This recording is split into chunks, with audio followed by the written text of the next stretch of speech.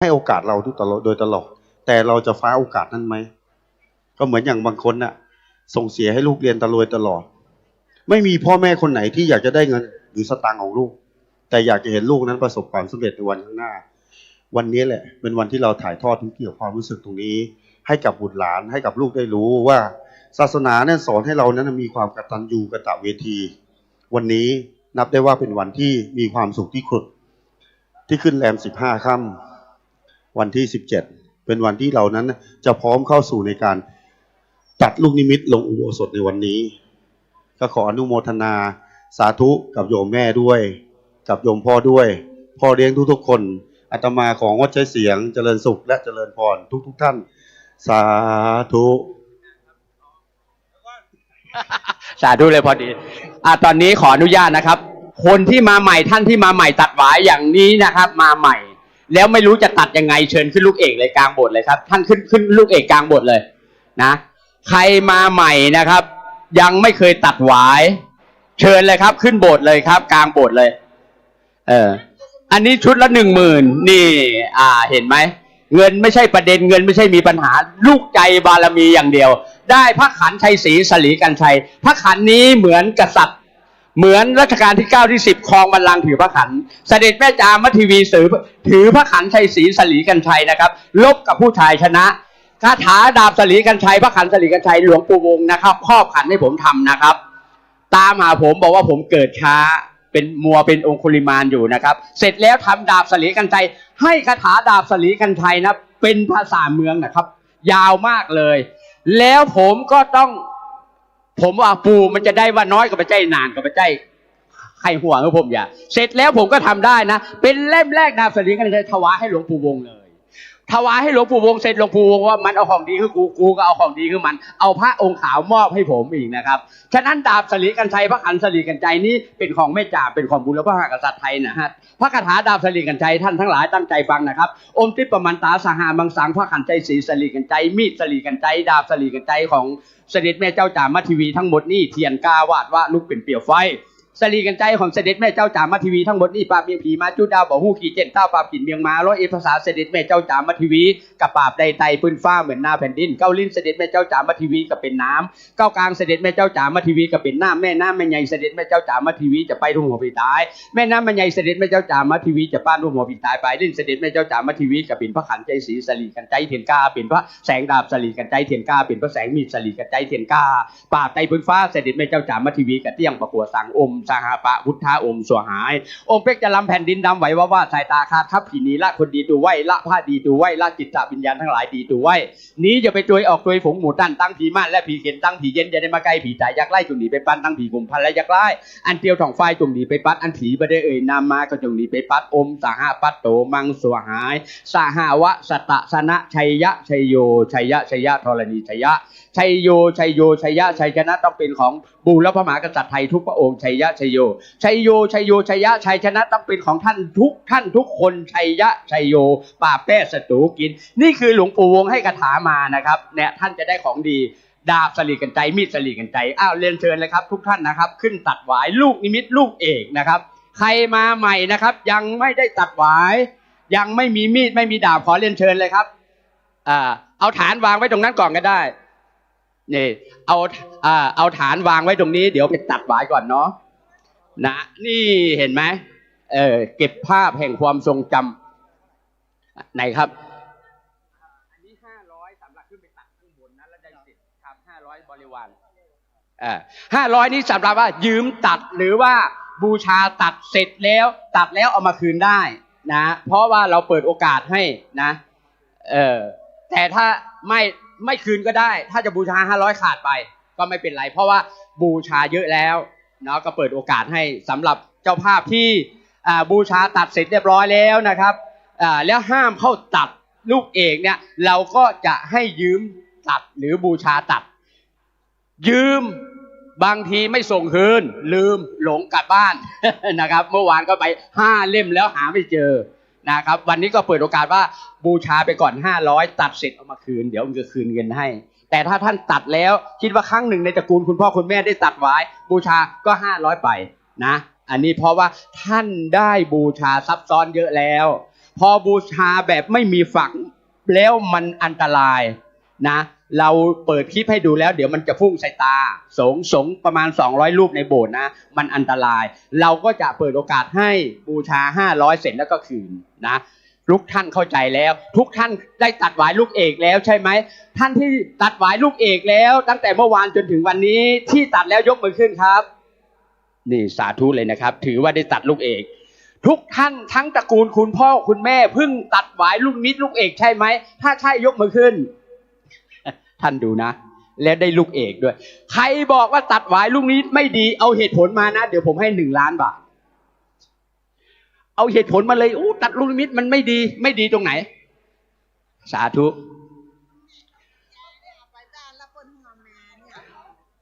เอาตัดแล้วเป็นสิทธิ์ของเรานะครับเหมือนหลวงปู่วงเพิ่นก็ไว้วัดหลวงปู่ดวงดีก็ไปมาวันนี้ยังไม่ได้ตัดลุกขึ้นใครยังไม่ได้ตัดลูกเอกลุกขึ้นเลยมันเดินมาเลยถือบี้ถือดาบมาเดี๋ยวได้ตัดหวายลูกเอกกับคณะลูกศิษย์หลวงปู่วงนะครับปากยอน่าเห็นไหมบูชาเล่มเป็นหมื่นได้ตัดลูกเอกเลยใครที่ยังไม่ได้ตัดหวายลูกเอกนะครับขอเรียนเชิญทุกท่านเลยแล้วตัดลูกเอกเสร็จเดี๋ยวต้องเอาชื่อท่านมาใส่ลูกเอกรอบข้างอีกนะเพราะด้านนี้เต็มหมดแล้วเดี๋ยวไปตัดด้านข้างอีกนะเดี๋ยวจะเอาชื่อท่านใส่เดี๋ยวท่านจะได้ตัด2 รอบถ้ามีมีดแบบไม่มีฝักนะได้ตัด3 รอบเลยนะเข้าใจนะเข้าใจให้ดีนะครับเพราะเวลาน้อยแล้วไม่ได้ตัดขอเรียนเชิญเลยพร้อมหรือยังกำลังเก็บภาพอยู่เนาะ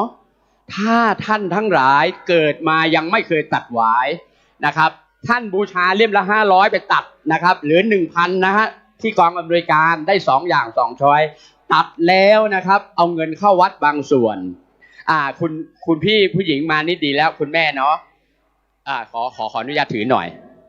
เวลาตัดหวายนะครับถึงเวลาระดับต่อไปขอเรียนเชิญผู้มีหน้าที่ตัดหวายลูกนิมิตเข้าประจำลูกนิมิตท่านไม่ต้องเอาฐานไปนะเอาฐานวางไว้เก้าอี้ก็ได้ถือแต่อย่างนี้มาท่านฟังนะถือแบบนี้มามันคล่องมันง่ายถึงเวลาตัดหวายนะครับตัดไม่ใช่มีดและฐานไปลงในหลุมนะสีมาจะวิบัติเราถึงบอกว่ามีดที่ไม่กันให้ดีไม่อัดน้ำยาที่มันหลุดได้เดี๋ยวท่านจะรับผิดชอบไม่ไหวเพราะว่ามีวัดหนึ่งจังหวัดเชียงรายนะครับลูกนิมิตถึงเวลาตัดหล่นหมด8 ลูกอีกลูกหนึ่งไม่หล่นมีดไปหล่นนึกออกไหมครับมีดไปหล่นในหลุมผอ.สำนักพุทธอาจารย์โสไกรใจมั่นนะครับมีประสบการณ์ไปยืมอีกลูกหนึ่งมาตัดแก้ปัญหาสีมาวิบัติไม่มีนะฉะนั้นวันนี้ถึงบอกว่ามีดที่ใส่กันไม่แน่นห้ามตัดเองเพราะมันจะหลุดในหลุมนะเวลาจับให้แน่นจับด้ามนะให้แน่นกี่ทีก็ได้ให้มันขาดไม่จำเป็นต้อง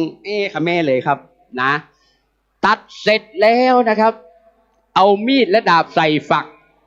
ออกมาเลยนะครับไม่ต้องรออยู่ตรงนั้นนะเดี๋ยวสงฆ์จะมาทักลูกนิมิตอยู่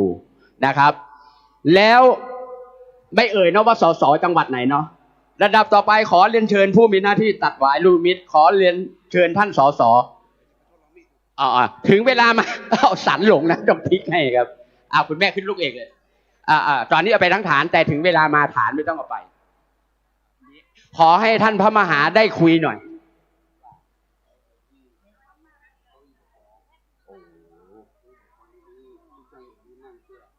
ขอเชิญนั่งทางไหน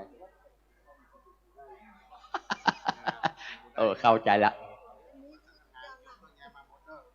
สาธุ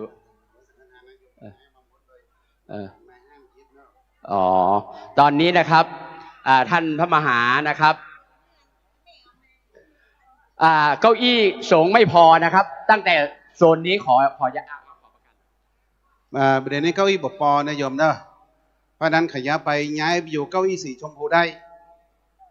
สีชมพูนะแล้วก็ตอนที่พระทำไว้สังฆทานส่งทุกเจ้าจะลงมายกต้องย้ายขึ้นมาที่เก่าเนอะ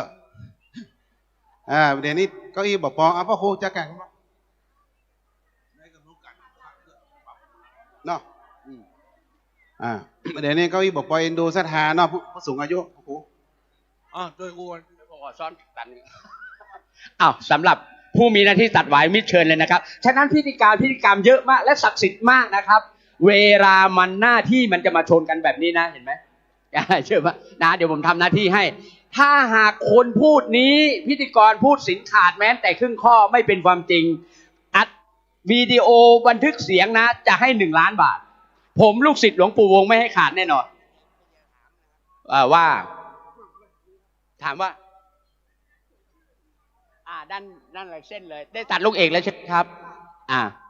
อันนั้นได้เลยถ้าเอาเลยไปบริการเขียนชื่อใส่หน่อยรู้แล้วแต่นี้ผู้มีหน้าที่ตัดหวายลูกนิมิตนะครับ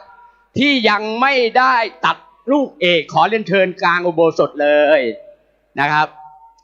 เจ้าหน้าที่ดูแลการตัดหวายนะครับนี่ตอนนี้ท่านรองสมพิษนะครับจากพะเยาศิลาเดี๋ยวได้ตัดตรงนี้เดี๋ยวตัดใหญ่ว่ากันอีกรอบหนึ่งตอนนี้ได้ตัด2 รอบตอนนี้ได้ลูกเอกก่อนตัดลูกเอกก่อนนะเพราะว่าท่านไม่เคยตัดหวายการตัดหวายลูกเอกนะไม่ใช่ได้ตัดง่ายๆนะวันนี้นะครับท่านมหานะครับท่านเปิดโอกาสให้ท่านเจ้าอาวาสท่านเปิดโอกาสให้เราได้มีโอกาสได้ตัดหวายลูกนิมิตลูกเอกปิดทองตัดหวายปิดทองตัดหวายนะครับนะเป็นโอกาสแล้วนะครับท่านพระอาจารย์ท่านมหาพิษณุนะครับได้เปิดโอกาสให้เราได้มีวาสนาได้ตัดหวายลูกเอกตัดแล้วเอาชื่อท่านไปใส่รอบข้างอีกทีหนึ่งนี่มีมีดหรือยังมีดาบหรือยังยืมตัดเนาะไม่เป็นไรนะนี่คุณผู้หญิงมีดอย่างนี้นะเนี่ยเห็นไหมมันไม่มีฝักลองดูนะเอาคุณผู้หญิงลงมาเดี๋ยวมาหาผมนะอันนี้เดี๋ยวเจ้าหน้าที่เขาจะดูแลให้ตัดเนาะเขามีเจ้าหน้าที่อยู่เนาะคุณผู้หญิงมานี่กับผมเลยนะขอยืมมีดหน่อย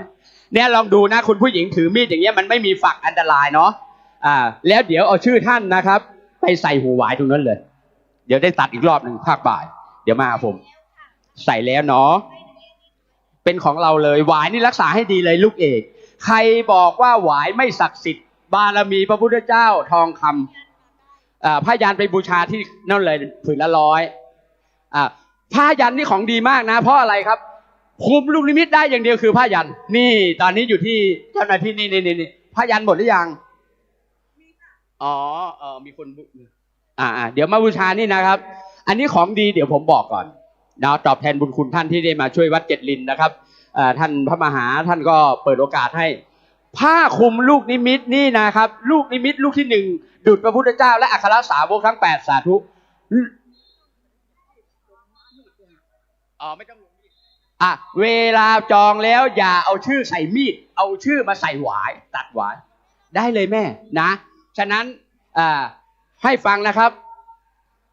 ผู้ที่มีหน้าที่ตัดหวายมิตร1ได้ไปตัดลูกเอก2เอาชื่อท่านไปใส่หูหวายไม่ได้ไปใส่ชื่อมีดท่านนะเพราะท่านตั้งใจตัดหวายตั้งใจฟังพิธีกรนะฉะนั้นถึงเวลาระดับต่อไปขอเรียนเชิญผู้มีหน้าที่ตัดหวายมิตรเข้าประจำลูกนิมิตท่านต้องเข้าประจำหวายของท่านรอบข้างนะครับลูกเอกหมดสิทธิ์แล้วนะฟังไว้นะลูกเอกถ้าไม่ตัดตอนนี้หมดสิทธิ์ได้ตัดลูกเอกแล้ว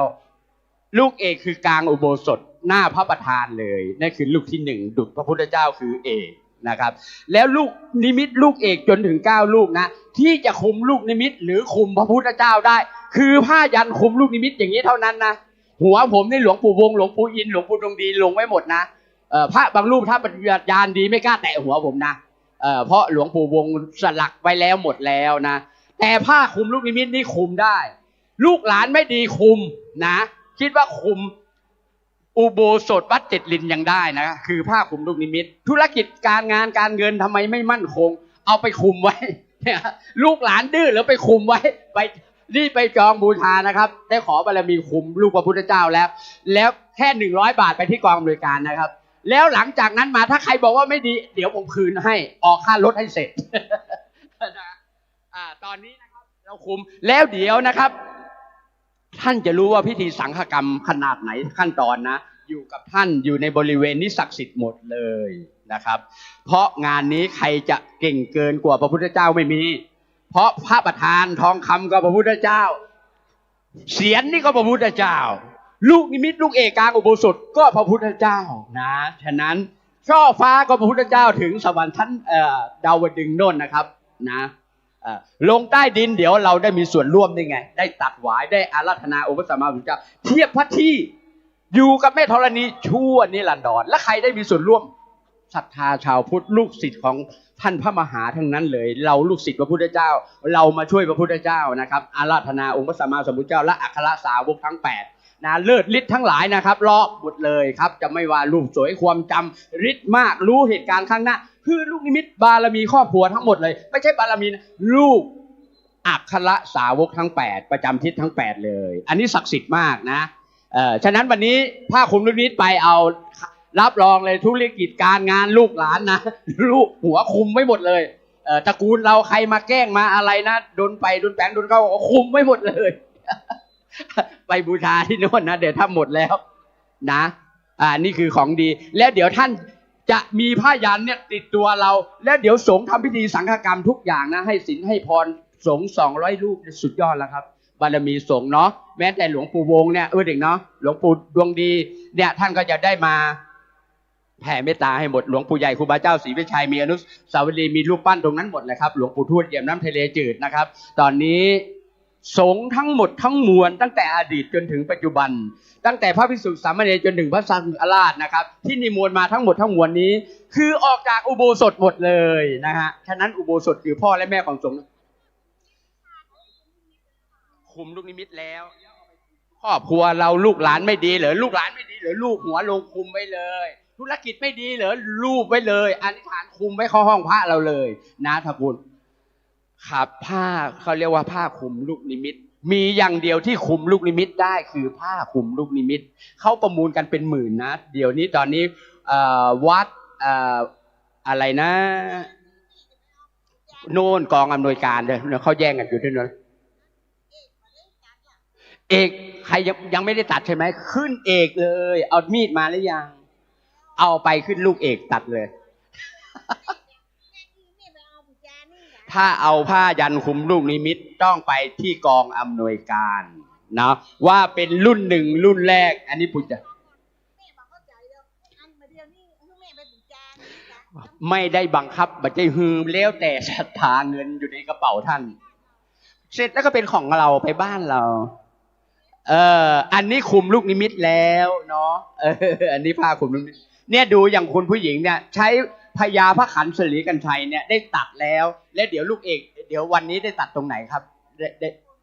ได้ตัดข้างบนท่านพระมหาแนะนำแล้วเนาะเดี๋ยวบ่ายใส่ชื่อท่านด้วยเนาะคุณผู้หญิงนี่คือได้พญาพระขันธ์แล้วครับพญานะครับเมียนหลวงปู่ดวงดีว่าโอ้ป้อดาบ อยู่นี่ดูอันนี้ครับอันนี้พญาพระขันธ์ป้อพระขันธ์ทีนี้ท่านทั้งหลายยังไม่ได้ตัดหวายลูกเอกขึ้นบนเลยเอาดาบขึ้นเป็นลูกเอกผมก็พยายามคุยทั้งไวทั้งช้านะท่านทั้งหลายที่ยังไม่ได้ตัดหวายลูกเอกมีมีดมีดาบขึ้นโบสถ์เลยตอนสงฆ์ยังไม่มาไปตัดลูกเอกก่อนแล้วเดี๋ยวจะเอาชื่อท่านมาใส่ในหูหวายตัดรอบ2นะวันนี้ใครมีหน้าที่อะไรทำไปนะครับมีโอกาสแล้วนะทำหน้าที่เวลายังมีท่านเชิญเลยครับขึ้นลูกเอกเลยนะได้ตัดหวายลูกนิมิตลูกเอกถือว่าสุดยอดแล้วเดี๋ยวถึงเวลามานะคุณผู้หญิงฐานไม่ต้องเอาไปถึงเวลานะแต่ตอนนี้เอาไปได้คนไม่เยอะแต่ถึงเวลามาถือแต่มีดเนาะเอาฐานวางแม่ต้องไปขึ้นลูกเอกอย่างเดียวฟังผม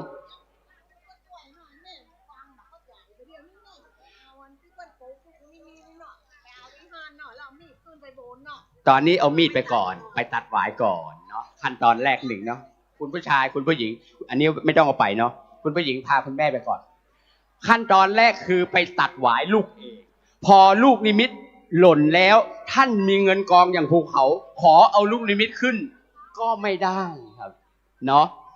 เพราะว่าสีมาจะวิบัติเนาะเขาไม่ทำกันที่เขาบอกว่ามีเงินก็ซื้อไม่ได้วันนี้มโนรามาแล้วถ้าจะแสดงรีบแสดงนะครับมีอะไรรีบทำเลย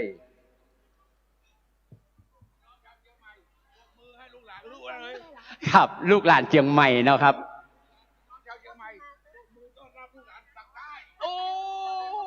มาจากเมืองลุงครับพี่น้องชาวเชียงใหม่นะครับหรือต่างจังหวัดเจ้าเหนือเฮาต้อนรับ นักการแสดงจากปากใต้มโนราจากเมืองพัทลุงตบมือให้หน่อย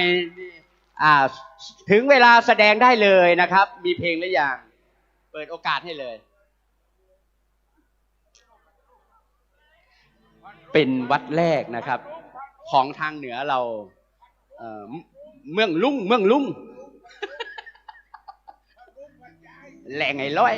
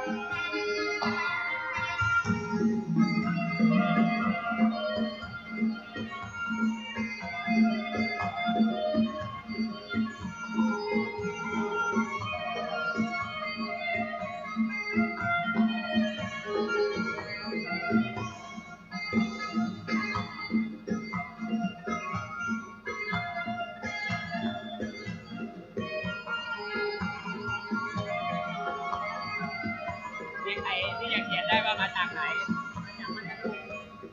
บ้านอะไรหมู่บ้านอะไรแล้วก็โรงเรียนไหนเด็กจังหวัดพัทลุงอำเภอเขาชัยสวนเนาะอำเภอเขาชัยสวนจังหวัดพัทลุง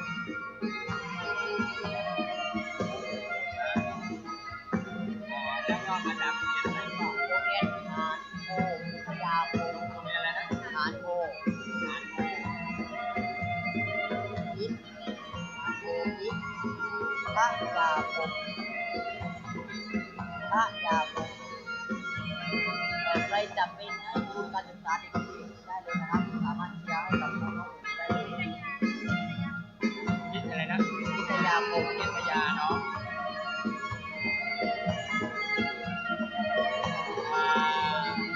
จากเรียนเนาะมากี่ท่านเนี่ยมาโนราทั้งหมดโนรา5และไม่ได้นะไม่ได้นะเจ้าคณะวัดโนนเจ้าว่าเจ้าโนราเจ้าว่าอะไรนะร้านเจ้าอาวาสวัดโนนร้อนมาในนามเจ้าอาวาสเนาะเจ้าวัดมันก็อยู่ไหนล่ะท่านคือเล่นชื่อท่านคุณชื่อท่านคุณอันนี้ก็อยู่วัดวัดร้อนเนี่ยใช่อยู่บางอำเภอบางแก้วด้วยท่านร้อนท่านเลยนะชื่อเล่นท่านคุณเจ้าอาวาสนะเจ้าอาวาสครับ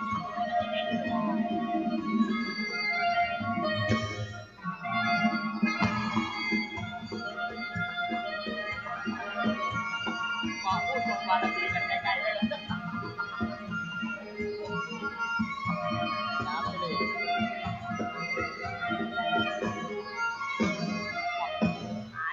แย่ตกครับขอใครไม่รู้ขอบคุณครับ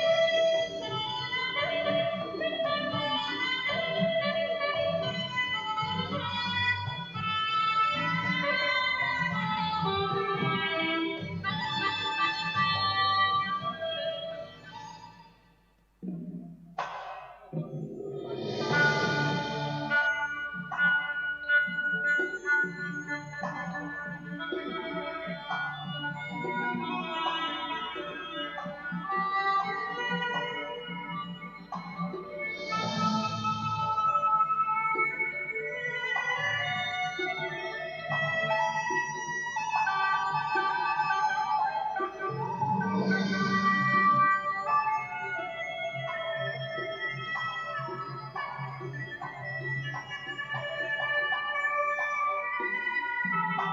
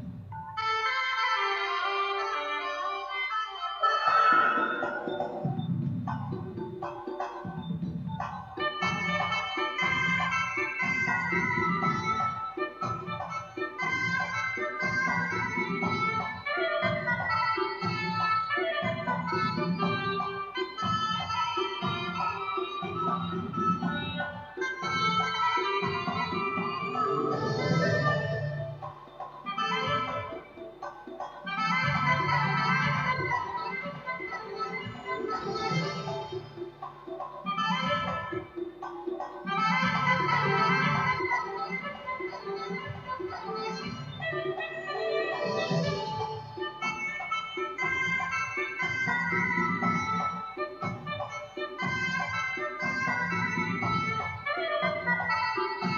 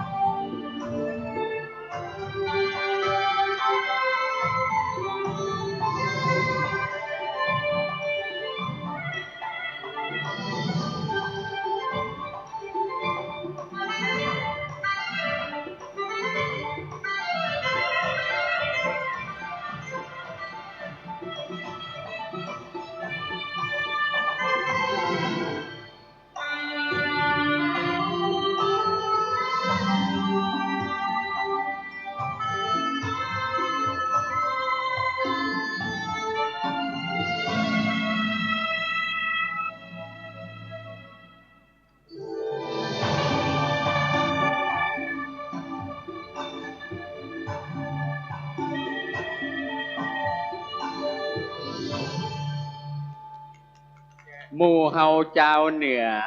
เจ้าเจียงใหม่ ขอเสียงตบมือดังๆให้กับน้องๆโรงเรียนหารโพวิทยาคมมาจากเขาไทยสนจังหวัดพัทลุงครับนี่ร้อยจังหูนะครับนี่มาจากภาคใต้นะครับครับบัดนี้ได้มาเอาวัฒนธรรมทางใต้มาคือวัดบ้านเฮาวัดเจ็ดลินนะครับโดยการนำของเจ้าอาวาสวัดรอนท่านพลนะครับขอสาธุการกับท่านด้วยนะครับใครจะร่วมนะครับสนับสนุนการศึกษาของน้องๆนะครับลูกหลานเอาก็ได้นะครับเชิญเลยนะครับนะน่าชื่นชมเป็นวัดแรกของทางเหนือเขานะครับที่ศิลปะนะครับมโนราจากเมืองรุ่งนะครับได้มาแสดงให้เขาได้หันนะครับสาธุการเลยนะครับเชิญเลยนะครับตอนนี้ก็วกเข้ามาสำคัญที่มาตัดหวายแล้วยังไม่รู้มานาทีสุดท้ายพ่อครูอ้วนตอนนี้หนักใจมากเวลามาไม่รู้อีกน่าจะใดพอสงมา200รูปใช้เสียงกับมาได้เขากับมาได้ตัดกันเดียวมาเกียดให้ทีมงานออมไม่ได้นะครับฉะนั้นวันนี้ผมขอย้ำนะครับสำหรับผู้มีหน้าที่ตัดหวายลูกนิมิตอย่างที่ก้าวบอกแล้วว่าหน้าที่มันจะมาชนกันทุกวัดแบบนี้นะครับมโนราน้องๆมาแสดงถ้าบางวัดนี่ฟ้อนทั้งกี่หมู่บ้านไม่รู้มาลำถวายนะครับหัววัดก็จะมานะครับสำนักพุทธตอนนี้ก็มาแล้วมาทำหน้าที่แล้วนะครับฉะนั้นท่านทั้งหลายหัวใจคือการตัดหวายที่คนเยอะเพราะตั้งใจมาตัดหวายนะ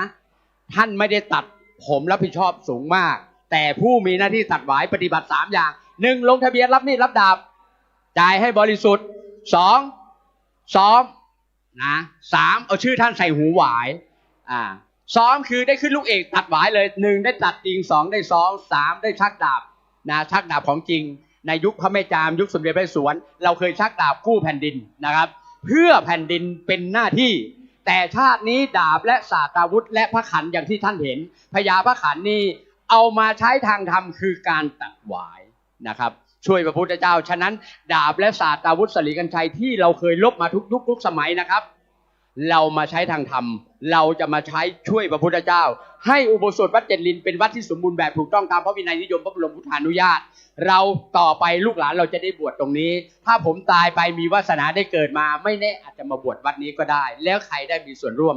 ท่านทั้งหลายได้บุญเต็มหมดเลยนะฉะนั้นวันนี้หัวใจคือการตัดหวายเราใกล้ชิดพระพุทธเจ้าและอัครสาวกทั้ง8ท่านเข้าใจแล้วท่านฟังหลายรอบแล้วอย่าพึ่งรำคาญนะท่านอธิษฐานนึกถึงครอบครัวเราตระกูลเรา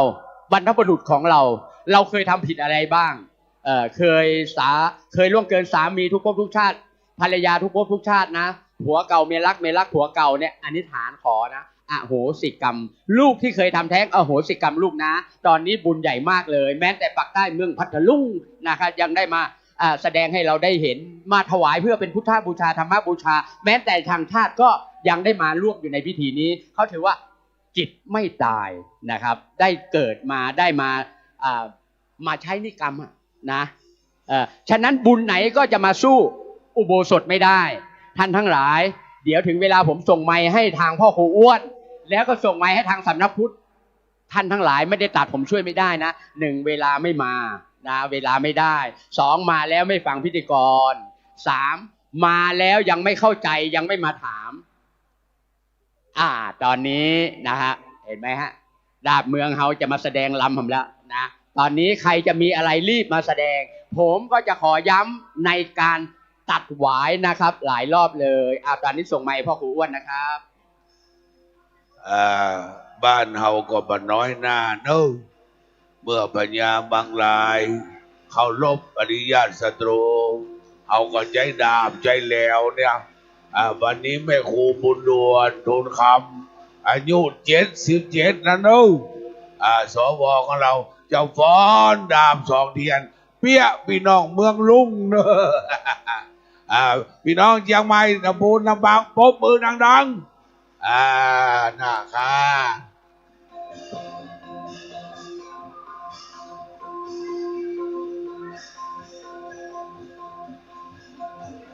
แม่ครูบุญดวนของเราอายุ77เนอะฟ้อนบูชาพระบทพระบาทพระธาตุเจ้าวัดเจ็ดลิน อุจจายังกุลแห่งบูราพระมหากษัตริย์คันธิยาธิราชเจ้ามีพระเจ้ามังรายพระเจ้ารามกำแหงพระเจ้างามเมืองและพระเจ้ากวิระเนอะแห่เข้ามาบอกแห่เข้ามาบอก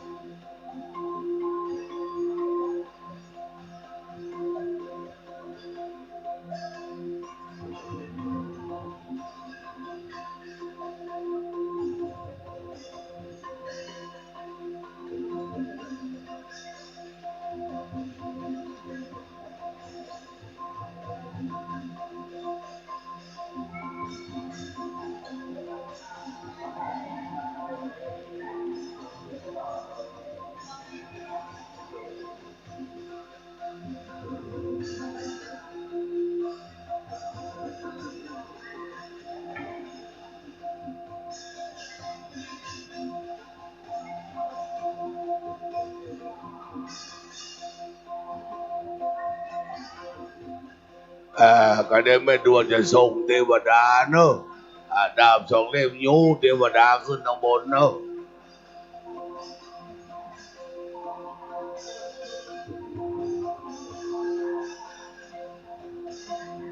ไม่ด่วนจะส่งเทวดานะเนอะใจจะอิด สา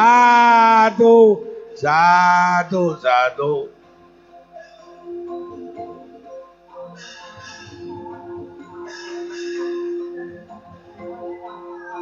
อ้าวรับรางวัลจากพ่อควรอาจารย์ไปยืนไม่รวนกับมือเฮียตะกี้ก็เฮ้ยน้อยอูดังแดงละเนื้อไม่โดนพวกเราต้องให้พวกเรานะคะล่อกันไว้ล่อกันไว้พวกเรานะแม่ครูยาเบอร์เตือนท่าตายวันไหนเยอะแม่ครูบุญดวนโทนคำอายุ77 ปีนะครับเนอะสถานลงมาเนอะเป่าขึ้นพิหารนะเนอะสถานลงมาขอถวายการต้อนรับแก่พระเจ้าประสงค์สถาบดมมือไหว้สาธุเจ้าเนอะสาธุสาธุสาธุสมณะนันจะทัศนังเอตมังคารมุตตมังการได้หันหน้าพระเจ้าประสงค์เป็นบุญเนอะท่านครูพระครูใหม่เนอะท่านพระมหาสมบัตินิมนต์เนอะท่านพระครูวัดปานโอนนิมนต์เนอะสาธุสาธุแม่บุญดวนได้สักหลายพันมาแบ่งพระครู500เนอะกี่เฮาล่อมไหน แม่บุญดวนก็ได้สตางค์ก็ไปตานเป็นFC โอ้ครูบาเจ้าเหล่าป่วยครูบาเมืองลังครูบาเหล่าเป้าเหล่าป่วยไว้สาเนอท่านพระครูประหลัดสุรศรีตาเหลียวพออุ้ยประหันอุ้ยนะว่ามีบุญเนาะตาไปพอดอยทุเทพปุ่นอุ้ยนั่งหิมนี่ประหันอุ้ยแต่มองไว้สาจุดนจุองเนอะอันนี้วัดไหนก็พอกันไปก่อนวัดสายใบสาเนอ200 โรงหลวงพ่อวัดปัดสังงามก็กำลังจะขึ้นนะฮะ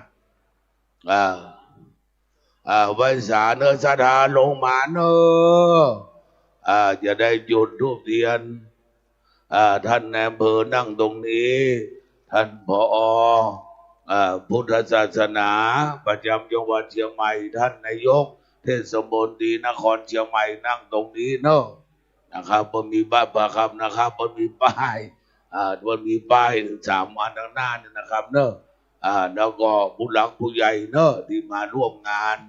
สถานนั่งเก้าอี้ซุปเปอร์แวร์สีจมอนนะหาที่นั่งให้เรียบร้อยพระเจ้าประสงค์ที่นิมนต์มาเป็นสงฆ์พิธีอังคารรัตนาขึ้นสู่โรงอุโบสถศรัทธาห้ามขึ้นนะเนอะเดี๋ยวพ่ออ้วนจะขึ้นไปกำนันเจดสีพ่ออ้วนจะนำใบพระเอาสิ่งก่อนเนอะ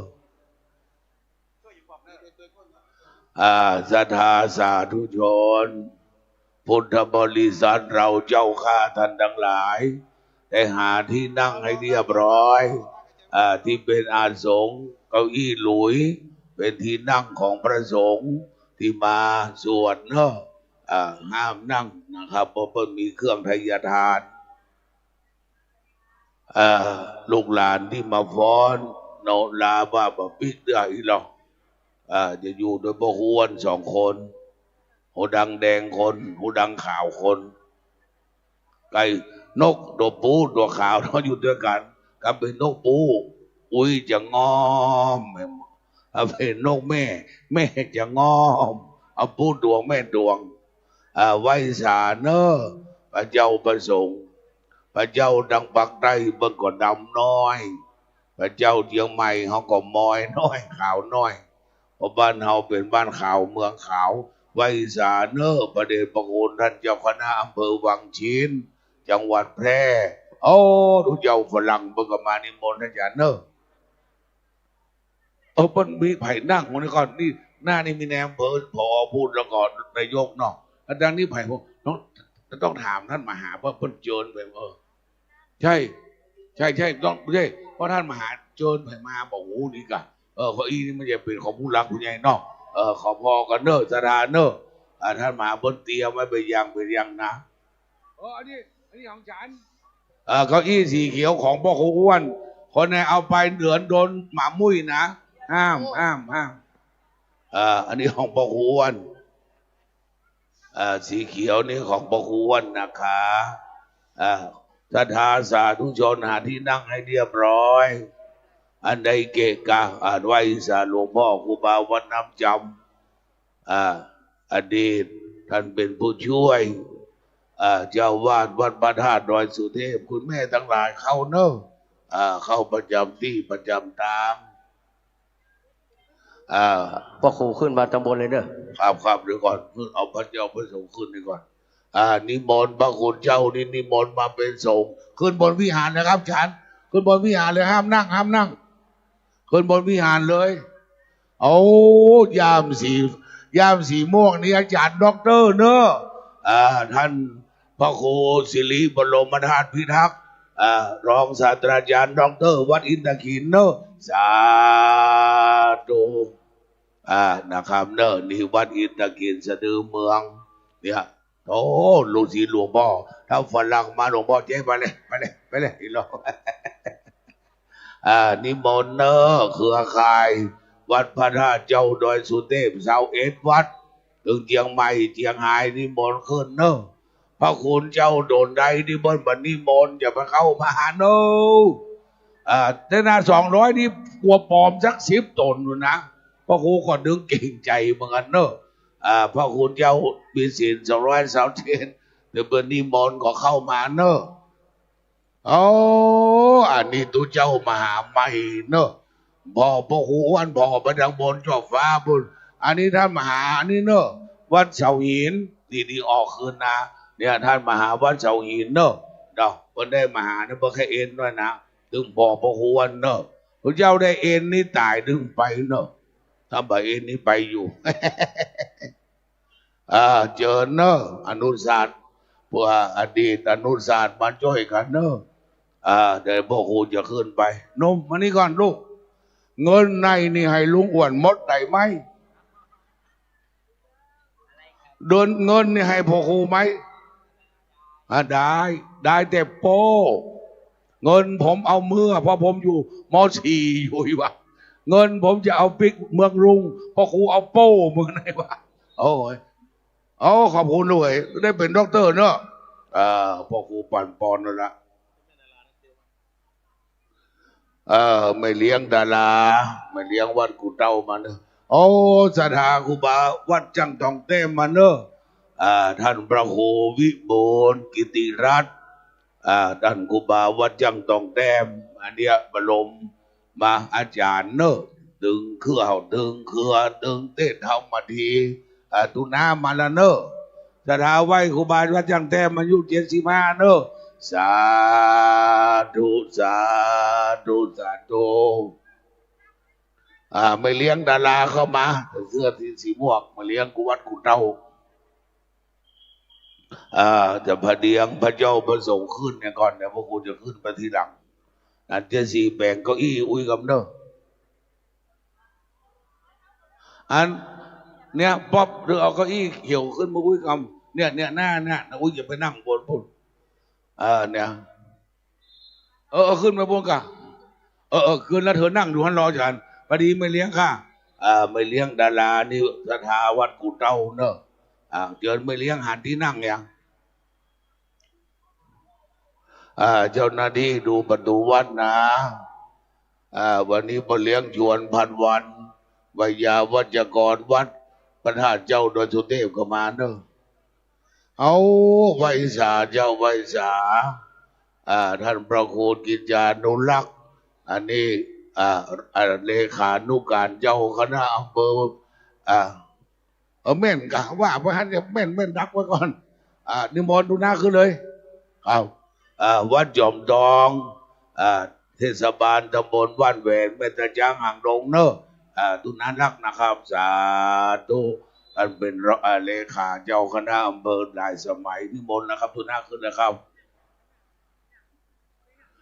พระคุณเจ้านิมนต์เนอะนิมนต์ขึ้นเลยครับขึ้นบนวิหารเลยบนอุโบสถเลยไว้สาเนอะ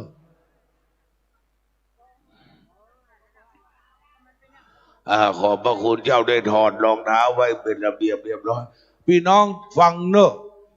พ่อครูไปเอี่ยวเมืองอาม่านะชเวดากองนะคนจะเป็นหมื่นนะไม่มีรองเท้าเหี้ยเลยค่ะเพิ่นเก่งนะถุงเชี่ยวเนี่ยเพิ่นขึ้นวิหารเพิ่นเอาใส่ถุงเชี่ยวมาว่าเจ้าวันไหนเพิ่นเตียวไปทั้งหน้าเพิ่นก็ไปไหว้กราบเชี่ยวแล้วเพิ่นลงเดินพูดแห่ง3 กิโลเพิ่นก็จะมาเชาะอย่างคนไทยนะเจ้าเนอะบ้านเฮาเนี่ยเป็นเมืองลุงลังวุ่นวายกูบากูเต้าว่าอาหารเมืองลุงลังมาพอบ้านเฮาเนี่ยอีดอกเกิบนี่นะเพิ่นทอดใส่ถุงเชี่ยวติ้วไปเข้าพันคนก็พันคู่ไม่เหี้ยอย่างนี้นะไม่วุ่นวายเหมือนเมืองไทยแล้วเนอะแล้วเมื่อก่อนติ้วเข้าเสบินโดกาจระเข้ติ้วเป็นตัวบะมีห้องทานเจ้าไม่วุ่นวาย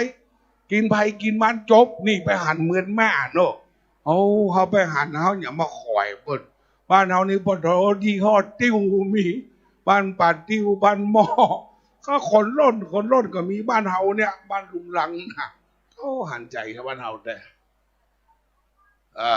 เดี๋ยวก่อนเนอะเจ้ามาก่อน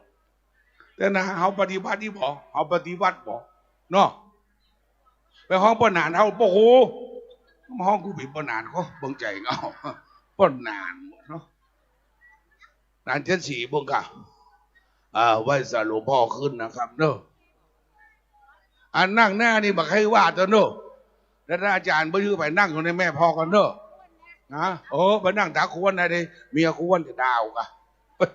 เนี่ยทางหน้านี่พ่อครูประฮับแล้วเนอะประฮับประกันเด้อเพิ่นเชิญผู้รักผู้ใหญ่มาเนาะพ่อครูไปวัดจงพูนเนอะท่านมาเพิ่นเชิญให้มาหมุดเด้ออันนี้ในอำเภอ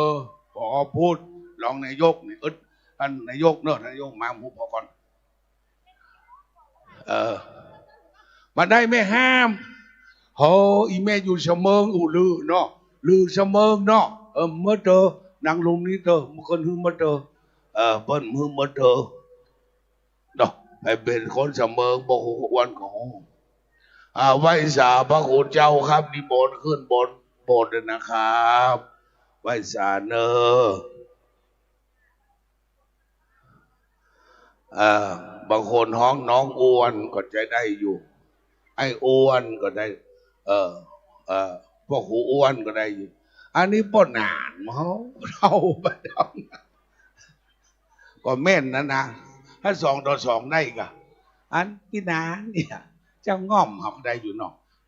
อันนี้คนเป็นรวมไปได้ป้นหานนี่เอาเท่าไปหมด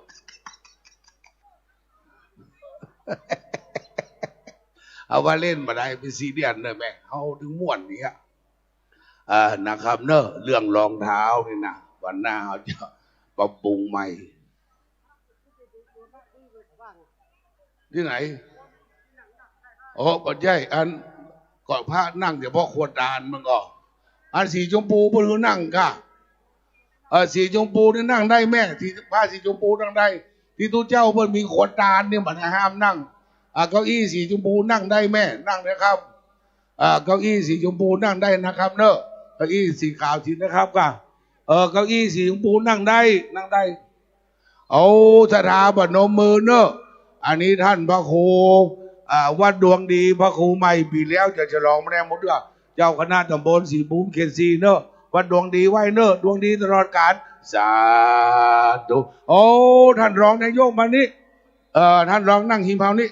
ท่านรองนี่ท่านรองสุดอนนี่เพื่อนครูวันเนอะเอียนโรงเรียนศิริเดียวกันเอาไปเป็นครูไม่แต่งมันมาเป็นรองนายกโอ้อันนี้ไหวสาครูบาเจ๋งเนอะตุลุงเจ๋งตัวแทนท่านพระครูวัดหมื่นสารตุลุงชารองเจ้าวาดไหวสาเนอะวัดหมื่นสารขึ้นเลยสาธุท่านรองสุนทรยามศิริท่านรองนายกหลายสมัยเพื่อนหูวันเนอะวันนี้อ้วนมาแต่งชุดขาวมาได้แต่งรอคณะห้ามแต่งโอ้ไวสาเนอะท่านพระครูศรีปัญญาวิเชียรครูบาเจ้าบุญมาเจ้าวาดวัดหมื่นเงินกองสถาไว้เนอะหมื่นเงินกองสาธุหมื่นเงินกองก็นะเราดึงหมื่นดึงเงินดึงกองเนอะเนี่ยครูวันหูจักตัวเจ้าเพราะครูวันเป็นกกตกินกับตู้ทอทวดไทยนาน74นี่มันเปิ้นไล่ออกจากวังมาละวัดวังสีคำมาแต่เจ้าพูดห้ามอยู่โอ้อันนี้ครูบาวัดชัยมงคลเนอะสาธุ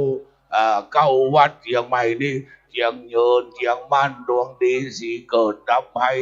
ลอยเคาะชัยมงคลชัยพระเกียรติชัยศรีภูมิเนอะสาธุ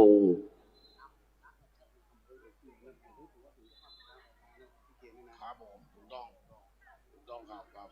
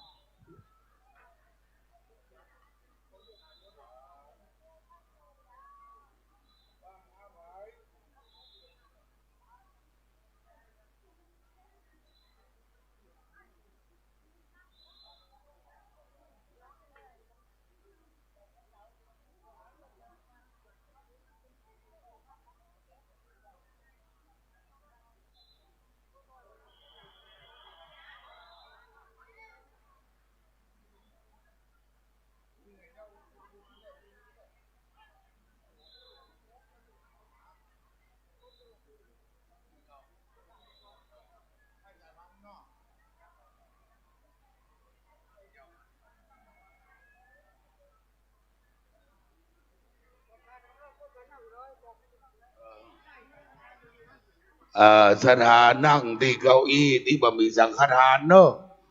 นั่งเก้าอี้สีชมโอ้ปัจจัยถ้ามีสังฆทานห้ามนั่งกัดเดี๋ยวพระจะลงมาโอ้ไม่ได้ห้ามเด็ดขาดถ้ามีสังไม่ได้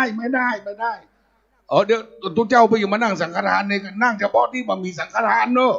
ผู้สอนว่าประโทษเขาบอกว่าเก้าอี้ที่มีสังฆทานเป็นของพระสงฆ์ที่เดี๋ยวจะลงมานั่งไปกะห้ามนั่งในสถานลุกมาดูบุญไหวปัจจัยมันได้เสียจะไม่ต้องนั่งมันต้องนั่งผู้สอนมาได้ที่มีสังฆทานห้ามนั่งนะแม่เนอะท่านอาจารย์เจ้าวาดบอกผมแล้วผู้สอนเป็นมือปืนเจ้าวาดสั่งผมไม่ได้คนละงานสอนมันได้สอนนี้ไปเที่ยวเขาก็จริง72นี่ก็ได้เพราะท่านอาจารย์ว่าห้ามนั่งอันนี้เพิ่งเขียนว่ารองนายกนั่งได้โลกถ้าผู้สอนมาได้ตอนที่ท่านอาจารย์ดาวนั้น สถาไว้สาเนอท่านครูบาวัดเกตกาลามท่านครูบาวัดดอกเอื้องเนอจุดโดนจุโอเข้ามานะครับเนอนิมนต์บนวิหารข้าวระโปครับสถาไว้เนอครูบาอาจารย์เจ้าเจียงใหม่เอาสาธุสาธุสาธุนั่งที่เก้าอี้ที่มันมีโคตานนะครับนะเป็นเนอสังฆทานมีห้ามนั่งมาได้นะครับห้ามนั่งเนอะพอทุกเจ้าจะนั่งพอทุกเจ้าขึ้นบนวิหารก่อนนิมนต์จุดโดนจุองค์ครับไปสาครับท่านเจ้าคุณนะครับท่านเจ้าคุณอาจารย์นิกรรองเจ้าคณะอำเภอเมืองโทรมาหาพ่อคุณว่าเพิ่นเดินทางมาจากวัดพุทธนิวัดเดี๋ยวก็ดอยสัมปัญโยมาถึงวัดน้ำบ่อหลวงนั่นเนอะเดี๋ยวเพิ่นจะเอารองเจ้าคณะภาคเจ็ดมาเป็นประธานสูตรและหลวงพ่อเจ้าคณะภาคจะมาเป็นประธานผูกเนอะมาเป็นประธานสวดมนต์และหลวงพ่อภาคจะมาเป็นประธานตักและผูกพันธสีมาเนอะฟังดีๆขอเชิญพระแม่สถาหาที่นั่งนะครับเนอะอันที่มีสังฆทานห้ามนั่งแล้วก็ท่านพระมหาวิษณุบอกพ่อครูว่าถ้าถึงเวลาประเคนไม่ต้องเรียกชื่อใครเป็นเจ้าภาพสังฆทานชุดละ 2,000 นะเอาพ่อครูวันนี้ยกเว้นนะครับว่าลองจะกินตัวข้าอันออกคือข้าปันมาลองกับจิกเหมือนกันเลยลูกลิงหัววะจะเกณฑ์ฟรีกันดีใจเนอะวันนี้ท่านนายกเทศมนตรีติดงานที่อื่นเพราะมีแขวงศรีวิชัยแขวงนครพิงค์แขวงกาวิระแขวงเบงรายว่าผมขอให้ท่านรองสุนทรยามศิริไปแทนผมนะขอบคุณท่านรองนะครับเนอะสาธุตุลุงวัดรัตนัยมานะเนอะเครือข่ายพระราชเจ้าดอยสุเทพตุลุงสาธุตุลุงยังมีปะไหว้สาท่านพระครูศรีธรรมโคนรองเจ้าคณะตำบลประแดดครูบาวัดป่าเป้านอกประเรียนธรรม7 ประโยคเนอะสถาไว้ครูบาวัดป่าเป้านอกท่านพระครูศรีธรรมโคนพระมหานรินทร์สาธุ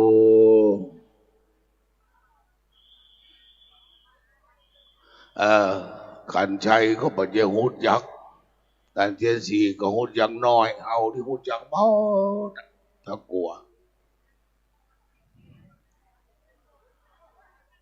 ไหว้สาพระคุณเจ้าอาจารย์ครับอาจารย์ขึ้นบนหงเลยท่านมหาอาจารย์วิชัยมคณายกวัดฟอนซอยอาจารย์สอนหงเอียนอภัยติ้วคำวัดผ้าขาวเนอะนิมนต์ครับนิมนต์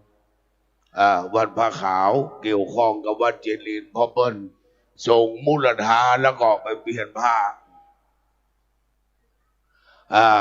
พระเจ้าเมกุฎสุทธิวงศ์ขึ้นครองราชสมบัติเมืองเชียงใหม่เปิ้ลมาเปลี่ยนผ้าที่วัดทีคาชีววัดสารามวัดราชทานหลวงเชียงยืนประตูหัวเวียงกันนอกแล้วก็แวดพัฒศีลแวดเมืองเชียงใหม่3 รอบท่านรองจำไว้เนอะท่านรองจำไว้เพราะท่านรองเป็นคนบ้านพวกเบียร์นิมนต์ครับนิมนต์แล้วก็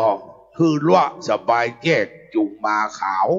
เพราะเมืองเขาเป็นเมืองล้วเก่าเมืองนพบุรีล้วเก่าขกูลแล้วก็มาจุจอดที่วัดราชทานหลวงหัวควงแสนเมืองมานิมนต์อยู่ตนอยู่องค์นะครับเนอะแล้วก็เดินทางมาฮับศีลที่วัดจังแต้มแล้วก็มาส่งน้ำมูลธาที่วัดเจริญคำแล้วก็ไปล้วผ้าขาวที่วัดผ้าขาวแล้วมาฮักษาศีลที่วัดหมื่นตูมและไปปฏิบัติธรรมที่วัดเชียงมันนี่ก่อนจะขึ้นนั่งแต้นคำเหลืองนะท่านรองจริงง่ายๆเนอะจะทายแม่สหันที่เนอะลูกไผ่เมมันเนอะพอกันคนเดียวเนอะท่านมาไหว้ท่านรองพระภิกษุสามเณรจะถวายน้ำปานะแก่พระเจ้าประสงค์ทั้ง200 ชุดเตรียมไว้เนอะเตรียมน้ำถวายน้ำปานะ แด่พระแม่ครูบาเอาไว้ศาสตร์ท่านเจ้าวาดวัดอุโมงค์เถรจันทร์นะครับ วัดอุโมงค์เถรจันทร์ตำบลสุเทพไว้ศาสตร์แม่ทั้งหลายหาที่หาทางนั่งก็ว่าแม่จะมาประกวดนางงามจะหาที่นั่นคุณแม่ทั้งหลายFC หาที่นั่งไหมไหว้สาธุตนจุองค์ก็ว่าจะมาประกวดนางงามรอบมิดไนท์บุญก่อนตัวแทนท่านอาจารย์จรินวัดศรีดอนใจวัดเก่าเจ้าคณะจังหวัดพระเดชพระคุณหลวงพ่อพระโพธิรังสีมาลสีศาสนาธิการต้นเป็นตุลุงของแม่อาจารย์แม่เขานี่อาจารย์แม่รัตดาครับสวัสดีครับอาจารย์แม่รัตดานี่เป็นหลานเจ้าคุณ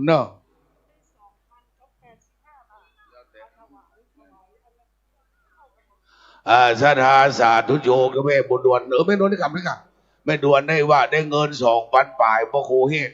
100 2,000 บาทนี้แม่ดวนจะถวายท่านมหานุเข้าวัดมอนสาธุสาธุสาธุเอา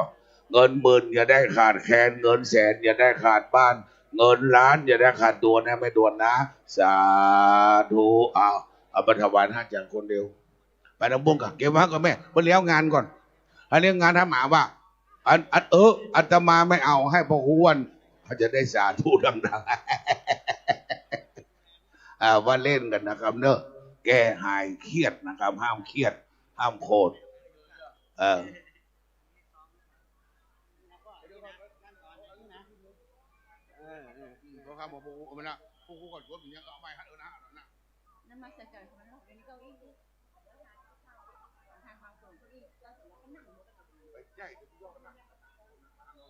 ไม่ใช่คือนี่อาจารย์บอกว่าทุกเจ้านั่งส่วนสังฆทานบางส่วนเพราะว่าเป็นหมดมายามันมีที่นั่งตั้งหลังคุณแหนพี่ใหญ่นะที่เจ้ามาลงมามีที่นั่งได้ไหนประกาศให้ลูกเนี่ย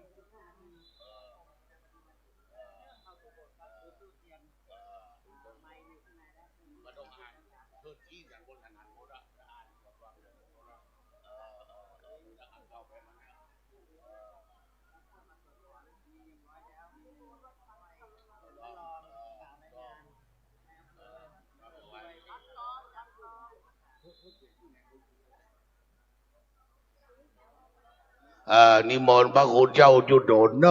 ตัวเจ้าเกิดใหม่นี่พระครูบอกกับครูจักแต่ตัวพี่นี่มันแทนท่านพระครูสุจิตวรญาณอุบาวัดปัตตันท่านพระครูมาสองพี่น้องนี่ทางหน้าท่านพระครูพัฒนาพิโมทคือครูบาพันธ์เจ้าคณะตำบลจังม้อยวัดอุปโคตตัวก้นท่านพระครูเมธาธรรมประโยชน์ครูบาวัดฟ้อนซอยสองตนนี่เป็นพี่กันน้องกันถ้าบาหันอุปโคตก็มหันฟ้อนซอยนี่นะตัวหน้านี่ครูบาอุปโคตตัวหน้าครูบาฟ้อนซอยกำปะเก่าพูดถึงว่าหรอกจังแต้มจำศีลเจ็ดลีนห้างน้อยฟ้อนซอยห้างงามมื่นตูมขี้ปูมหลามมื่นสารแม่มานคอนงามแต่ออกแต่อ้อนสาวเขินบ้านนันตานะครับเขียนคนเดียวกันเธอเขียนมาให้ฉันกับเธอเป็นอันรักฉันเธอก็ถามนะลองสิไม่ได้เธอถามปากกาฉันเอาใครยืมไม่รู้นานเจสีนี่สุ่นเงาแต่มันเป็นคนไม่อายนะคนดูมาฝากว่าเขาคนกูเท่าเนี่ยเขาไปสอนไม่แต่งพวกผมจะคนไปแต่งคนกูเท่านี่นะเอาไปสอนไปแต่งเขาว่าคนไปแต่งได้มันนี่เกลียดเลยถ้าคนไม่อายที่งามดำคิดดีกว่าเพราะว่านานเจสีมึงไปอีกก็กำใจเราเขาไปอาคาอยู่เขาไปอาคาอีกแล้วถามมาหิมกันเป็นพ่อครูทั้งหมดน้ำหนัก103ค่ะมันอยู่3ฝั่งแกนค่ะคุณแม่ทั้งหลายหาที่นั่งให้เป็นไว้สาท่านอาจารย์แซมผู้ช่วยเจ้าวาดวัดศรีวัดชัยศรีภูมิบันตะเกิดอาจารย์แซมนิมนต์นำบนแบ่งเตียนไปหอมตุลุงน้อย เวลาน้อยเตียนทุลุงแซมล้ำบนเราว่ะมันตามงาม เตียนเราบอกว่ากูอย่างว่ากังมันเลยกรุณาหาที่นั่งนะคะคุณแม่ทั้งหลายกรุณานั่งนะคะ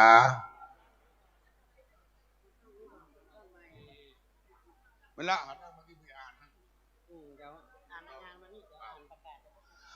ชุดข่าวที่แต่งนี่เป็นข้าราชการ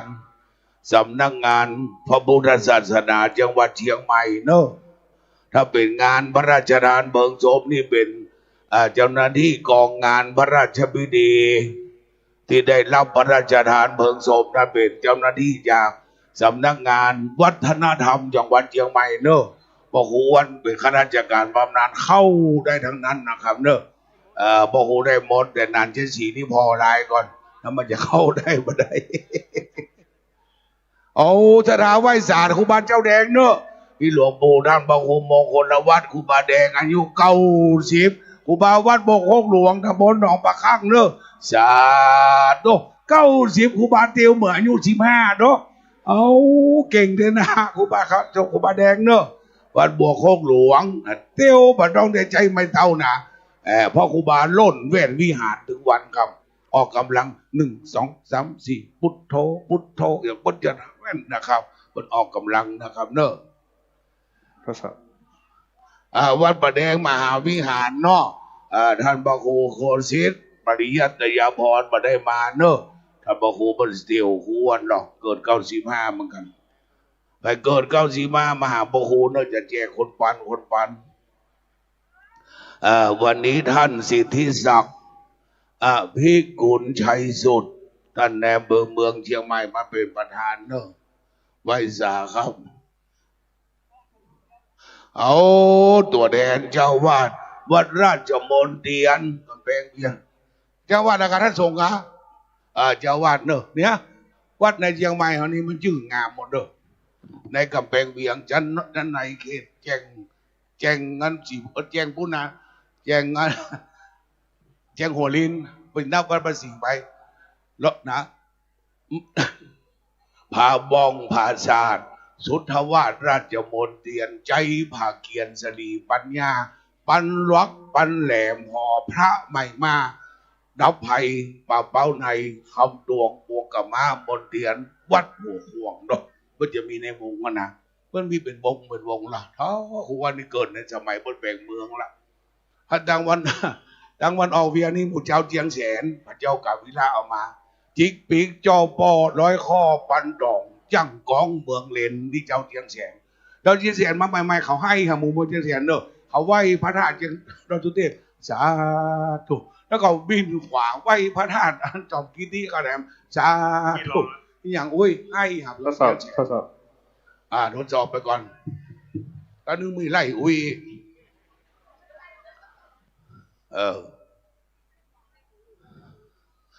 บ้าไปเลยไปพอไปติววิบุญพอดีว่าจะแต่งชุดปกติข่าวมาร่วมท่านมาหาว่าขอให้อนุรักษ์ชนเผ่าเฮากำเด้อพ่อครูเอาวันจะลงเฮามันแดงเอาไว้พ่อครูใส่เสื้อเนอะใส่ถุงยามเนอะเขาก็เลยเป็นปักกันยอด้วยนั่นมาเอาเป็นปักกันยอไปนะครับกำหนดการฟังเนอะดีล่าสุด13 นาฬิกาศรัทธาสาธุชนพร้อมกันที่บริเวณวัดเจ็ดลิน14 นาฬิกาพระเดชพระคุณหลวงพ่อพระพรหมเสนาบดีเจ้าคณะภาค7เชียงใหม่ลำพูนแม่ฮ่องสอนเจ้าวาดวัดปทุมมคงคากรุงเทพมหานครเดินทางถึงวัดเจ็ดลินพระเดชพระคุณหลวงพ่อจุดธูปเทียนบูชาพระรัตนตรัยนำพวกเราไหว้พระสมาทานเป็นศิษย์ไหว้พระก่อนและหลวงพ่อนั่งที่อาสงฆ์รับรองท่านเจ้าวาดวัดเจ็ดลินถวายเครื่องสักการะท่านแนมเมืองเชียงใหม่ถวายเครื่องสักการะศาสนาพิธีกรอาจารย์อ้วน กล่าวคำสมาทานเบญจศีลรับศีลเสร็จพระสงฆ์ทั้งนั้นจะสวดถอนตีจีวราวิปวาทและสมาณสังวาสสีมาอุโบสถก็จะเวทนี่นะครับผู้เป็นลูกไป หลังจากนั้นจะได้เรียนเชิญผู้แทนวัดกล่าวรายงาน วันนี้ได้รับเกียรติจากท่านรอง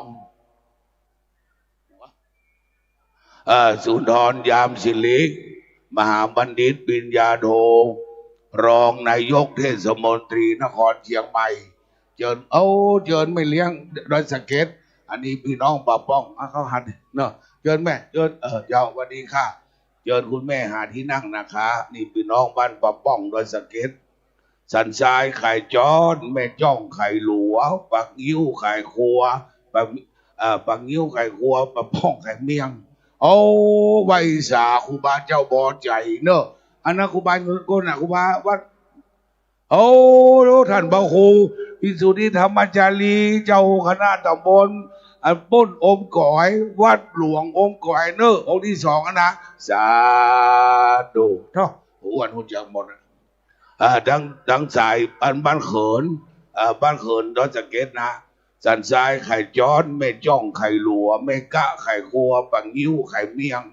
ปะป้องไข่ยาแล้วไข่ปะเชียงไปไข่การอุทาคันโตนี่ดังปุ่นถ้าดังลงบ่อสร้างก็หนองโก้งไข่หมูหนองงูไข่เข้าสันรถเป่าไข่ฮะ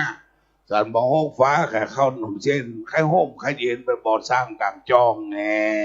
แล้วมาวันนี้เนอะมาร่วมวัดเจริญ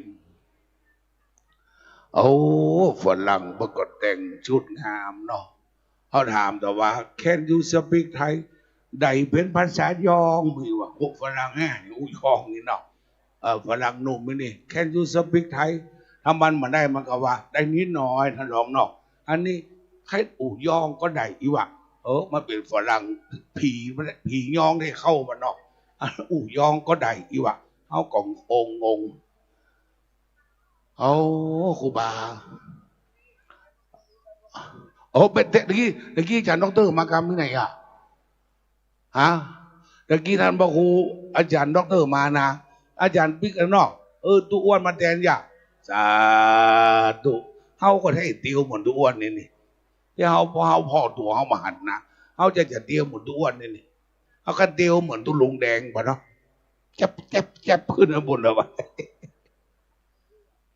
ครับ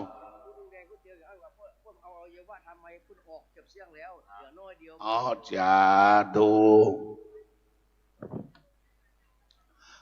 คนเท่าวันนี้หลายคนเนอะอายุ90 ปลายมีคุณแม่เรนูก้อนแก้วอดีตคุณนายคุณพ่อเป็นพันโททหารนะครับอายุ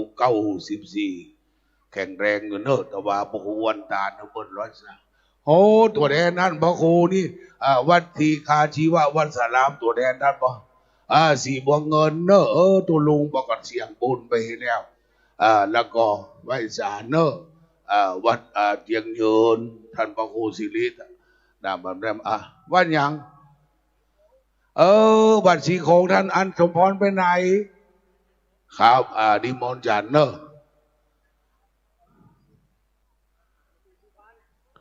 ตัวแทนท่านพระครูนี่ตัวแทนวัดศรีสุพรรณมันใช่แมทดูเจ้านี่เขาบอกนะอย่าไปกลัวล้ำเด้อกลัวล้ำจังตายอายแล้วจังอายล้ำจังเต้าประเดี๋ยวนี้มันมามีใกล้กันละโควิดพวกอุไรไปละครูบาครับเจ้าบุญจุ่มบุญไล่กระถาเนี่ยร้องสุร้อนพุทโธอย่างก็พุทโธโลกาวะธัมโมโลกาวะสังโฆโลกาวะโควิดหันตุหันวะคนพระครูบาจุ่มไล่ประมวลเนอะนี่นะเขายาก็บัญชีเนอะนั่นไปหงยาหมอถามลุงเป็นไผ่ลุงเป็นยังลุงเป็นครูเนาะทุกเจ้านั่งหิมันลุงเป็นยังเป็นทุกเจ้าหมอบอกกับเงามาปาทุกครูทุกเจ้าแต่นั้นที่ว่าเป็นนั่นเป็นนี่ยังว่าได้ว่าเป็นสักอย่างหนึ่งเป็นครูอย่างเดียวจะมาใครได้มาญาติสักอย่างนะเท่าคนไอ้แม่เป็นเบาหวานโรคเก่ามันไปบอกคือหมอก่อนเนาะ แล้วเราโอ้โหดึงบุญเนอะดึงเป็นสักอย่างนะก็คือเขานอนนะเขาขนหน่อยอย่าเอ้ยสะดุ้งว่ะอ๋อก็นึกว่าเฉยหรอกโบเบียกันก่อนไปก่อนท่านพระครูปลัดอรุณธรรมโมมหาบัณฑิตปิญญาโทเจ้าวาดวัดพวกเปียตำบลหายาเนอะสาธุเอาครูบาหลวงมาละเตียวมานี่ท่านเป็นเก่งเต้นทำก่อม่วนใส่ยังก่อม่วนนิมนต์ครูบาวัดท่าคำคือเนอะนาน74เป็นลูกศิษย์ครูบาท่าคำเนี่ยแล้วบอกว่านี่เป็นลูกศิษย์ท่านศาสตราจารย์ดร.เกียรติคุณมณีพยอมยงเนอะนี่นะมันต้องเสียงเอานี่อ๋อมันต้องราคาว่านัน74นี่นั่นนานตีกันมาเนอะเสียงอย่างที่กงนี่แข่งวันตานี่จับนะโอ้ไวสาเนอะอันนี้วัดปันเต้าท่านพระครูวัดปันเต้าเจ้าคณะตำบลพระสิงห์เขต1เปิดสร้างพระเจดีย์ทอง17 องค์วัดคนไทยว่าวัดพันเตาแล้วอ้อนนุ่มก็อ่านตามอักษรว่าวัดพันเตาคนเชียงใหม่ว่าวัดปันเต้าปันเต้าปันโอนปันตองปันแหวนนี่คำเชียงใหม่เขานะแล้วอ้อนก็อ่านตามแล้วว่าวัดพันเตาอย่างบนห้องวัดปันเต้ากำบะเก่าเขาบอกว่านี่อนุรักษ์เนื้อปูเขาเป็นคนเชียงมันย่าเขาเป็นคนกูเต้าเขาเกิดกูเต้าเขาในวัดแบบนี้ว่าเขาคนบะเก่าหรอก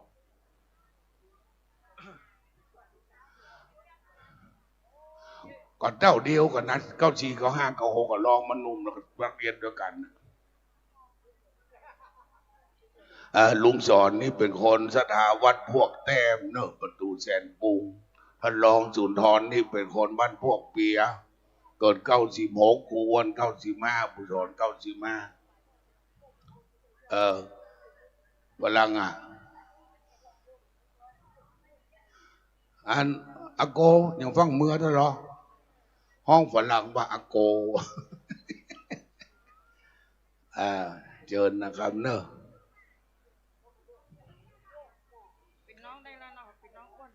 สวัสดีค่ะป้ารอประเดชพระคุณหลวงพ่อ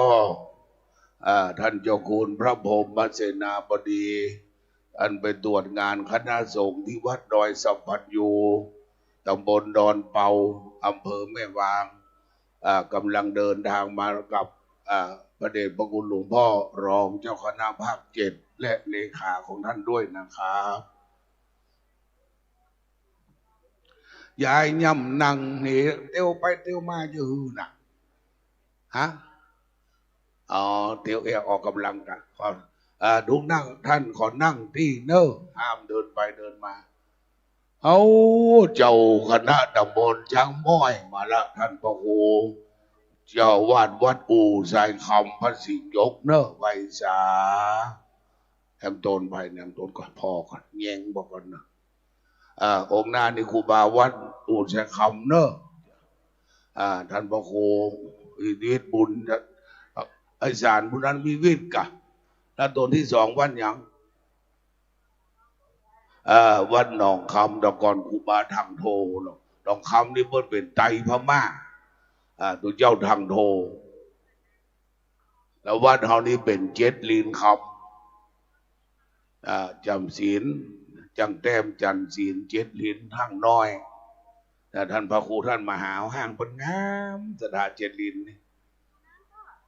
แม่เอาไปตานคนที่เขาหิวแล้วพระครูอิ่มละกินกำไมเลยละ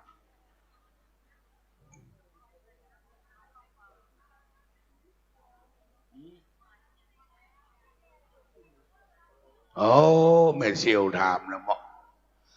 ในกำแพงเวียงชั้นในเขตพระราชทานมี5 ประตูจ้างเบือกหัวเวียงประตูตะแปเจียงเลือกวันออกประตูเจียงใหม่ตั้งใต้ประตูเสียงภูมิตั้งใต้ประตูคำเข้านี่บนเลี้ยงบ่ค่ำเนอะเกี่ยวกับเรียบร้อยประตูสนดอกกำแพงเวียงชั้นนอกมี4 ประตูเจียงม้อย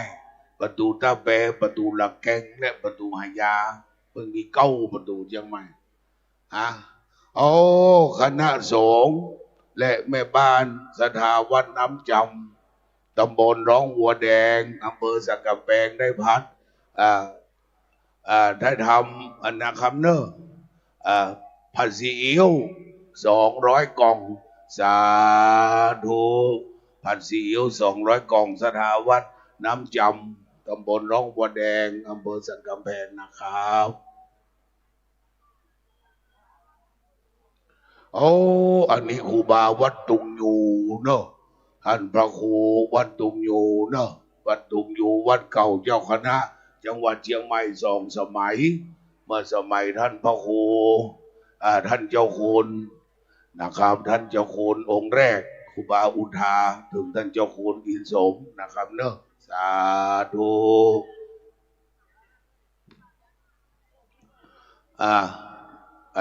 เจ้าหน้าที่สำนักพระพุทธศาสนาจังหวัดเชียงใหม่เข้าแถวไทยหน้าพระบรมฉายาลักษณ์พระบาทสมเด็จพระวชิรเกล้าเจ้าอยู่หัวนะครับโดยมีอาจารย์มหาอินทร์สมเตปินประเรียนธรรม4 ประโยคมัคคณายกวัดเจดลินนะครับเด้อถ่ายรูปเป็นที่เรียบร้อย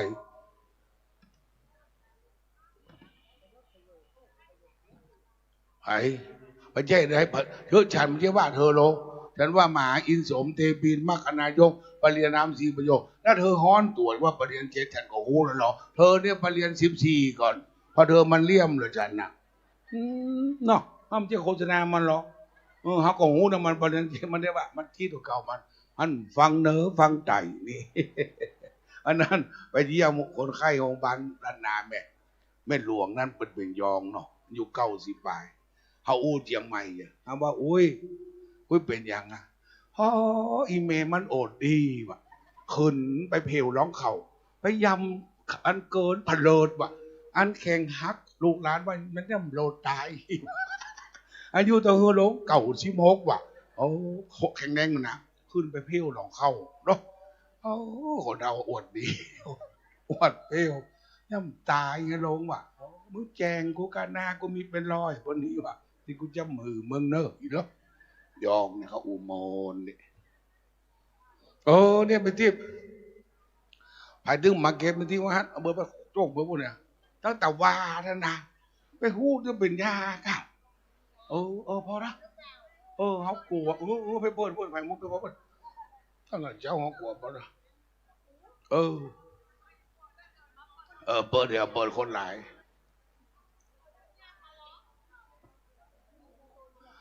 นิมนต์พระคุณเจ้าเนอะที่ปัจจัยไปเข้ามานะครับเนอะพระธุดงค์ก็ดีอะไรก็ดีห้ามเข้ามานะครับขอความกรุณาจากพระธุดงค์ที่เดินธุดงค์มาสบายบาทสบายย่ามนี่ไม่เข้านะครับอันนี้เป็นพระพิธี200 รูปนะครับเนอะเนี่ยทุกเจ้าของอย่างพวกวัดพวกโบตรงนี้พอดีโบเจ้า300เนาะท่านอันนี้โบออกก่อนวัดไหนอาจจะมาอยู่วัดหลวงปู่ล่าปอบจะคุยเนาะว่าห้านาพระครูที่สุดที่เก่งมาลาดท่านเนาะ6-7 ตัวหนวดมันหันสั่งไปบนใหญ่หนวด5,000มันอ่ะวัดหลวงปู่ดูดีอ่ะเอาห้องมูแล้วอ่อนกับมันช่วยมีโมออกกันมันแบบพบคือว่าดูเสียงก็น่าสร้างหน้าบอกดูที่เขาคุ้นจังโมดอ่ะแม่ครูบ้านเทืองเนี่ยอันนี้โมท่านวันไหนอันจะมาที่บ้านนี่มันว่าวัดอยู่นะครับก่อนทุกเจ้าหลวงมันมีท่านดีชั้นหน้ามาเอาได้บุญกึ่งเนี่ยไหนมันผูกกันยองว่ามันจับกันไปเดี๋ยวก่อนที่3 ปีตอนหลังนี่26 ปีมันจับ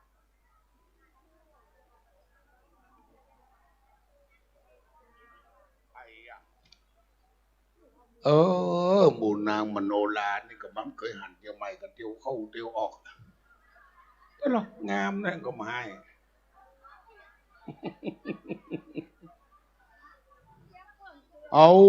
สถาไวสารเนอะ ท่านพระครูวัดวิเวกวนารามเจ้าคณะตำบลหนองหานประเรียนธรรม4 ประโยคท่านพระครูอันอย่างสถาบอกเนี่ยวะครับท่านพระมหาวิษณุว่าพระคุณเจ้าที่อยู่ในวัดนี่นิมนต์ขึ้นบนโบสถ์มาเนอะใบสาท่านพระครูวัดวิเวกวนารามเจ้าคณะตำบลหนองหานอำเภอสันทรายใบสาเนอะนี่เครือข่ายวัดดอยวัดศรีโสดานะครับท่านมหาว่าพระคุณเจ้าที่อยู่จอกใดแจงใดก็ขอนิมนต์ขึ้นโบสถ์เสียงๆนะครับเนอะมันจะเสียสังฆกรรมนะครับท่านมหาเพิ่นถวายมดโตน5,000นะครับเนอะได้กุศลเนอะสาธุสาธุดอกท่านมหาตะไว้ดอกตะแบบนี้นะเอาเขาแจกกันเนาะงวดหน้าถึงออกเนี่ย55เนี่ยมันออก85แล้วเนาะตะวัดที่ลอยนี่คือวัดเจดีย์แต่เราผู้อ้วนอยากไหลสบายโด่งคอ7 ดินเงินปอใส่10 ล้อหลักเล่นเนี่ยมันทักเจือกอะโอ้สถาไว้เนตุนาท่านพระครูประภัสชินวงศ์มหาบัณฑิตปิญญาโทเจ้าวาดวัดประเมือดตำบลสำราญราชเลขานุการรองเจ้าคณะอำเภอดอยสะเก็ดสาธุเนาะไปจะเก่งครูอ้วนขอถามเด้อท่าให้พระวันนั้นไปถามคุณนะคุณเป็นพิธีกรคุณรู้จักพระสงฆ์ทั่วประเทศเลยทั่วประเทศจากจีนก็ได้ไทยก็ได้ธรรมยุทธ์กันผมยอมรับเอานี่ไม่ตกต่างเอาปั่นบ้านหลาดมันไปว่ะเอาเติมน้ำมันรถนี่ว่ะก็นึกมือกูเนาะอีป้าเซี่ยวฉันเป็นนานแต่ฉันบวช1 พรรษาวัดพระพุทธบาทตาภาคศิษย์ครูบาผมมาจากถาวรนะก็เดินห้องอย่ามาถูกเราปูนานนี่วะปูนานนี่เนาะคุณแม่ทั้งหลายหาที่นั่งนะคุณแม่นะเนี่ยเข้าวัดเข้าวาขอนุ่งขาวใช่ไหมเนอะโอ้ยงามไหมเนี่ยเป็นคนเมืองคนไทยเขาต้องนุ่งขาวนะครับเดี๋ยวก่อนเนอะสถาเคาะดำต่ำไตรหายไปหมดเนอะไหวสาท่านพระครูสุวิมลธรรมรักษ์หรือครูบาเจ้าสุนทรจักรวโรเจ้าอาวาสวัดลอยเคราะห์ตำบลช้างคานเนอะสถาไหวครูบาลอยเคราะห์เดือข้อภัยหายหมดเนอะสาธุอาจารย์ด็อกเตอร์มามันเนอะกำลังจะเข้าประตูวัดท่านพระครูศิริปริยัตยานุศาสตร์ด็อกเตอร์เจ้าอาวาสวัดปันแหวนหลังวัดเจริญรองเจ้าคณะอำเภอแม่แจ่มเนอะท่านพระมหาดวงจันทร์นิมนต์ครับอาจารย์ด็อกเตอร์ครับไว้สาครูบาวัดลอยข้อไปอันนี้อาจารย์ด็อกเตอร์มันเนอะปันแหวนอาจารย์ด็อกเตอร์เปิ้นเจิญครูอ้วนไปเวรดานวัดปันตับปันเปิ้นเมืองแจ่มวันที่3 กุมภาเนอะสดาไว้สาเนอะสาธุอาจารย์ด็อกเตอร์เนอะ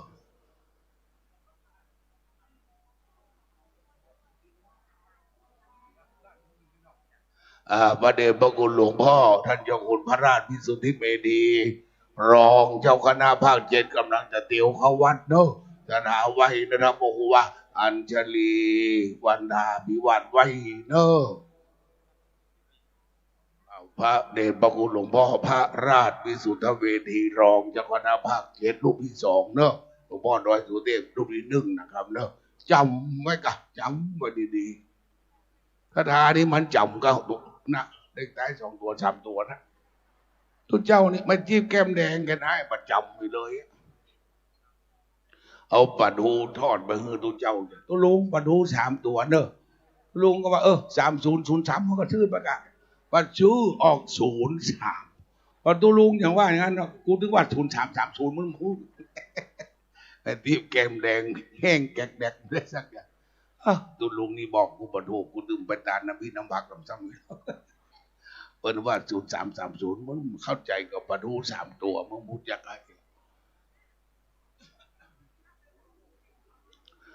นะครับเจ้าหน้าที่อาจารย์ของสำนักงานพระพุทธศาสนาจังหวัดเชียงใหม่ให้การต้อนรับพระเดชพระคุณหลวงพ่ออยู่นะครับ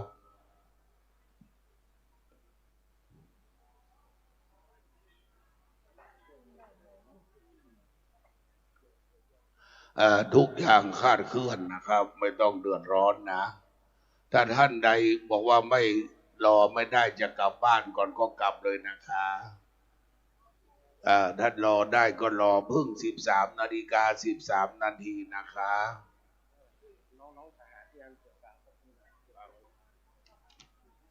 น้องๆทหารโอ้อาจารย์เจสีสัมปทนมาเก่ามีแจงพระเจ้าตันใจนะสัมปทนเหลืองมาเอามางามเอาสัมปทนนวากะอาจารย์มาก่อนแล้วสัมปทนมาเก่าอ่ะมีเนี่ยมีหลังอันเนี้ยสัมปทนขาวหนึ่งสัมปทนเหลืองหนึ่งอันนั้นสัมปทนเชียงใหม่เขาแม่ยอดมาเก่าที่เจ้าเชียงใหม่เขาแบ่งนะอันนี้เปิ้นดังไปถึงพระราชสำนักนะสัมปทนที่เปิ้นถวายในหลวงนะเปิ้นได้แบบอย่างเชียงใหม่ไปนะครับเนอะสมัยพระราชยาเจ้าเนี่ยมันเป็นอันนาสัมปทนเมืองเขานะครับเนอะเนี่ยเปิ้นแบ่งเมืองเชียงใหม่พอยอดมันงามถ้าทอสัมปทนใต้มันมี2 ต้นถ้ากำบนมากำลุ่มปุ๊บหัวไม่ตีนทุกเจ้าปุ๊บไปเพราะอันนี้เฮียฮะกะบะเนี่ยอันนี้สัมปทนเมืองเปิ้นจะดำชุดเนอะเนี่ยพระราชยาเจ้าเอาไปเมื่อรับราชการสนองพระเดชพระคุณได้ขันที่5เอาสัมปทนไปหลังเปิ้นหันนะแม่เปิ้นเลยเอาหอกกรุงเทพกับของในหลวงสีนั่นของประเทศสีนั่นเนี่ยผังเมืองของเนอะสัมปทนเมืองเขานะครับได้เนติแบบอย่างจากเชียงใหม่เสด็จพระราชยาเจ้าดารารัศมีพระขัตติยนารีศรีนครพิงค์เชียงใหม่ในรัชกาลรัชกาลที่5ได้ไปกรุงเทพเอาสัมปทนเป็น1 อันถวายในหลวงเปิ้นพอพระราชฤทัยสร้างแปลงสัมปทนมาจนปัจจุบันนี้นะครับเนอะเนี่ยคือสัมปทนเมืองเฮาบ้านเฮานะครับว่าเราภูมิใจเนอะว่าเมืองเชียงใหม่เขามีของดีทั้งนั้นนะครับ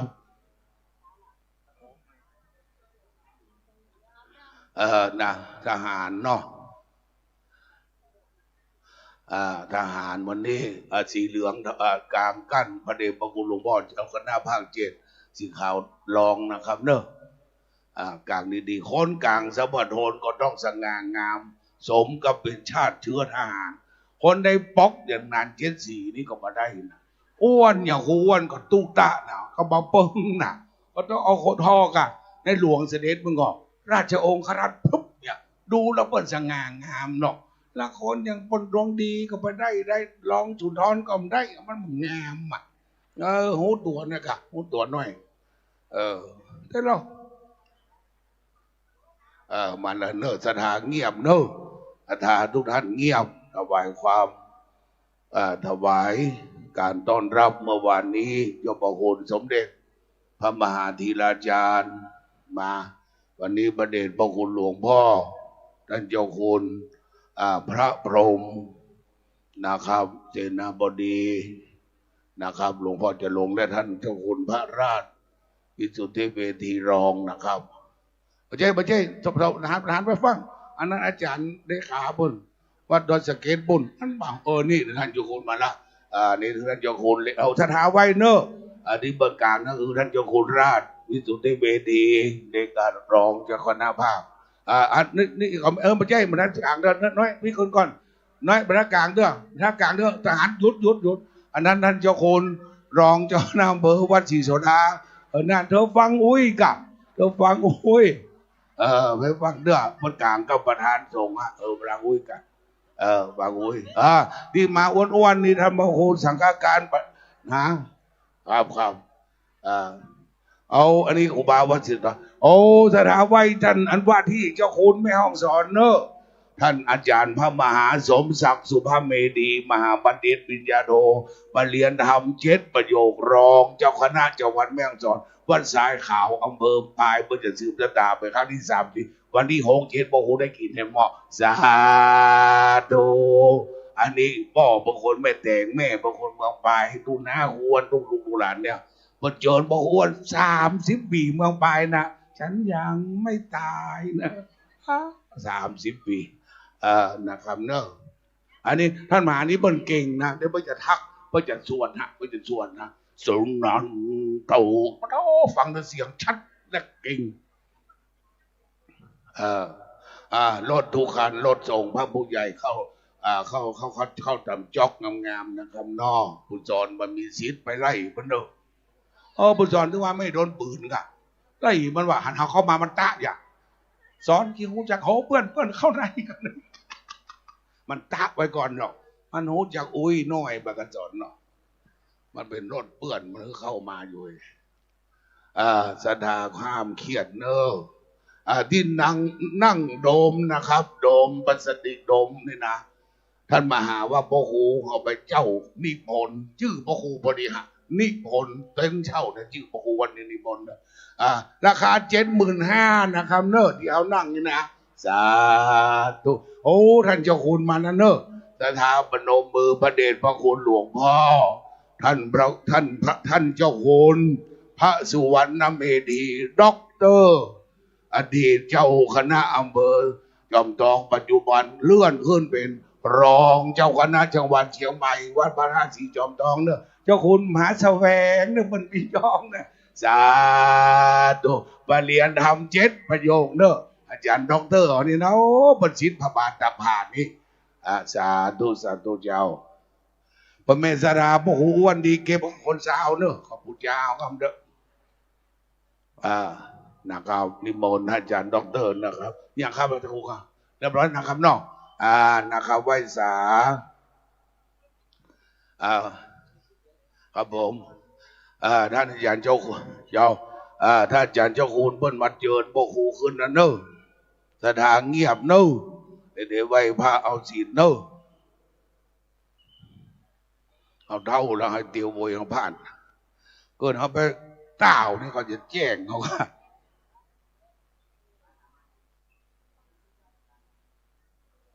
เก้าอี้เขามีไหนนะตะกี้เอาเก้าอี้ผมมาลุ่มในอกนี่สีเขียวนะมุ้งเลยไว้ไหนไว้ดีกว่านอกเดี๋ยวก่อนเอามุมไหนเดี๋ยวก่อนของแอร์หน่อยนะเดี๋ยวก่อนไปใกล้ทุกเจ้าไก่ทุกเจ้าเลย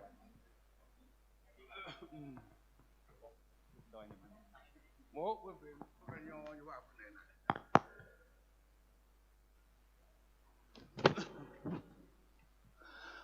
ศรัทธาสาธุชนปนมมือพระเดชพระคุณหลวงพ่อท่านรองเจ้าคณะภาค7เมตตาจุดธูปเทียนบูชาพระรัตนตรัยเป็นที่เรียบร้อยเราจะได้ไหว้พระสมาทานเบญจศีลนะครับหลวงพ่อนำพวกเราไหว้เนิ่งเงียบเนิ่งอะระหังสัมมาสัมพุทโธภะคะวาพุทธังภะคะวันตังอภิวาเทมิพุทธังภะคะวันตังอภิวาเทมิสวากขาโตภะคะวตาธัมโมสวากขาโตภะคะวตาธัมโมธัมมังนัมสสามิธัมมังนัมสสามิสุปฏิปันโนภะคะวะโตสาวกสังโฆสุปฏิปันโนภะคะวะโตสาวกสังโฆสังฆังนะมามิสังฆังนะมามิอันธรรมยังพุทธัสสะภะคะวะโตปุพพาคณมการังกโรมาเสนะโมตัสสะภะคะวะโตอะระหะโตสัมมาสัมพุทธัสสะนะโมตัสสะภะคะวะโตอะระหะโตสัมมาสัมพุทธัสสะนะโมตัสสะภะคะวะโตอะระหะโตสัมมาสัมพุทธัสสะ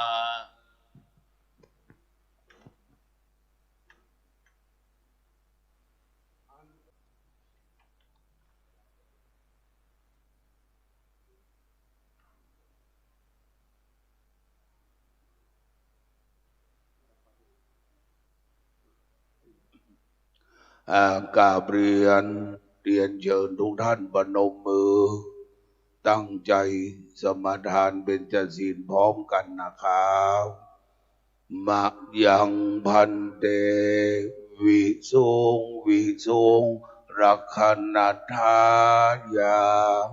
ติสระเนนัสสังหา ปัญจ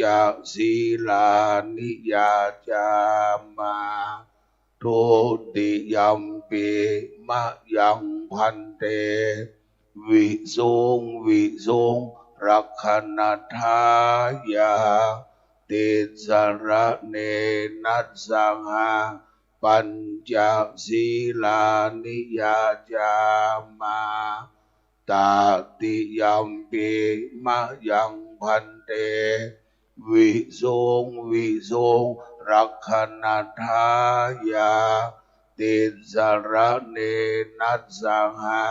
ปัญจศีลานิยาจามานะโมตัสสะภะคะวะโตอะระหะโตสัมมาสัมพุทธัสสะนะโมตัสสะภะคะวะโตอะระหะโตสัมมาสัมพุทธัสสะนะโมตัสสะภะคะวะโตอะระหะโตสัมมาสัมพุทธัสสะนะโมตัสสะภะคะวะโตอะระหะโตสัมมาสัมพุทธัสสะนะโมตัสสะภะคะวะโตอะระหะโตสัมมาสัมพุทธัสสะนะโมตัสสะภะคะวะโตอะระหะโตสัมมาสัมพุทธัสสะพุทธังสรณังคัจฉามิ พุทธังสรณังคัจฉามิ ธัมมังสรณังคัจฉามิ ธัมมังสรณังคัจฉามิ สังฆังสรณังคัจฉามิ สังฆังสรณังคัจฉามิ ทุติยัมปิพุทธังสรณังคัจฉามิ ทุติยัมปิพุทธังสรณังคัจฉามิ ทุติยัมปิธัมมังสรณังคัจฉามิ ทุติยัมปิธัมมังสรณังคัจฉามิ ทุติยัมปิสังฆังสรณังคัจฉามิ ทุติยัมปิสังฆังสรณังคัจฉามิ ตติยัมปิพุทธังสรณังคัจฉามิ ตติยัมปิพุทธังสรณังคัจฉามิ ตติยัมปิธัมมังสรณังคัจฉามิ ตติยัมปิธัมมังสรณังคัจฉามิ ตติยัมปิสังฆังสรณังคัจฉามิ ตติยัมปิสังฆังสรณังคัจฉามิ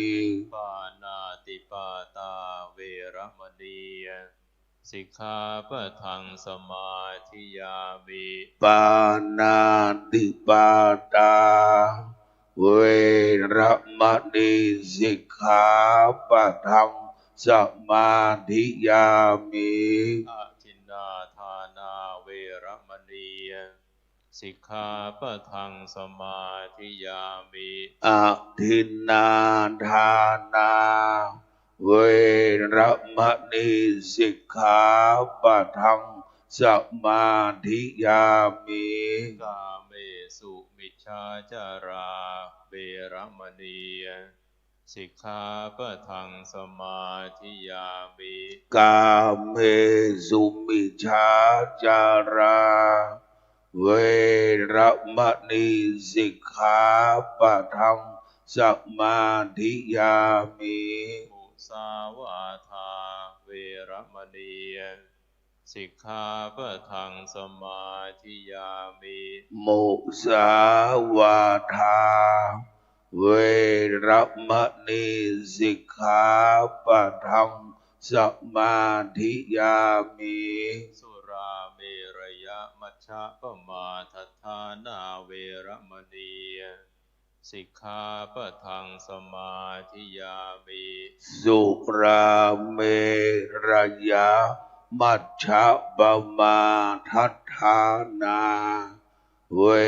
รมณีสิกขาปะทังสมาธิยามิ อิมานิปัญจ จสิกขาปทานิสีเลนะสุขติงยันติสีเลนะโภคสัมปทาน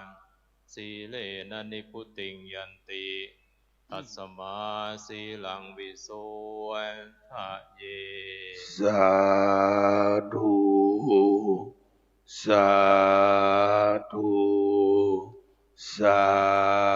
ธุ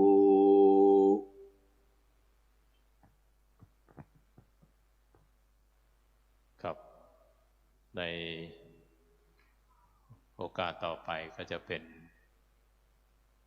พิธีการสวดถอนซึ่งพระเดชพระคุณหลวงพ่อเจ้าคณะภาคได้มอบหมายให้มาช่วยควบคุมในการสวดถอนมี4 คู่ใช่ไหม4 คู่นะครับก็การสวดถอนนั้นเราก็ใช้แบบลูกโซ่นะลูกโซ่ก็จะใช้เวลาไม่นานจนเกินไปนะครับเพราะฉะนั้นก็เพื่อไม่เสียเวลาก็นิมนต์นะครับจัดระเบียบอะไรญาติโยมออกห่างๆเขตนะชาวบ้านลงไปหมดเด้อออกนอกเขตราชวัตรหมดเด้อสามเณรด้วยสามเณรด้วยพระถ้ายังมีอยู่ในวัดนี้ตามกุฏิไปตามมาให้หมด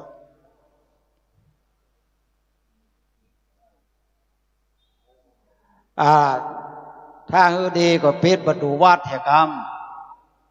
ในคณะทำพิธีนี่เมื่อตัวเจ้าทั้งอื่นมาเดี๋ยวมันจะเสียกรรมนะ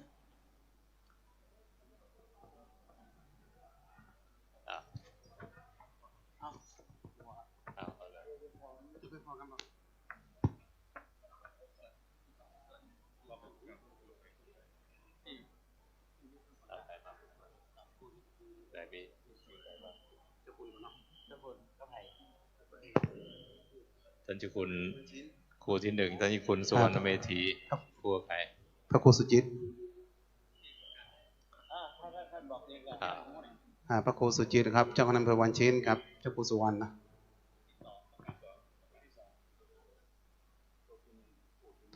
ครูที่ 1ท่านเจ้าครูสุวรรณเมธีครับ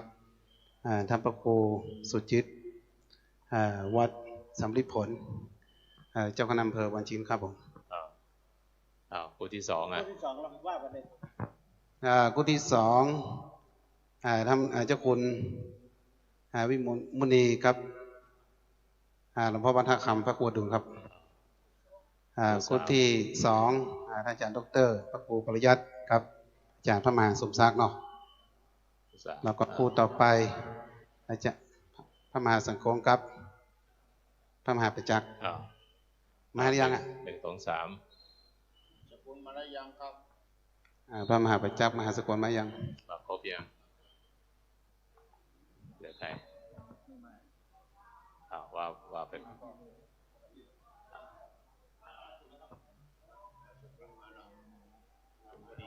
มาวันนี้ครับ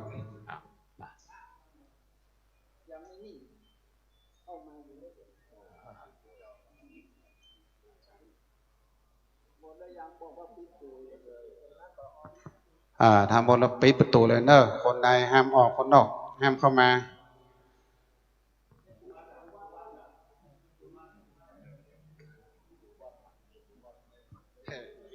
ปิดประตูวัดเด้อไม่ใช่ประตูวิหารประตูวัดถ้ามีแล้วก็ถ้าบอกเข้ามากับปิดเลย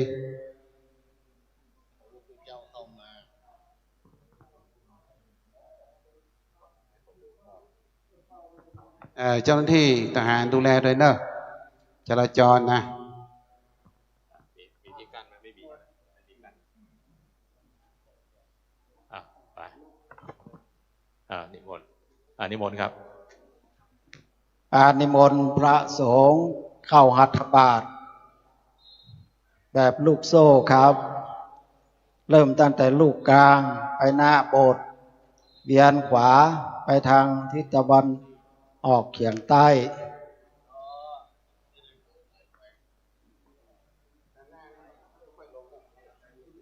อ๋อ เพื่อเปิ้นปิดประตูวัดเด้อเดี๋ยวพระเจ้าจะมานะ บน อ่า บนถอยกันไปครับเรียง ไม่ต้องชิดกันนะครับ ไม่ต้องชิดกัน เป็นลูกโซ่ไปเลย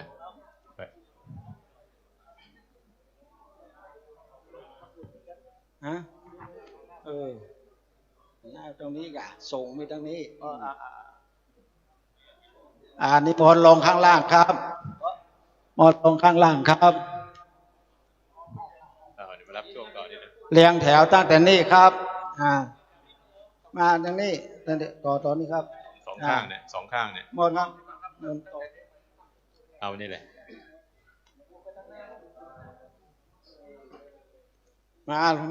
เข้าม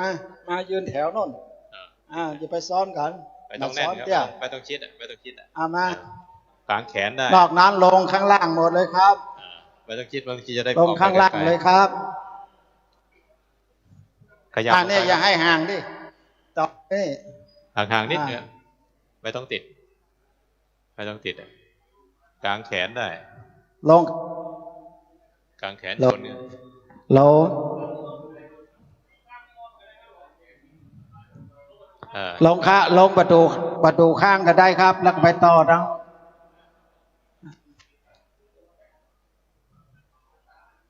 ไปทางข้างไหลไปทางข้าง เอาขยาย มันอ้อประตูนั่นน่ะ แน่นก็ขยายเอาไปหน่อยได้ ตอนนี้ อ่า ตอนนี้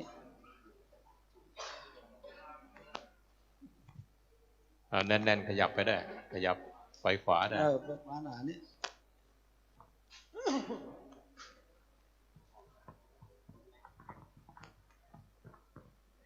จะได้ มาต่อนี่ครับ มาต่อประตูนี่ครับ ประตูครับแดงแถบมาที่ประตูดินทานที่ตะวันออกครับ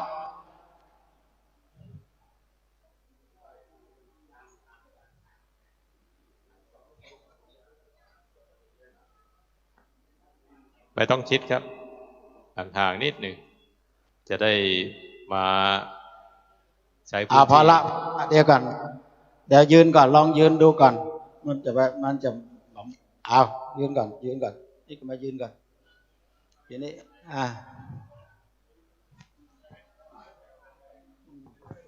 พอได้ฮัตตบะก็ใช้ได้ มันขาดไหลมาครับไหลมาไหลมาครับไหลมา ไหลไป ไหลมา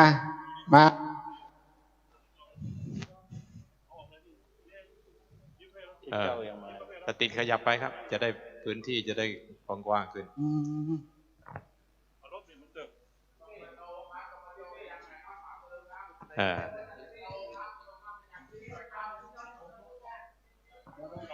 ลงไป จะได้ใช้พื้นที่กว้างๆจะได้ไม่ชิดนะจะได้ไปไกลๆได้สวดน้อยเร็วขึ้นจะได้เสร็จนี่เอกนี่มาดาบอกโคบอ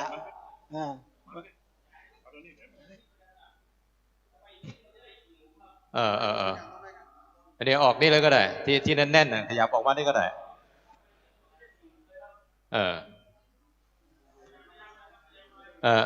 นี่แน่นไปถ้าไปถึง4 หลุมได้ก็แจ๋วเลยเนี่ย ปิดนี่ปิดมาได้มันได้ปิดเอาเลยที่แน่นก็มานี่เลยไป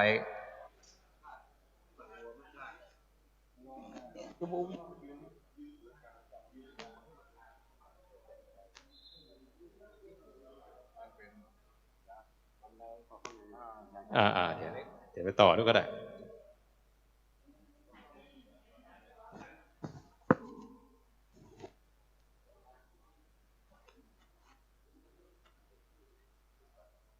โหลข้างล่างเรียบร้อยครับข้างล่างเรียบร้อยใช่ไหม หันหน้าเข้าหาการพระสงฆ์ หันหน้าเข้ากันมานะเว้ยหันหน้ามาเว้ย อ้าวพร้อมนะ หันหน้า โอเค นิมนต์เลยครับ นะโมตัสสะภะคะวะโตอะระหะโตสัมมาสัมพุทธัสสะนะโมตัสสะภะคะวะโตอะระหะโตสัมมาสัมพุทธัสสะนะโมตัสสะภะคะวะโตอะระหะโตสัมมาสัมพุทธัสสะโสนะหะโตเมพันเตสังโฆโยโสสังเขนะติเจวเรนะอเวปวะโสสัมมโตยะเดสังคัสสะปัตตะกะลังสังโฆตังติจิวเรนะอเวปวะสังสมุหันนัยยะเอสายัตเตโสนะหะโตเมพันเตสังโฆโยโสสังเขนะติจิวเรนะอเวปวะโสสัมมโตสังโฆตังติจิวเรนะอเวปวะสังสมุหนาติยาชายสมโตขมติเอตัสสะติจิวเรนะอวิปวาสัสสะสมุขะโตโสตุนะสะยาสะนัคขมติโสภาสัยยาสมุหะโตโสสังเขนะติจิวเรนะอวิปวาโสขมติสังคัสสะตัสมาตุนะหิเอวะเมตังทารยาเมโสนะหะโตเมพันเตสังโฆยาสาสังเขนะสีมาสัมมตาสมานาสังวาสาเอกุปสัทธายาเดสังคัสสะปัตตะกะลังสังโฆตังสีมังสมุหานัยยะเอ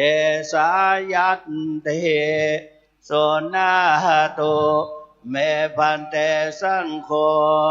ยาสาสังเขนะสีมาสัมมตาสมานาสังวาสาเอกุปสัทธาสังโฆตังสีมังสมุหานาติยาสายะสมโตขมติเอติสาสีมายะสมุขะโตโสตุนะสะยาสะนัคขมติโสภาสัยยาสมุหะตาสาสังเขนะสีมาขมติสังคัสสะตัสมาตุนะหิเอวะเมตังทารยาเมอย่าเพิ่งขยับนะครับ เดี๋ยวสักครู่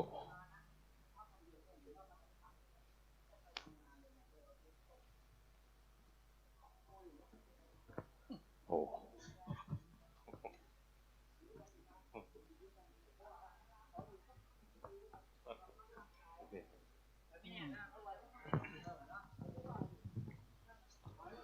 สุนาตุเมพันเตสังโฆ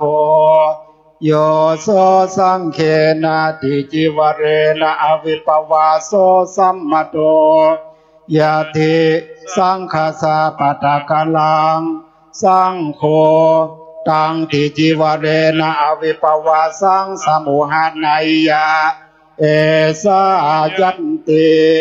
สุนาตุเมพันเตสังโฆโยโสสังเขนะติจิวเรนะอวิปวาโสสัมมโตสังโฆตังติจิวเรนะอวิปวาสังสมุหานาติยัสสายัสสมโตขมติเอตัสสะติจิวเรนะอวิปวาสัสสะสมุขะโตโสตุนะหัสสะยัสสานาขมติโสภาสัยยา สมุหโตโสสังเขนาติจิวเรนะอวิปวาโสขัมมติสังคัสสะตัสมาตุนหิเอวเมตังภารยามิสุนาตุเมพันเตสังโฆยาสาสังเขนะสีมาสัมมตาสมานะสังวาสาเอกุโปสทายาติสังคัสสะปะตะกะลังสังโฆตังสีมังสมุหาไนยาเอสายันติสุนาตุเมพันเตสังโฆยาสาสังเขนะสีมาสัมมตาสมานะสังวาสาเอกุโปสทาสังโฆตังสีมังสมุหานติยัสสายัสสมโตขมติเอติสาสีมายะสมุขะโตโสตุนะหัสสะยัสสะนะขมติโสภาสัยยะสมุหาตาสาสังเขนะสีมาขมติสังคัสสะตัสมาตุนหิเอวเมตังภารยามิ เดี๋ยวอยู่กับที่ก่อนนะครับโอ้โหข้างบนนี้เดี๋ยวครบ4 หลุมเดี๋ยวค่อยออกทางด้านนี้นะครับตรงนั้นลงไม่สะดวกได้3 หลุมเนี่ย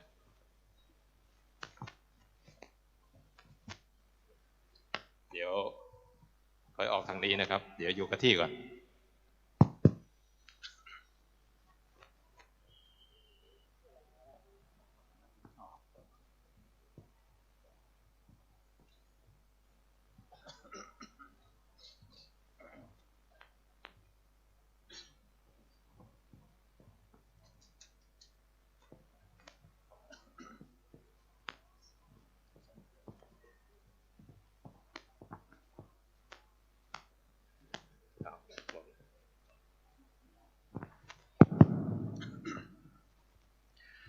สุนา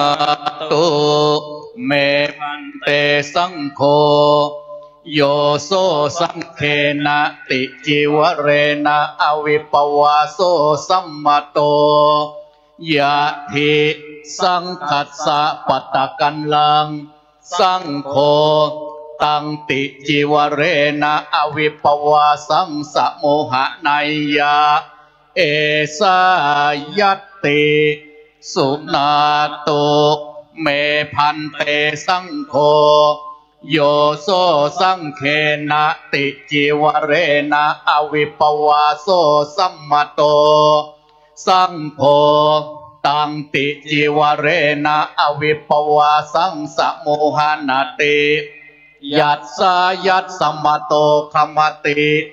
เอตัสสะติจิวเรนะอวิปวาสัสสะสมุขคาโตโสตุนะหัสสะยัสสะนะขมติโสภาสัยยาสโมหะโตโสสังเขนะติจิวเรนะอวิปวาโสขมติสังคัสสะตัสมาตุนหิเอวะเมตังทารยามิสุนาตุเมพันเตสังโฆยาสาสังเขนะสีมาสัมมตาสมานะสังวาสาเอกุโปสัทธายะทิสังคัสสะปะตะกันลังสังโฆตังสีมังสะโมหะไนยะเอสายัตติสุนาตุเมพันเตสังโฆ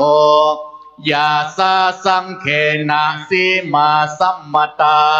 สมานะสังวาสาเอกุโปสัทธาสังโฆตังสีมังสะโมหะนาติยัสสายัสสมโตขมติเอติสาสีมายะสมุขคาโต โสตุนหัสสะยัสสะนักขมติโสภาสยาสะโมหตาสาสังเคนะสีมาขมติสังขัสสะตัสมาตุนหิเอวะเมตังทารยามิ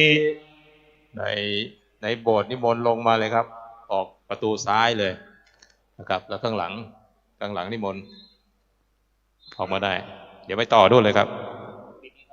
ตรงนี้ปิดตรงนี้ก่อนนะครับโน้นนิมนต์เลยครับขยับเลยครับเดินกลางนี่ก่อนก็ได้เดินกลางไปต่อท้ายนู่นเลยในโบสถ์ก็ลงประตูด้านซ้ายเลยครับใครเข้าเสียบเลยบนเลย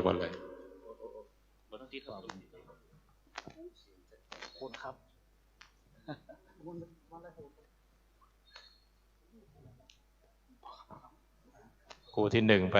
คู่ที่4นะครับคู่ที่4ไปต่อแล้วก็อันนี้มนต์นี่เลยปิด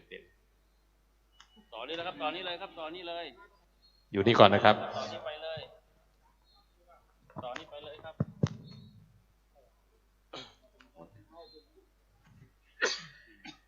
หมดเลยครับหมดไปนี่ครับผมเชื่อมนี่ด้วยอันนี้ครับ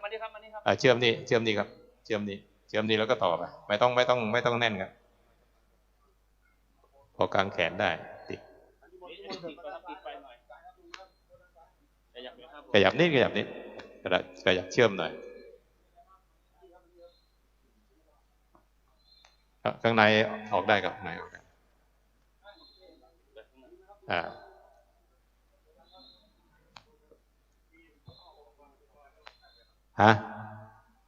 อยากอยู่ข้างในไหม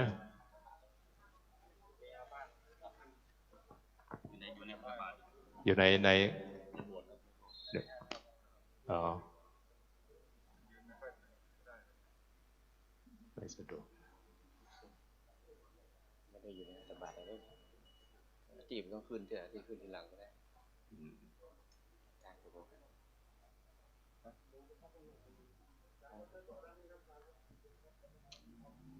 ได้ฮ้อนหรอโอ้โหเอาฮ้อนมาเลย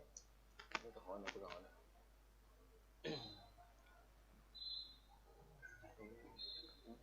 ขยับไปครับได้กี่หลุม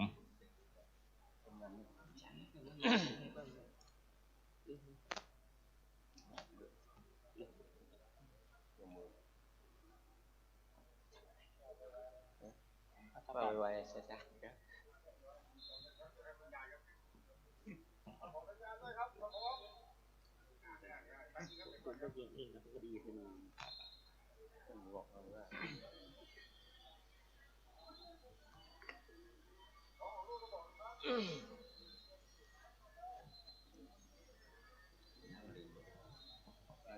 ได้ไหมเราขยับไปไกลๆเลย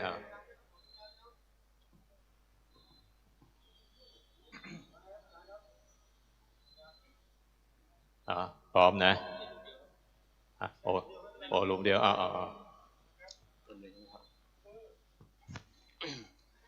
สุนาตุเมพันเตสังโฆโยโสสังขนะติจิวเรนะอเวปวาโสสัมมโตยะทิสังคัสสะปัตตะกลังสังโฆกังติจิวเรนะอเวปวาสังสมุหนายะเอสายติสุนาตุเมพันเตสังโฆโยโสสังเขนะติจิวเรนะอวิปวาโสสัมมโตสังโฆกังติจิวเรนะอวิปวาสังสมุหนติยัสสะยัสสมโตขมติเอตัสสะติจิวเรนะอวิปวาสัสสะสมุกาโตโสตุนหัสสะยัสสะนักขมติโสภาสยาสมุหโตโสสังเกนะติจิวเรนะอวิปวาโสขมติสังคัสสะต ตัสมาตุนหิเอวเมตังทารยามิสุนาตุเมพันเตสังโฆยาสะสังเขนาสีมาสัมมตาสมนาสังวาสะเอกุโปสัทธายาทิสังคัสสะปัตตะกันดังสังโฆตังสีมังสมุหานายาเอสายติสุนาตุเมพันเตสังโฆยาสะสังเขนาสีมาสัมมตาสมนาสังวาสะเอกุโปสัทธาสังโฆตังสีมังสมุหานติยัสสะยัสสะมะโตกมติเอติสาสีมายาสมุขโตโสตุนหัสสะยัสสะนักขมติโสภาสยาสมุหตาสาสีมาสังสมุหตาสาสีมาสมุหตาสังเขนาสีมาสมุหตาสาสีมาสังเขนาสมุหตาสาสังเขนาสีมาขมติสังคัสสะตัสมาตุนหิเอวเมตังภารยามิ เดี๋ยวอยู่กับที่ก่อนถึงไหมได้อีก ไม่ได้ครับ ไม่ได้อ่ะถ้าไม่ได้ก็ปิดตรงนี้ก่อนแล้วก็นิมนต์หลุมที่3ครับมาปิดตรงนี้ก่อนนิมนต์เดินเลยครับข้างหลังเดินเลยเดี๋ยวเดินครับข้างหลังเดินเลยครับปิดแค่นี้ครับเดินเลยเดินนี่ครับเดินกลางเลยครับเดินกลางง่ายกว่าเดินกลางง่ายกว่าตรงนี้ล้อมไว้ก่อนนี่อยู่นี่แล้วครับไปต่อด้วยนะครับเดี๋ยวให้พี่น้องไปต่อเดี๋ยวอยู่กับที่ก่อนนะครับร้อนมากได้บุญมากยก9ศพไปแล้วครับคู่ที่4คู่ที่1เริ่มใหม่ครับ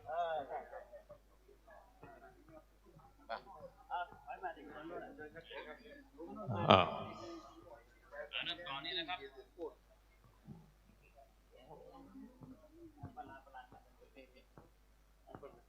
ติดเนี่ยโซนเนี่ยดืนเนี่ยเดี๋ยวก่อนมือมันเตียวมาก่อนอันนี้ต่อเลยนะครับนิมนต์เดินครับนี่ครับ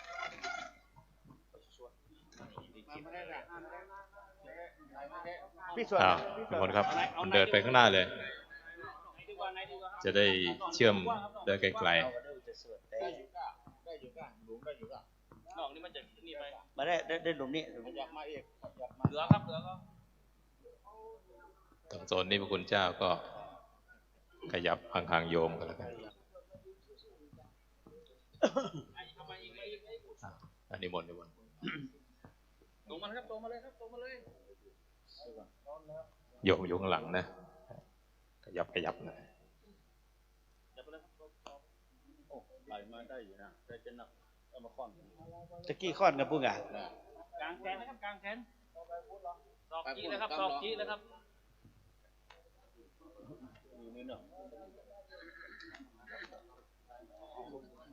อยู่วันไหนครับอันนี้เราได้กี่หลุมอ่ะเดี๋ยวถอยมาหน่อยถอยหน่อยพอไหม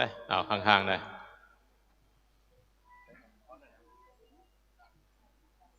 นี่แน่นไปครับเนี่ยจะยับมาเดินไปดีกว่าหันไปต่อเอาพุ่งเอาอยู่นี่หันไปต่อเอาต่อหลุมใช่ไหมใช่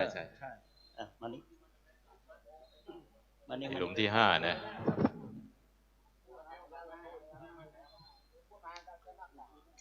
ครับนิมนต์ต่อบอกมาเลยได้อยู่ได้หลุมเนี่ยหน่อยนึงกลางแขนศอกจี้ครับศอกจี้ขยับมาได้จะได้ถึงไหมศอกจี้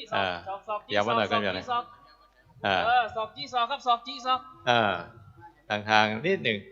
ไม่ต้องชิด ถึงไหมถึงหลุมไหม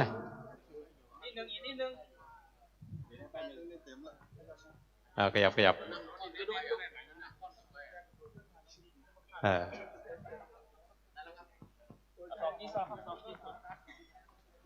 ทีละหลุมด้วยช้า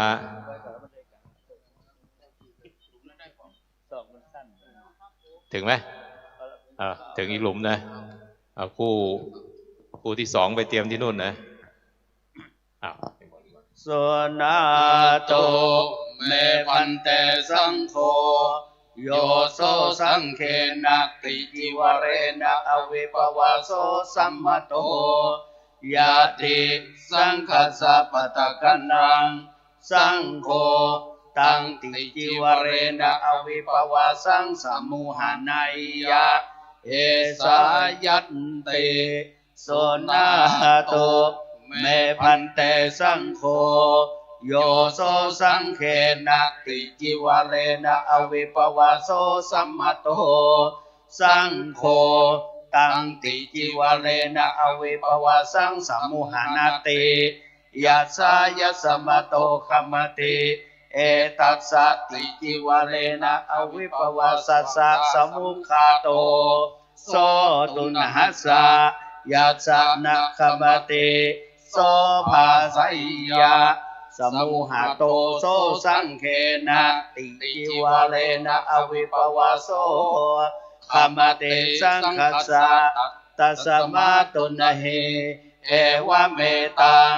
ภารยาเมโสนาโตเมพันเตสังโฆยาสาสังเขนะสีมาสัมมตาสมานาสังวาสาเอกุโปสัทธายาติสังคัสสะปะตะกันนังสังโฆตังสีมังสมุหานติยัสสายะสมโตคัมมติเอติสาสีมายัสสมุขาโตโสตุนหัสสะยัสสะนะคัมมติโสภาสัยยะสมุหตาสาสังเขนะสีมาคัมมติสังคัสสะตัสมาตุนะเฮเอวะเมตังภารยามิเดี๋ยวรอก่อนนะอย่าเพิ่งขยับนะ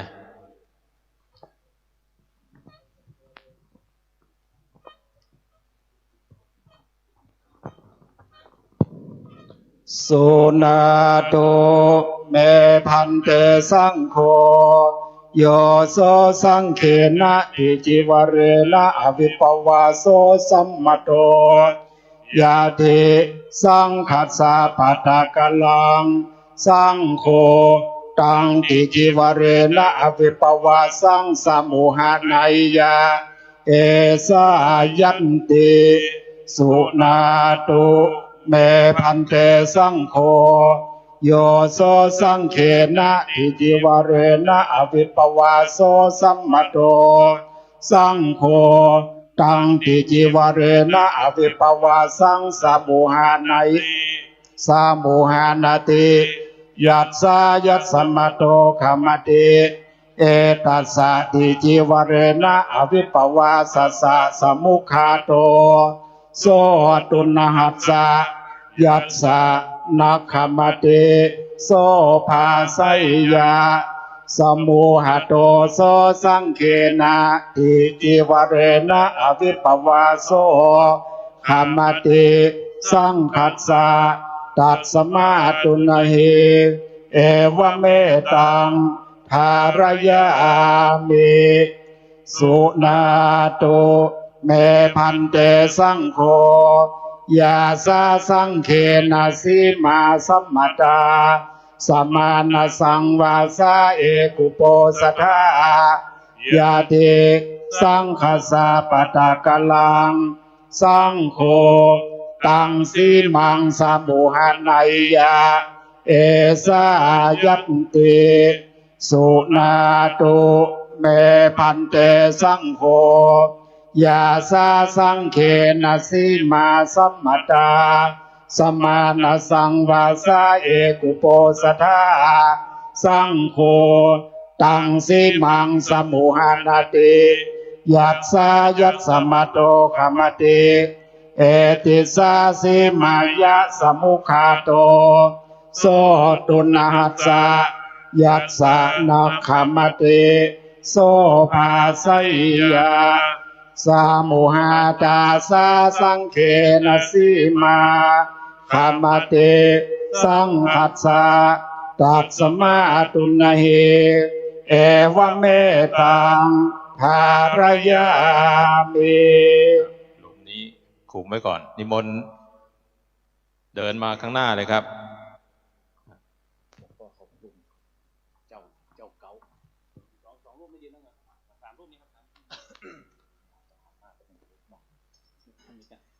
นิมนต์เดินไหนเลยครับไปไกลๆตอนนี้ไปเลยครับไปในเลยครับไป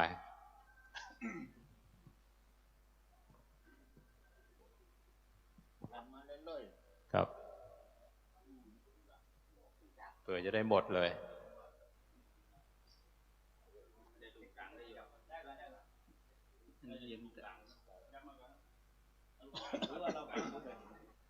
นิมนต์ครับ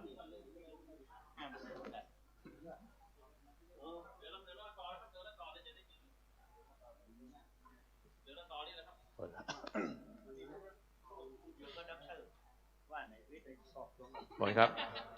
เชื่อมมาแล้วก็เดินต่อเลยครับบนเดินเลยห่างๆนิดนึงห่างๆนิดเดี๋ยวมาเดินจากตำแหน่งเลยครับห่างๆนิดไม่ต้องชิดไม่ต้องชิดเอาเลยต่อกันเลยไปเรียงไปเลยเรียงเลยไม่ต้องชิดครับไม่ต้องชิดไม่ต้องชิดมีช่องว่างหน่อยจะได้ใช้พื้นที่เยอะ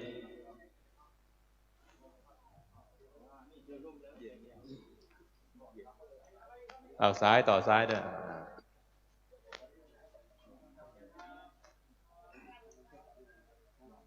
นิมนต์มาเลยครับหน้าเลยอีซ้ายครับซ้ายยังว่างอยู่ไม่ต้องชิดครับเชื่อมตรงนั้นให้เต็มก่อนครับ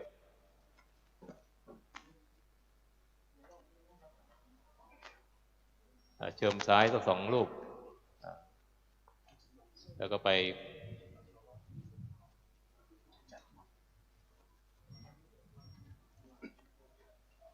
หมดไหม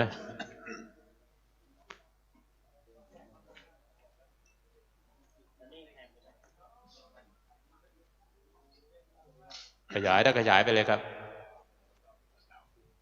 เยอะขยายได้อันนี้มันซึ่งตะกี้มันตัดครับ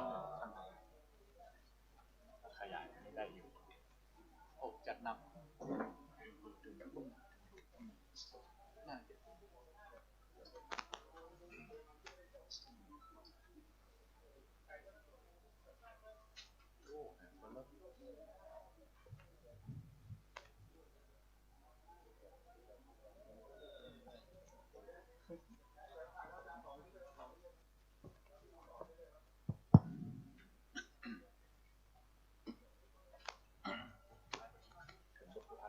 สุดท้ายพอดีนะ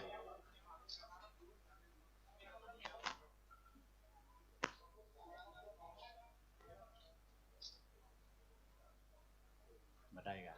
มาถึงดีกัน ยืดยาวแล้วบัดได้ก็นิมนต์คดมาคืนครับ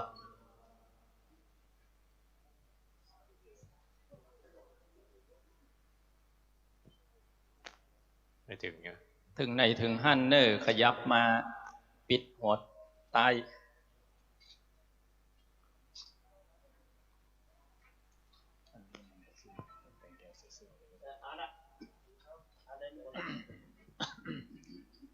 พร้อมนะครับเนาะสุนาตุเมพันเตสังโฆโยโสสังเขนะติจิวเรนะอวิปวาโสสัมมโต ยะทิสังคัสสะปตะกันลังสังโฆตังติจิวเรนะอวิปวาสังสะโมหะนายยะเอสายัตติสุนาโตเมพันเตสังโฆโยโสสังเคนะติจิวเรนะอวิปวาโสสัมมโตสังโฆตังติจิวเรนะอวิปวาสังสะโมหะนาติยัสสายัสสมโตขมติเอตัสสะติจิวเรนะอวิปวาสัสสะสมุขคาโตโสตุนหัสสะยัสสะนักขมติโสภาสยาสะโมหะโตโสสังเคนะติจิวเรนะอวิปวาโสขมติสังคัสสะตัสสมาตุนหิเอวะเมตังทารยามิสุนาโตเมพันเตสังโฆยาสาสังเคนะสีมาสัมมตาสมานาสังวาสาเอกุโปสัทธายะทิสังคัสสะปตะกันลังสังโฆตังสีมังสะโมหะนายยะเอสายัตติสุนาโตเมพันเตสังโฆยาสาสังเคนะสีมาสัมมตาสมานาสังวาสาเอกุโปสัทธาสังโฆตังสีมังสะโมหะนาติยัสสายัสสมโตขมติเอติสาสีมายะสมุขคาโตโสตุนหัสสะยัสสะนักขมติโสภาสยาสโมหตาสาสังเคนะสีมาขมติสังคัสสะตัสสมาตุนหิเอวะเมตังทารยามิอยู่กับที่กัน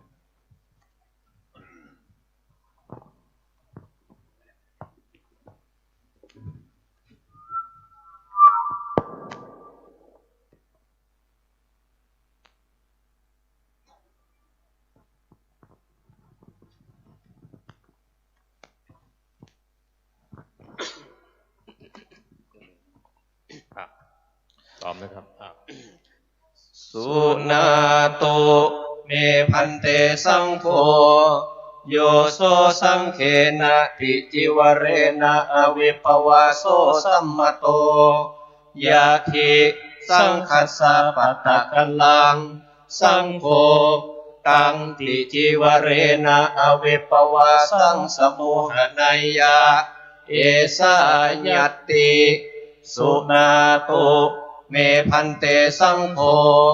โยโสสังเคนะติจิวเรนะอวิปวาโสสัมมโตสังโฆตังติจิวเรนะอวิปวาสังสมุหะนาติยัสสายัสสมโตขมติเอตัสสะติจิวเรนะอวิปวาสัสสะสมุขโตโสตุนหัสสะยัสสะนักขมติโสภาสยา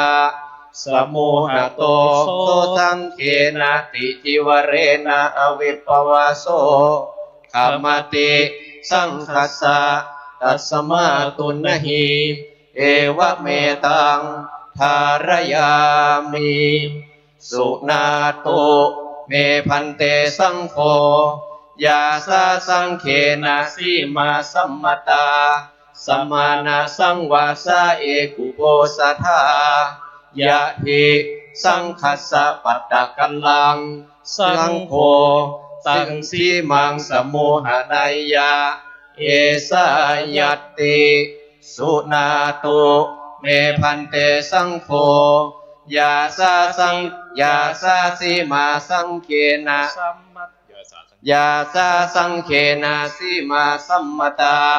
สมานาสังวาสาเอกุโปสัทธาสังโฆตังสีมังสมุหะนาติ ยัสสะยัสสะมะโตคัมมติเอติสสะสิมายัสสมุขะโตโสตุนหัสสะยัสสะนะคัมมติโสภาสัยยาสมุหัตตาสะสังเขนะสิมาคัมมติสังคัสสะตัสมาตุนหิเอวะเมตังทารยามิคู่หนึ่งกับคู่สองครับผมนิมนต์ นิมนต์คู่หนึ่งคู่สอง เอาไป ไหลนิดเดียวนะครับไหลนิดเดียว นิมนต์เอามาต่อช่วงนู้น เดี๋ยวไหลนิดเดียวครับขยับไปเมธ ไหลไปหน่อยก็ได้อ้อมหลุมหน้าโบสถ์เลยเมธอ้อมหลุมหน้าโบสถ์เลยไหลไปคุมนู่นเลย ครับเดินหน่อยครับ อ้อมหลุมหน้าโบสถ์นิดนึง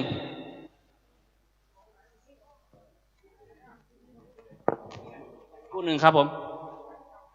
ไปน้อยเดียวครับหน้าโบสถ์นิมนต์ขยับมาได้ คู่สองหน้าโบสถ์เหมือนเดิมครับขยับมาอย่าเลยตัวนี้ก็เลยที่เดิม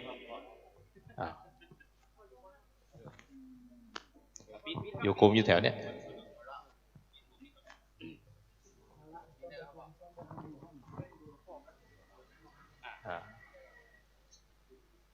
คุมปิดเนี่ย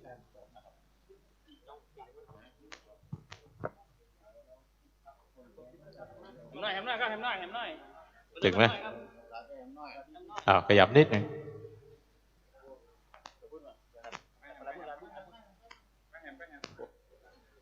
ไหลมาหน่อยครับ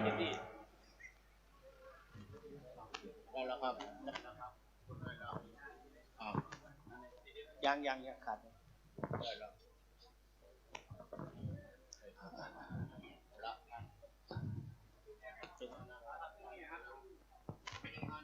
เอาตึ้งนี้ครับปิดประตูเลยครับ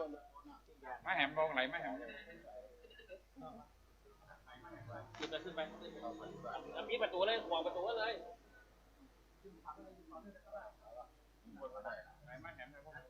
ไหลแบบน้อยครับไหลแบบน้อยออกแบบน้อยอันนี้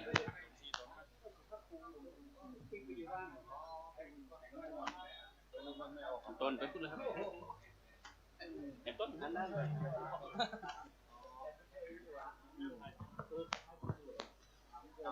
พร้อมนะครับข้างหลังพร้อมนะครับ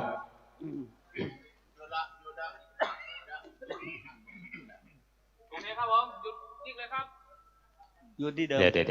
เดิมนะครับยัง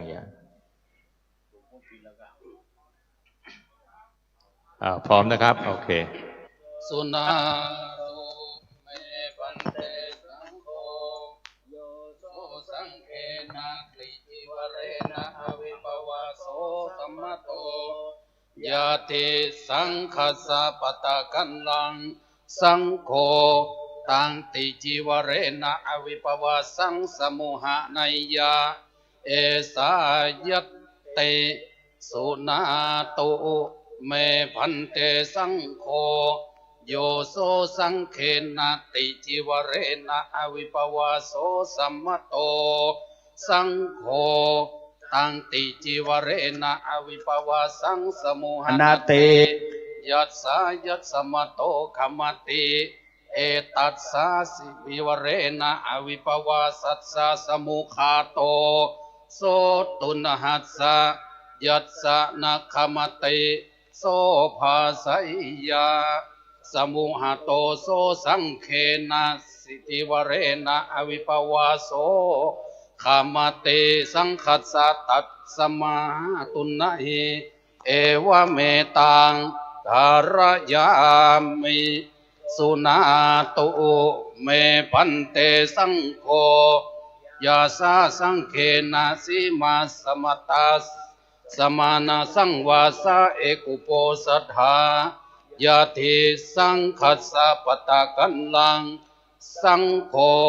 ตังสีมังสมุหานัตยาเอสายัตเตสุนา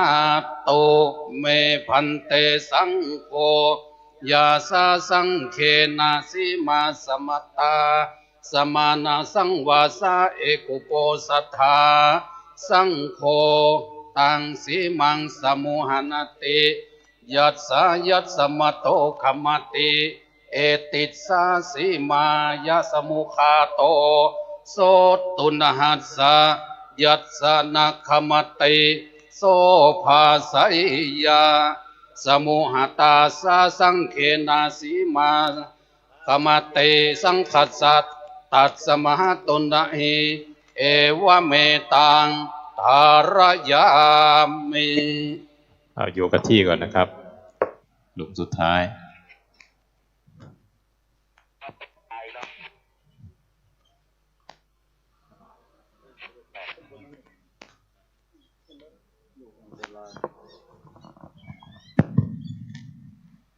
สุนา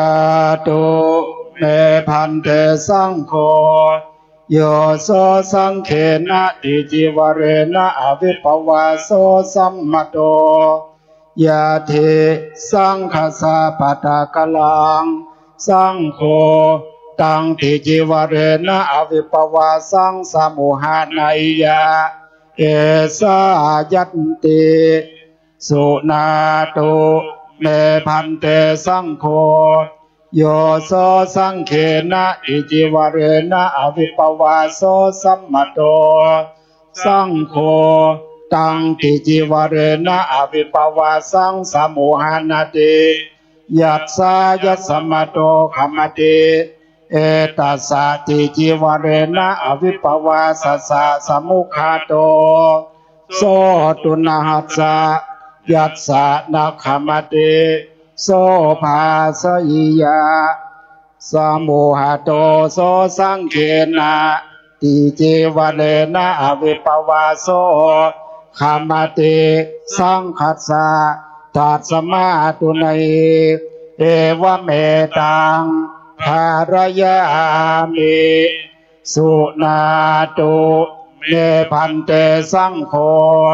ยาสาสังเขนะสีมาสัมมตาสมานะสังวาสาเอกุโปสตาสยาเทสังคสาปตากลังสังโฆตังสีมังสมุหานัยยะเอสายัตติสุนาตุเมพันเตสังโฆยาสาสังเขนะติมาสัมมตาสมานะสังวาสาเอกุโปสตาสังโฆตังสีมังสมุหานติยัสสายัสสมโตขมติเอติสาสีมายะสมุขาโตโสตุนะหัสสะยัสสะนะขมติโสภาสยิยาสมุหาตาสาสังเขนะสีมาขามเตสังคัสสะตัสมาตุนิ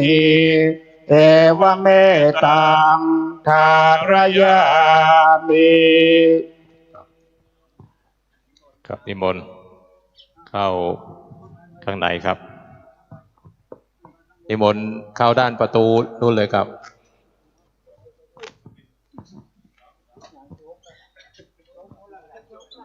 ครับเรียบร้อยเสร็จแล้วครับ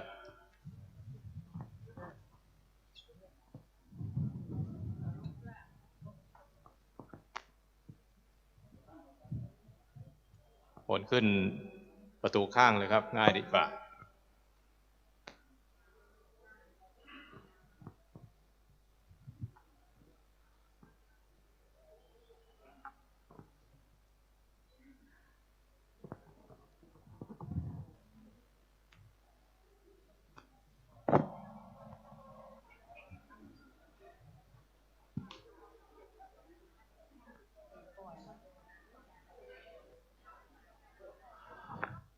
ควรดำเนินการเตรียมตัวเดี๋ยวหลวงพ่อ ครับผม เทพดี เปิดประตูวัดทุสถาเข้ามาก่อน ก็มาด้วยความเงียบนะเพราะพิธีสังฆกรรมยังไม่ได้เรียบร้อยไหว้สาพระคุณเจ้าขึ้นบนโสดเจ้าหน้าที่จัดน้ำถวายพระคุณเจ้ากันเนอะเป็นเวลาเมินบนมันฮ้อนนะครับจัดน้ำปานะถวายด้วยนะพระครูประหลัดอมรินทร์เนาะ ครับถวายน้ำปานะขึ้นบนเนอร์ทหารขึ้นไปก่อยกำ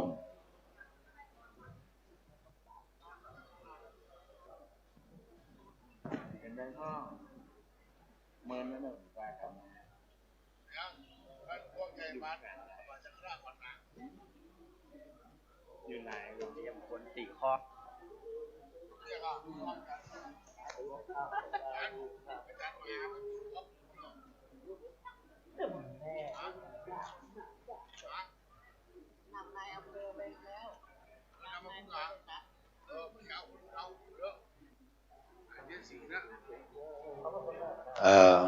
เกี่ยวมาเรียบร้อย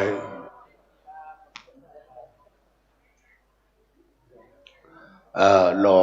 พระเดชพระคุณหลวงพ่อใหญ่มานะครับคืนเรียบร้อยจะได้ถวายเครื่องสักการะก่อนได้จะได้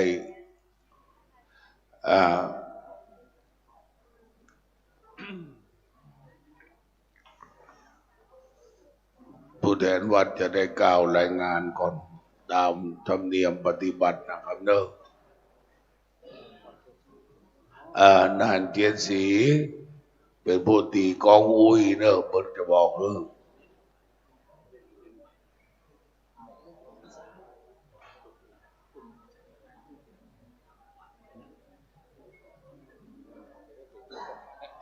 บัดนี้พระสังฆเจ้า200 รูปได้ประกอบพิธีสวดถอนตีจีวราวิปวาสและสมณสังวาสสีมาอุโบสถเรียบร้อยแล้วนิมนต์ขึ้นบนอุโบสถก่อนนะครับเป็นน้ำปานะจัดถวายคุณเจ้าด้วยนะครับศรัทธาศาสตร์อยู่กับที่เนอะจะไปเดือนได้ถวายการต้อนรับพระเดชพระคุณหลวงพ่อพระพรหมเสนาบดีเจ้าคณะภาค7ท่านเจ้าวาดวัดปฐุมโคคาจะเดินทางใกล้ถึงนะครับเจ้าหน้าที่ทหารกลางสัมปทานเตรียมไปด้วยศรัทธาสาธุชนถ้าไม่จำเป็นก็ขออยู่กับที่ห้ามเดินมานะครับเพราะพิธีต่างๆยังไม่เสร็จนะครับท่านอย่าวุ่นวายเนอะขออยู่กับที่กับทางก่อนเนอะ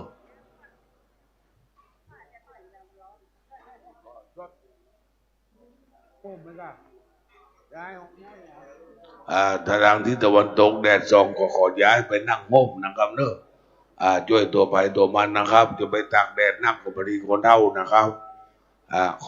ขอย้ายไปนั่งที่อื่นนะครับ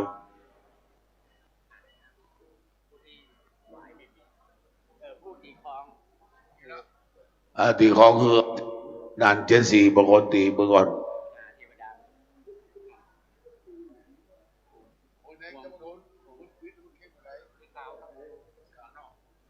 เอาสัมปทานข่าวมาตะกี้เอาสีเหลืองหลวงพ่อลองไปแล้ว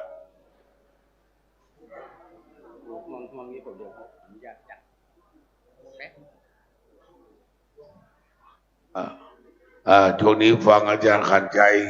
จะได้เพิ่มบูญที่เข้าไปตัดฟังกำหนดการกำเนิดเงียบๆนะครับครับขอบคุณท่านพระครูนะครับท่านทั้งหลายที่มีหน้าที่ตัดหวายลูกนิมิตนะครับถึงเวลาขั้นตอนการตัดหวายลูกนิมิตเป็นขั้นตอนที่สำคัญมากเพราะท่านทั้งหลายคือพระเอกนางเอกเป็นเทวดาที่จะอาราธนาพระพุทธเจ้าและอัครสาวกทั้ง8เทียบกับแม่ธรณีอยู่ชั่วนิรันดรถึงเวลากับผมหรือพ่อครูจะเชิญผู้มีหน้าที่ตัดหวายลูกนิมิตเข้าประจำลูกนิมิตที่ผ้าคลุมหลุมออกกับอย่างเนี้ยวัดหินเต็มเอาร่มหรือกันนะครับวัดเราผมดูแล้วพ่อลูกนิมิตอยู่เยอะมากเดี๋ยวขออนุญาตแบบตามทุกที่ที่พบกับขันชัย8 จังหวัดภาคเหนือผ้าขาวคลุมบางหลุมและลูกน้อยๆนั้นไม่มีนะครับเนอะมีก็ไม่เยอะประมาณ2-3 ลูกเก็บออกได้และหินแกรนิต วัดเจดีย์นี้ถือว่าวัดแรกในประเทศไทย แก่นใหญ่แก่นหลวงนะครับเนอะทั้งลูกหลานเดนโดนท่านนะจำเป็นมันได้เอาออกมาได้เอาผ้าออกแล้วนะครับเนอะเพราะลูกน้อยๆมันมีท่านเป็นล้านแก่นบนนะถ้าเป็นบุกยกปุ้งปุ้งบึ้มพอมันก็จะลงไปถึงผ้าถึงเบอร์สตางค์นั่นเนาะเอาจวนดิลันดานใบหมื่นใบพันใบแสนทำได้ออกกันเนอะตามธรรมดาเพื่อจะเก็บออกจะได้เงินทำลาย100 ล้านนะครับเนอะก็คงฟังในเป็นดินมันเนาะสาธุสำคัญครับท่านทั้งหลายเวลาเดินเข้าไปตัดหวายก็ผมจะให้วัดเราเป็นวัดแรกที่เป็นระเบียบเรียบร้อยเหมือนทหารน้อยลูกหลานเราบวชนะครับเรียงแถวเรียงหนึ่งเข้าประจำหลุมนะครับถวายกันต้อนรับสาธุชนต้อนรับพระเดชพระคุณหลวงพ่อพระบรมเสนาบดีหลวงพ่อเจ้าคณะภาค7เชียงใหม่ลำพูนแม่ฮ่องสอนเจ้าวาดวัดปทุมมคงคาเดินทางมาเป็นประธานสงฆ์พวกเราชาวเชียงใหม่ลำปางลำพูนและอื่นๆประนมมืออัญชลีวันทาอภิวาสสาธุในประดิษฐ์ไม่บอกหูสึกว่าทานจะรู้เนอะมาเปลี่ยนกรรมทุกท่านประนมมือถวายการต้อนรับพระเดชพระคุณหลวงพ่อสาธุ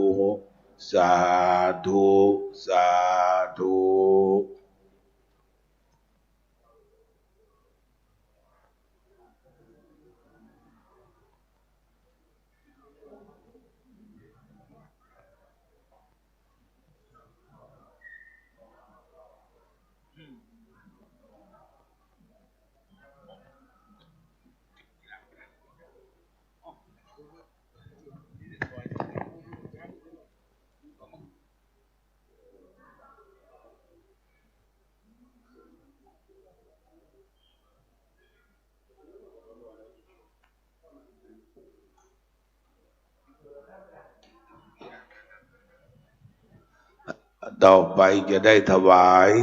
เครื่อง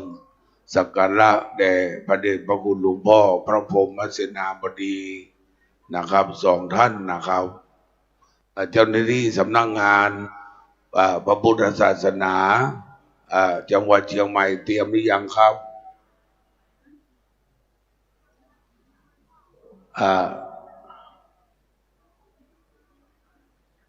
โอ้สถาไวสารเนอะประเดชพระคุณหลวงพ่อเจ้าคณะจังหวัดแม่ฮ่องสอนมากับท่านเจ้าคุณนะครับอบงานนะครับเนอะสาธุท่านเจ้าคุณประสุบลศาสนกิจนะครับหลวงพ่อเจ้าคณะจังหวัดแม่ฮ่องสอนที่พวกเราชื่นชมดีเป็นบุญนะครับเนอะสถาได้ไว้ได้สารเนอะ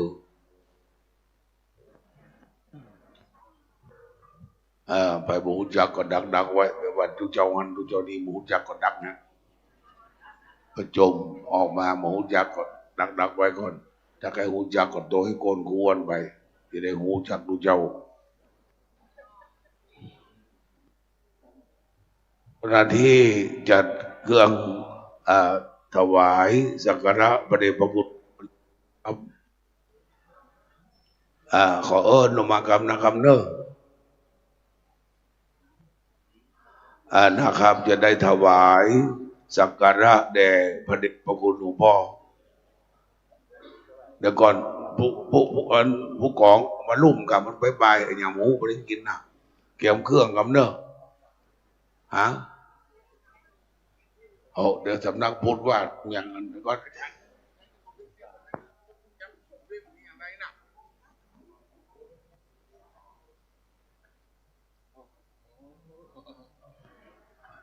พร้อมหรือยังครับได้นิมนต์ท่านพิษณุกับท่านนายอำเภอขึ้นไปนะครับดูบนขอไมค์กันนะครับไม่ได้ยินนะครับ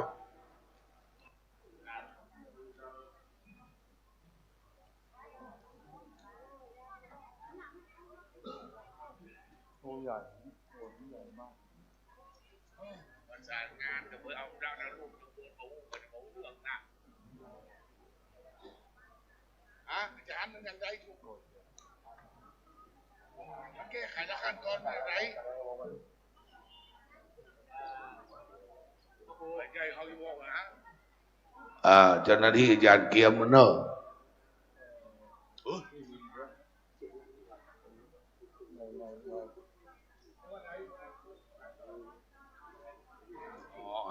ได้ตัดไปก่อน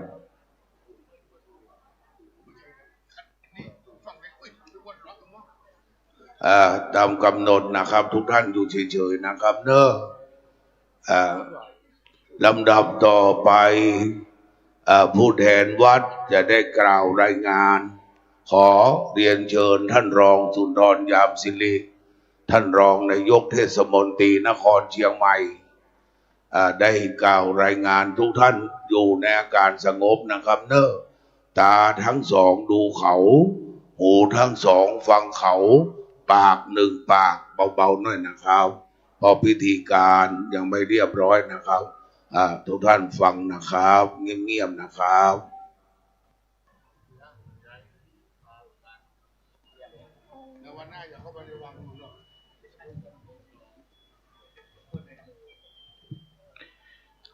เรียนท่านสิทธิศักดิ์อภิกุลชัยสุดท่านในอำเภอเมืองเชียงใหม่ประธานในพิธีตัดหวายลูกนิมิตผูกพันธสีมาวัดเจ็ดลินและพุทธศาสนิกชนผู้มีเกียรติทุกท่านกับผมนายสุนทรยามศิริรองนายกเทศมนตรีนครเชียงใหม่ในนามคณะสงฆ์คณะศรัทธาวัดเจ็ดลินขอกราบขอบพระคุณท่านในอำเภอเมืองเชียงใหม่ที่ให้เกียรติมาเป็นประธานในการประกอบพิธีผูกพัทธสีมาและฉลองสมโภชอุโบสถและซุ้มประตูวัดของวัดเจ็ดลินในวันนี้เป็นอย่างยิ่งเบื้องต้นกระผมขอประลดถึงมูลเหตุการฟื้นฟูยกวัดล้างและการก่อสร้างวัดเจ็ดลินให้ท่านได้รับทราบพอสังเขปดังต่อไปนี้วัดเจ็ดลินเป็นวัดที่เก่าแก่ที่สำคัญทางประวัติศาสตร์ของเมืองเชียงใหม่สร้างขึ้นในรัชสมัยของพระยายอดเชียงรายและพระยาเมืองเกตประมาณพุทธศตวรรษที่21เป็นช่วงรัชกาลที่10-11ในราชวงศ์บางลายตามหลักฐานที่ปรากฏทางศิลปะการก่อสร้างพระเจดีย์และปรากฏทางประวัติศาสตร์เมืองเชียงใหม่ตั้งแต่ปีพ.ศ. 2060ในตำนานเมืองเชียงใหม่ได้บอกว่าการสร้างวัดนี้ได้ขุดสระน้ำขนาดใหญ่ขึ้นภายในบริเวณวัดเพื่อใช้เป็นประโยชน์ในการให้กษัตริย์ที่จะขึ้นครองเมืองเชียงใหม่ต้องมาประกอบพิธีสงน้ำบุญทาภิเษกวงเล็บน้ำพระพุทธมนต์ที่ไหลผ่านมาลงจากลินทองคำทั้ง7ชั้นนั้นเสียก่อนวัดที่ใช้ประกอบพิธีสงน้ำบุญทาภิเษกนี้ชาวนครเรียกว่าวัดเจ็ดลินดังปรากฏตามประวัติศาสตร์เมืองเชียงใหม่สืบมาแต่โบราณกาลจะขนานนามกันว่าวัดเจ็ดลินคำในปีพุทธศักราช 2546 วัดเจ็ดลินซึ่งได้ตกอยู่ในสภาพการเป็นวัดร้างที่ไม่มีพระภิกษุจำพรรษาอยู่สืบเนื่องจากเวลาเป็นช้านานกว่า500ปีแต่ยังไม่ปรากฏคงเหลืออยู่คือโบราณวัตถุได้แก่พระเจดีย์พระพุทธรูปที่ประดิษฐานอยู่ในเพิงชั่วคราวที่มุงด้วยสังสี1 องค์และมีสระน้ำขนาดกว้างร่วม3 ไร่ประกอบกับประวัติศาสตร์กล่าวไว้ว่าเป็นวัดที่มีสถานที่ประกอบพิธีสงน้ำบุญทาภิเษกของพระมหากษัตริย์เมืองเชียงใหม่มาแต่โบราณด้วยความสำคัญดังกล่าวนี้และในปีพุทธศักราช 2546 นั้นปีที่สมเด็จพระนางเจ้าสิริกิติ์พระบรมราชินีนาถวงเล็บพระสมเด็จพระพันปีหลวงทรงพระชนอายุครบ6 รอบ 72 พรรษาอาศัยมหามงคลสมัยนี้คณะศรัทธาโดยการดำริของพระเดชพระคุณหลวงพ่อพระธรรมเสนาบดีเจ้าวาดวัดพระธาตุดอยสุเทพวรวิหาร พร้อมด้วยคณะสงฆ์พุทธศาสนิกชนทั้งปวงจึงได้ร่วมกันฟื้นฟูและยกวัดล้างแห่งนี้เป็นวัดที่มีพระสงฆ์จำพรรษาอยู่ตั้งแต่วันที่ 28 กรกฎาคม 2547 โดยพระเดชพระคุณพระธรรมเสนาบดีได้มอบหมายและแต่งตั้งให้พระมหาวิษณุจารุธรรมโมดำรงตำแหน่งเจ้าวาดวัดเจ็ดดินและเป็นผู้นำพระสงฆ์สำเนียนศรัทธาสาธุชนร่วมกันบูรณะก่อสร้างเสนาวัตถุศาสนาสถานของวัดเจ็ดดินสืบมาโดยลำดับจนถึงปัจจุบันนี้บัดนี้วัดเจ็ดดินได้ดำเนินการก่อสร้างพระอุโบสถและขอพระราชทานวิสุงคามคสีมาและได้รับพระกรุณาโปรดเกล้าโปรดพระราชทานวิสุงคามสีมาเป็นที่เรียบร้อยแล้วเมื่อวันที่ 5 มกราคม พุทธศักราช 2552 ดังนั้นจึงเห็นเป็นการสมควรที่จะได้ประกอบพิธีตัดถวายลูกนิมิตผูกพันธสีมาและทำการสมโภชถวายอุโบสถให้เป็นสมบัติของพระพุทธศาสนาสืบไปอันจะเป็นการส่งเสริมศรัทธาและบุญญากิริยาแก่ศรัทธาพุทธศาสนิกชนท่านเจ้าภาพทั้งปวงให้ร่วมกันอนุโมทนาในมหากุศลนี้โดยทั่วกันบัดนี้ได้เวลาอันเป็นอุดมมงคลเลิกแล้วกระผมขอกราบเรียนเชิญท่านนายอำเภอได้เป็นประธานจุดธูปเทียนบูชาพระรัตนตรัยเปิดกลวยถวายราชสักการะและประกอบพิธีตัดถวายลูกนิมิตผูกพันธสีมาตามลำดับสืบไปขอกราบด้วยความเคารพครับเจ้าหน้าที่เอาไม้กับอย่างขึ้นไปบนโบสถ์เนอะเจ้าหน้าที่กำลังพูดเอาขึ้นไปก่อนสถานเงียบๆจะเป็นขั้นตอนเดี๋ยวครับเอาไม้ขึ้นไปครับเพราะเดี๋ยวต้องไปอ่านบนนะครับนายเจ้าหน้าที่ขึ้นไปลูกกราบเรียนท่านสิทธิศักดิ์อภิกูลชัยสุดท่านนายอำเภอเมืองเชียงใหม่ประธานในพิธีเปิดกรวยถวายราชสักการะหน้าพระบรมฉายาลักษณ์พระบาทสมเด็จพระวชิรเกล้าเจ้าอยู่หัวพวกเราพระสงฆ์นิกรยืนขึ้นนะครับเงียบนะครับ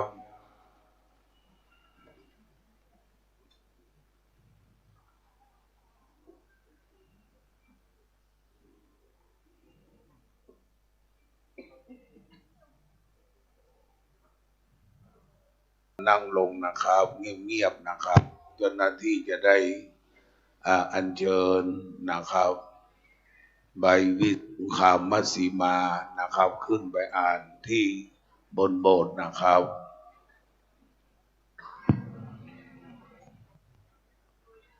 เจ้าหน้าที่สำนักงานพระพุทธศาสนาจังหวัดเชียงใหม่ทั้งสองท่าน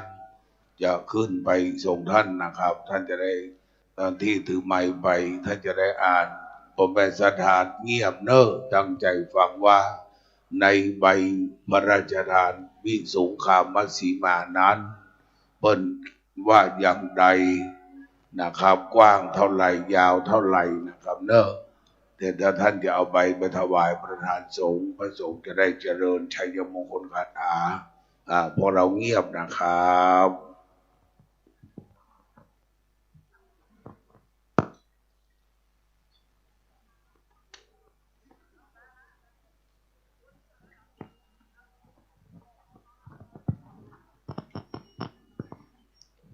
ประกาศสำนักนายกรัฐมนตรีเรื่องพระราชทานวิสุงคามสีมามีพระบรมราชโองการโปรดเกล้าโปรดกระหม่อมให้วัดที่มีชื่อในบัญชีท้ายประกาศนี้ได้รับพระราชทานวิสุงคามสีมาตามเขตที่กำหนดไว้ในบัญชีนั้นและให้นายอำเภอท้องที่ปักหมายเขตให้ถูกต้องตามที่กำหนดไว้ประกาศณวันที่ 5 มกราคม พุทธศักราช 2552 ผู้รับสนองพระบรมราชโองการอภิสิทธิ์เวชชาชีวะนายกรัฐมนตรีบัญชีรายชื่อวัดที่ได้รับพระราชทานวิสุงคามสีมา งวดที่ 4 ประจำปี 2551 ที่ 13 วัดเจ็ดลิน ตำบลพระสิงห์ อำเภอเมืองเชียงใหม่ จังหวัดเชียงใหม่ กำหนดเขต กว้าง 20 เมตร ยาว 60 เมตร ประกาศราชกิจจานุเบกษา ฉบับประกาศทั่วไป เล่มที่ 126 ตอนพิเศษ 4 งอ วันที่ 4 มกราคม พุทธศักราช 2552 กองพุทธศาสนสถาน สำนักงานพระพุทธศาสนาแห่งชาติ โสอัตตลาโตสุขิโตวิโรจโตปุถตสาสนิยอโรโกสุขิโตโหอิสาสัพเพยาติพีท่านมหาเอาตั้งตรงหน้าพระตั้งข้างหน้าลำดับต่อไปจะได้กล่าวคำถวายโรงอุโบสถเสนาสนะต่างๆแด่พระเจ้าประสงค์นะครับเนอะจะทำพิธีตัดลูกนิมิตต่อนะครับในตามกำหนดการนะครับ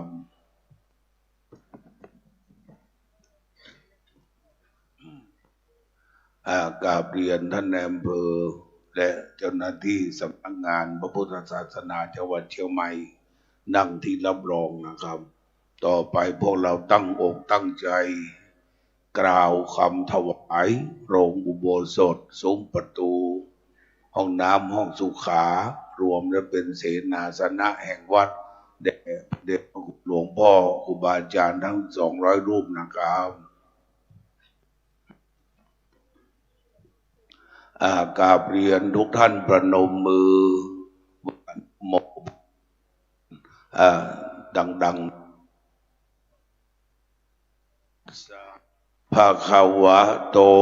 อะระหะโตสัมสานะโมตัสสะภะคะวะโตอะระหะโตสัมมาสัมพุทธัสสะนะโมตัสสะภะคะวะโตอะระหะโตสัมมาสัมพุทธัสสะว่าตามเป็นวักๆไปนะอิมานิมะยังพันเตเสนาสนานิสัปปริวารานิจาตุทิสัสสะภิกขุสังคัสสะอาคตานาคตัสสะเจนสีเธอวาดช้าๆจะไปวาดแก่คนแก่วาดช้าๆหน่อยตามฉันเป็นดังลงไปวรัญชนัฏฐายะอิมัสมิงอาวาเสนิยาเทมะสาธุโนพันเตภิกขุสังโฆเสนาสนานิสัปปริวารานิปฏิคันหาตุ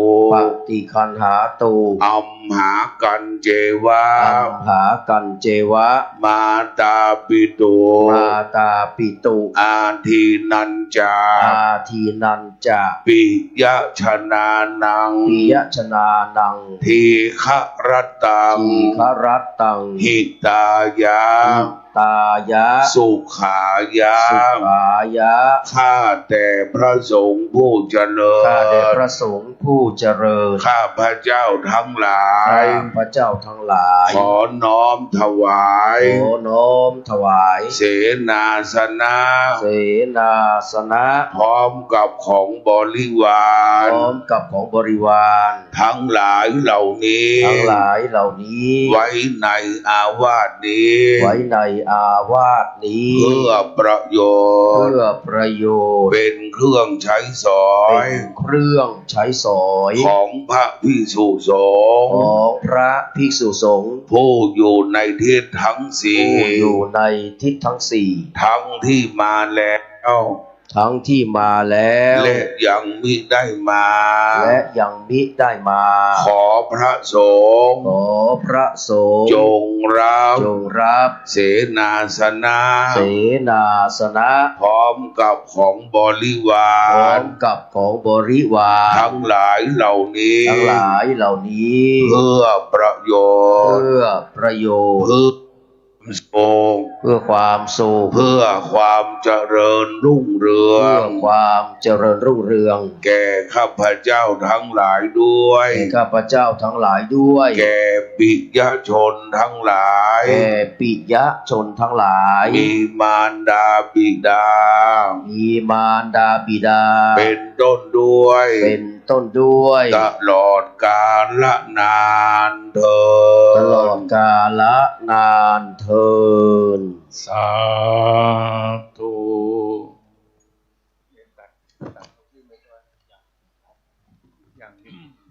ลำดับต่อไป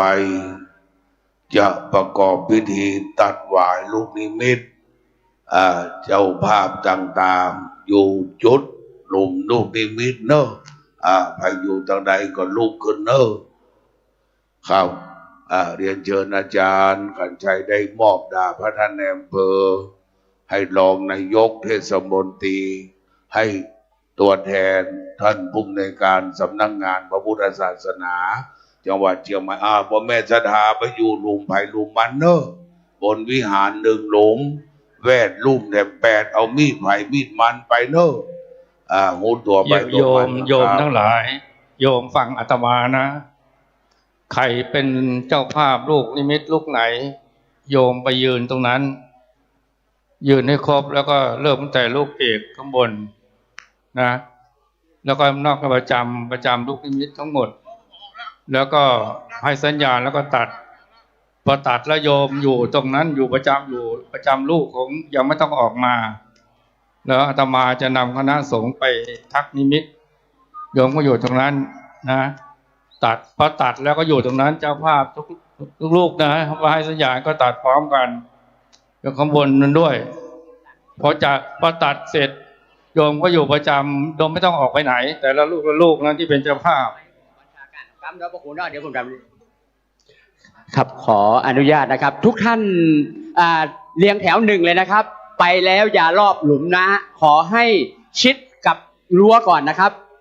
ชิดกับรั้วราชวัตรก่อนนะครับ เดี๋ยวมาตัดทีละท่านนะครับเนาะชิดรั้วก่อนแล้วเดินเข้าตัดเนาะไอ้กรณีลูกเอกนะลูกเอกทั้ง9ขอท่านฟังผมก่อนเนาะตั้งแถวลูกใหญ่เดี๋ยวเราเรียงแถวเข้าตัดเนาะทีละท่านนะซ้ายขวานะท่านทั้งหลายอย่าล้อมหลุมลูกเอกนะทั้ง9ลูกเดี๋ยวเราจะตัดทีละท่านไปดูตามรายชื่อเลยเนาะที่เราซักซ้อมกันแล้วเนาะนะใจเย็นๆนะครับเดี๋ยวได้ตัดแน่เราซักซ้อมแล้วตอนเรียงหนึ่งนะครับตอนเรียงหนึ่งเลยแล้วเราไปแล้วอย่าไปรอบลูกเอกทั้ง8ลูกทั้ง9ลูกเดี๋ยวเราลุกขึ้นตัดทีละท่านเข้าไปเลยโน่นถ้าไม่มีมาทางนี้เลยที่ไม่มีชื่อขอมาทางนี้นะเดี๋ยวขออนุญาตนะใครยังไม่มีชื่อจะตัดนะครับนะการตัดซ้ายขวาเข้ามานะครับอย่าเพิ่งล้อมดีกว่าเนาะเดี๋ยวขออนุญาตนะไม่มีชื่อมาทางนี้เลยนี่มาหาเจ้าหน้าที่เนาะไม่ต้องเขียนชื่อละเดี๋ยวเส้นมันตรงนี้เลยเนาะขออนุญาตนะครับเพราะว่าตอนนี้เราซักซ้อมเยอะแล้ววันนี้เราลูกศิษย์พระพุทธเจ้ามานะยืนคนละเส้นเลยครับใครยังไม่มีชื่อมาทางนี้นะก็ได้ตัดอีกครับตอนนี้เนาะเดี๋ยวได้ตัดตรงนี้อีกเนาะไม่มีชื่อให้ตัดตรงนี้คนละเส้นนะท่านตั้งใจฟังผมแล้วเดี๋ยวสัญญาณคล้องจะดำ3 ครั้งนะแล้วตัดนะครับกี่ทีก็ได้ให้มันขาดนะถ้าตรงนั้นไม่มีขอหันมาทางนี้เลยหันหลังครับชื่อใครชื่อมันถ้าไม่มีเดี๋ยวมาตัดตรงนี้เลยดีกว่ามาเขียนมาตัดตรงใหม่ไม่เป็นไรเดี๋ยวมาตัดตรงนี้ได้หวายแต่อย่าเพิ่งเอาหวายนะครับเดี๋ยวสงฆ์จะทำพิธีสังฆกรรมท่านทั้งหลายขอตั้งใจฟังพิธีกรนะครับ ลูกนี้ขออนุญาตนะครับเดี๋ยวขออนุญาตก่อนนะครับแป๊บหนึ่งแม่ฟังนะฟังก่อนนะครับอย่าตัดพร้อมกันอย่างคุณแม่อุไรอยู่ไหนคุณแม่อุไรเดี๋ยวคุณแม่อุไรตัดเสร็จนะคุณแม่ปานีนะตัดแล้วก็ถอยออกนะเราอย่ามาตัดพร้อมกันเนาะฝั่งโน้นก็เหมือนกันนะตัดแล้วอย่าพึ่งเอาหวายตัดแล้วออกจากพื้นที่ให้ท่านต่อไปเข้ามาตัดตามรายชื่อแล้วตรงนี้เจ้าภาพเอกเขาจะตัดหล่นนะอย่าไปแตะนะบางลูกเป็นล้านแล้วตรงนี้ไปไหนเจ้าภาพเอกอยู่ไหนเอ่ยท่านเนาะท่านตัดหล่นทีหลังท่านมายืนให้แม่ตัดก่อนก็ได้ท่านดูแลเนาะช่วยผมด้วยนะตัดทีละท่านซ้ายขวาอย่าตัดพร้อมกันนะเข้าใจนะครับไม่มีรายชื่อตรงนี้เลยนะดีมากเลยใครยังไม่มีชื่อมาหาผมนะท่านตัดตรงนี้คนละเส้นตัดออกไม่มีมีดช่วยไม่ได้ไปที่กองอำนวยการเลยแม่ ป่านนี้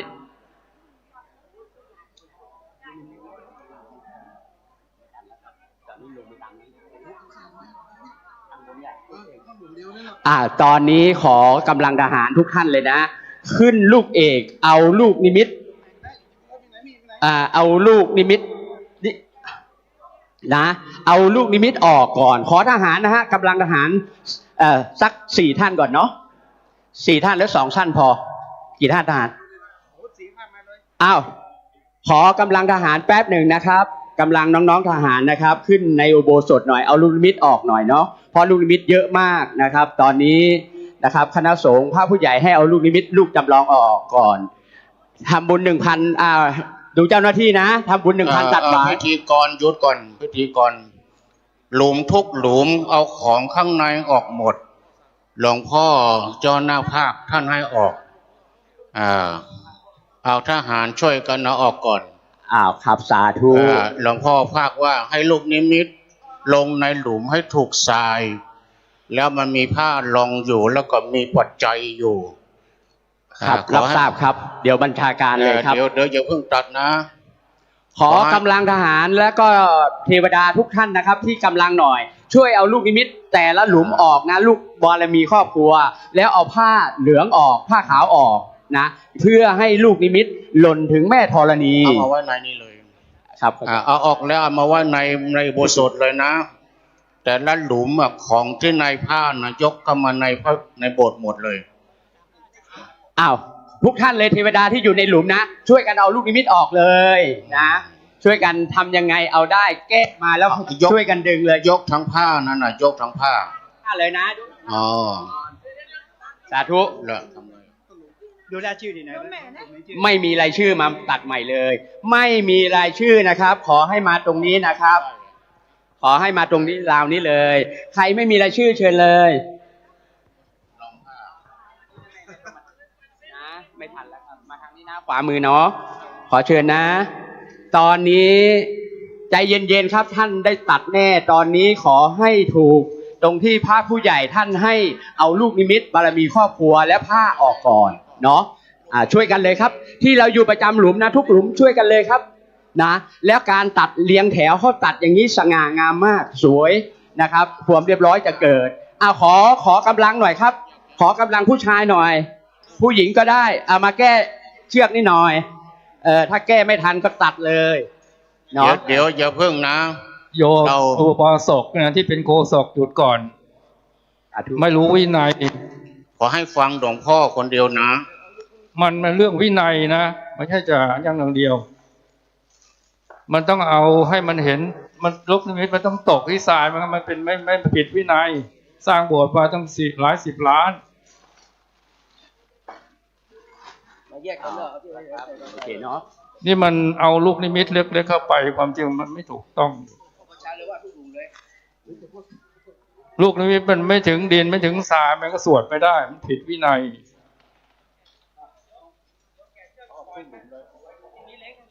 ต้องเอาลูกนิมิตเล็กๆออกให้หมดก่อนเสียเวลาหน่อยไม่เป็นไรต้องให้มันถูกต้องตามพระธรรมวินัยโยมสักเสียสละสตางค์มาตั้งด้วยศรัทธาเนี่ยทำให้มันถูกต้อง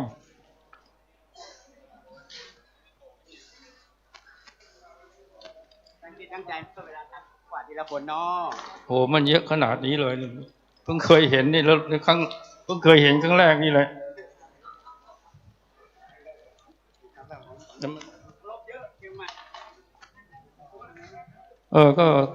ก็มันเป็นความศรัทธาของโยมด้วยแต่ว่าต้องทำให้มันถูกต้องประการที่สำคัญคณะกรรมการช่วยกันเอาออกเอาลูกนิมิตออกให้หมดลูกเล็กๆถ้าเป็นสตางค์ก็ให้กรรมการวัดถือว่าเป็นเงินของสงฆ์ใครอย่าไปคิดเอานรกต้องเป็นเนี่ยมันเป็นของสงฆ์เงินของวัดของสงฆ์เจ้าว่าก็ยังใช้ไม่ได้เลยเป็นเงินของศรัทธาสาธุชนช่วยกันเอาออกนะทั้ง8 ลูกต้อง8 ลูกข้างนอกอ่ะไม่งั้นมันจะตัดลูกมิตรมันจะไม่ถึงมันไปติดตรงลูกเล็กๆเนี่ยเพิ่งเคยเห็นนี่แหละเอาหมดได้ไหมเอาออกทั้งหมดถ้ามีเศษเป็นสตางค์เป็นใบ100 ใบ 20ก็ให้คณะกรรมการเขากรรมการวัดเขา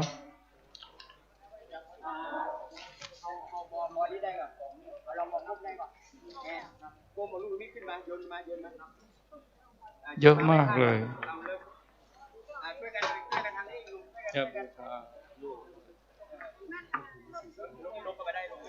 นี่ลูกว่าเอาเงินเข้าวัด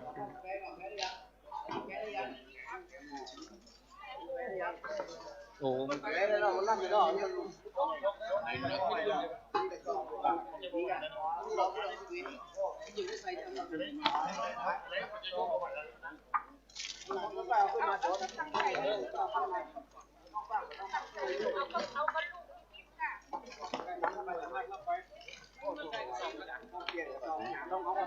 ได้ออกแล้วตอนนี้ก็เหลือแต่ลูกที่5นะครับเพราะว่าผ้าขาดนะครับจะเอาลูกนิมิตออกตอนนี้ก็กำลังเหลืออีกลูกเดียวนะครับหลวงพ่อหลังจากนั้นก็ครบหมดแล้วครับตอนนี้กำลังเอาออกนะครับเหลือลูกที่5ลูกเดียวครับสตางค์ให้คณะกรรมการครับ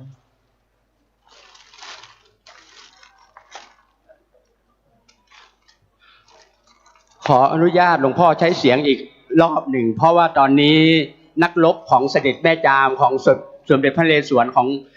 พ่อขุนเบงลายเยอะมากนะก็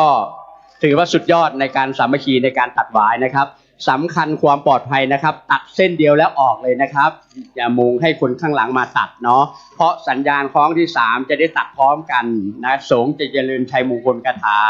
ตั้งจิตตั้งใจนะครับตัดเส้นใครเส้นมันชื่อใครชื่อมันนะครับถ้าลูกที่5พร้อมแล้วบอกนะครับจะได้ส่งไมค์ให้หลวงพ่อนะครับได้บัญชาการครับตอนนี้เหลืออีกหลุมเดียวนะครับเพราะผ้าขาดนะครับลูกนิมิตเยอะหนักนะครับยกแล้วผ้าขาดด้วยความสามัคคีนะครับเอาลูกนิมิตออกแล้วเป็นหินแกรนิตด้วยพิธีกรฟังหลวงพ่อภาคนะเหลืออยู่หลุมเดียวเหลือหลุมเดียว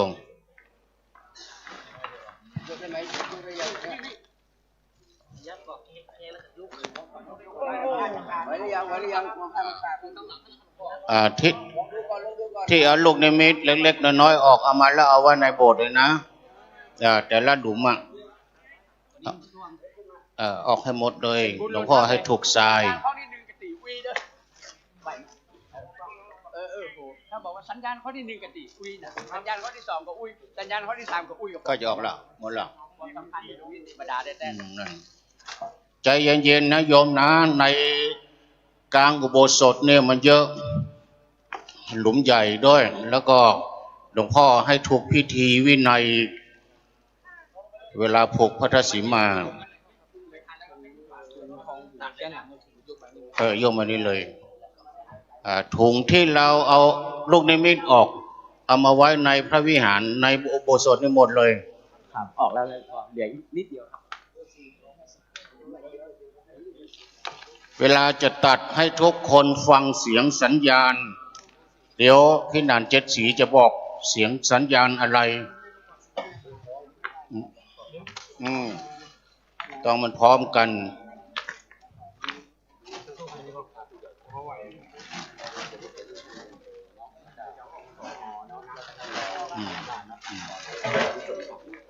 แต่พร้อมหมดเลยครับผม ทีละท่านละก่อนแล้วเดี๋ยวส่งกลับพร้อมกันหมดครับฉะนั้นท่านมองว่าท่านคอนโทรลผมได้ใครตัดสินให้คารวะออกแล้วเขาใส่แล้วเขาหามาบอกว่าเราต้องอยู่นี่ดิไม่ได้เห็น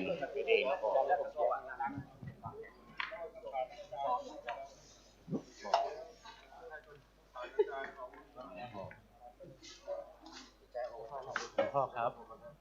ผมได้ซ้อมการตัดหลายรอบแล้วและเดี๋ยวผมจะให้การตัดก่อนเนาะการที่ผมจะให้คารวะตัดก่อนแล้วเดี๋ยวคณะสงฆ์ตัดให้ก้าวลูกครับเหมือนที่เคยร่วมกับหลวงพ่อหลายวันแล้วครับนั่งเสียงมาเลยพอเข้าถึงการตัดหวายลูกนิมิตอย่างที่เราซักซ้อมกันนะสาธุชนทุกท่านเข้าก่อนได้เปรียบอธิษฐานเยอะๆนะครับนึกถึงผู้มีพระคุณของเราเจ้าของแผ่นดินนึกถึงบารมีพระพุทธเจ้าที่มารุ่งเรืองอยู่ในเมืองไทยเราตอบแทนหลวงปู่ใหญ่ครูบาเจ้าศรีวิชัยหลวงปู่ทวดเหยียบน้ำทะเลจืดที่ได้ออกจากอุโบสถวันนี้เราจะตอบแทนบุญคุณผู้มีพระคุณของเราก็คือพ่อแม่ครูบาอาจารย์นะครับที่ได้บรรพชาพระภิกษุสามเณรออกจากอุโบสถฉะนั้นสงฆ์ทั้งปวงที่อยู่ในอุโบสถนี้ออกจากอุโบสถทั้งนั้นเลยนะครับเรามาช่วยกันเหมือนหลวงพ่อบอกใจเย็นๆนะครับสร้างโบสถ์หลาย10 ปีนะครับเพื่อจะมีวันนี้ครับฉะนั้นคณะสงฆ์สั่งยังไงเราต้องปฏิบัติงานนี้สงฆ์เป็นนะครับนะเพราะเป็นพ่อและแม่ของสงฆ์ทั้งปวงนะครับหลวงปู่วงศ์พัฒน์ประวัติให้ต้มก็ออกจากอุโบสถนะครับหลวงปู่ดวงดีสุภัทโทก็ออกจากอุโบสถฉะนั้นวันนี้ชาวพุทธได้มีส่วนร่วมอาราธนาองค์พระสัมมาสัมพุทธเจ้าคือลูกนิมิตลูกเอกดุจพระพุทธเจ้าตามด้วยอัครสาวกทั้ง8มีพระอัญญาโกฏัญญะพระมหากัสสปะพระสารีบุตรพระอานนท์พระคัมภปฏิพระโมคคัลลานะพระราหุลเราได้มีส่วนร่วมนะครับทำหน้าที่กันไปนะเหลือเวลานิดเดียวนะครับเนาะคนจริงตั้งใจจะเคลียร์หมดแต่วัดนี้เป็นวัดเจ็ดลินที่มีลูกนิมิตบารมีครอบครัวเยอะที่สุดครับนะเพราะมีส่วนร่วมท่านในอำเภอนะครับท่านผอ.สำนักพุทธนะครับท่านรองเข้ามาถึงแล้วอธิษฐานเยอะๆเลยครับได้เปรียบนะครับนึกถึงผู้มีพระคุณทั้งหลายได้เกาะบารมีพระพุทธเจ้าพระธรรมเจ้าพระสังฆเจ้าและสงฆ์ทั้งปวงที่ได้ออกจากอุโบสถนะครับ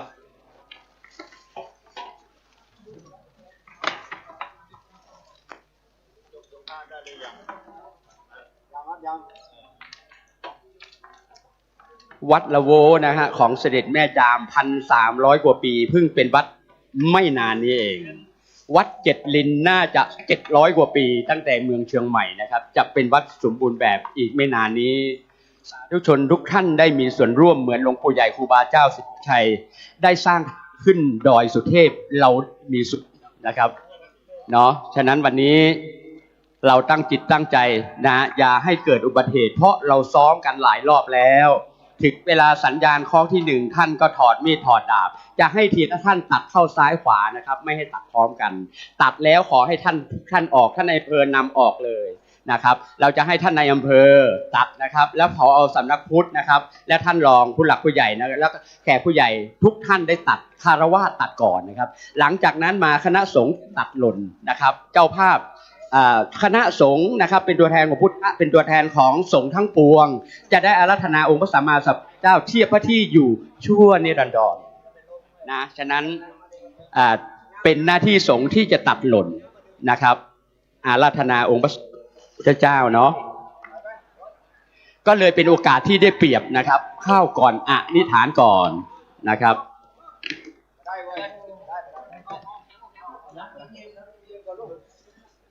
น้ำเย็นๆก่อนลูกเร็วน้ำเย็นๆก่อนไปก่อนเอาน้ำก่อนเอาน้ำก่อนเอาน้ำอีกคนหนึ่งวัดเจ็ดลินนะฮะกว่าจะสมบูรณ์นะครับกว่าจะมีการผูกพัทธสีมาตัดไว้ลูกนิมิตขอพระราชทานนะครับจะมีวันนี้ณเวลานี้ตอนนี้ไม่ง่ายนะครับใช้เวลามานานนะครับแล้วเหลือเวลาอีกนิดเดียวกรณีถ้าลูกนิมิตหล่นแล้วเราก็ไม่มีโอกาสที่จะได้ตัดไว้เราก็ไม่มีโอกาสได้ร่วมพิธีแล้ว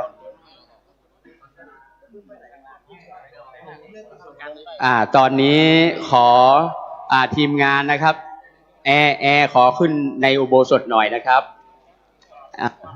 ทีมงานแอร์นะครับพะเยาศิลาเชิญเลย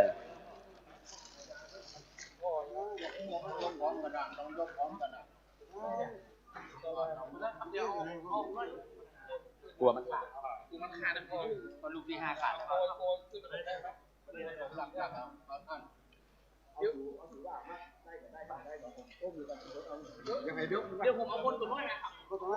หน้าที่ของชาวพุทธตอนนี้นะแอร์ได้ยินตรงนี้แล้วเนาะขอเชิญเลยมานี่หุ่นนางแบบเล็กๆมาไม่ไปลูกที่5เยอะแล้วหาทางเอาลงไปเอาลูกนี้มาให้ได้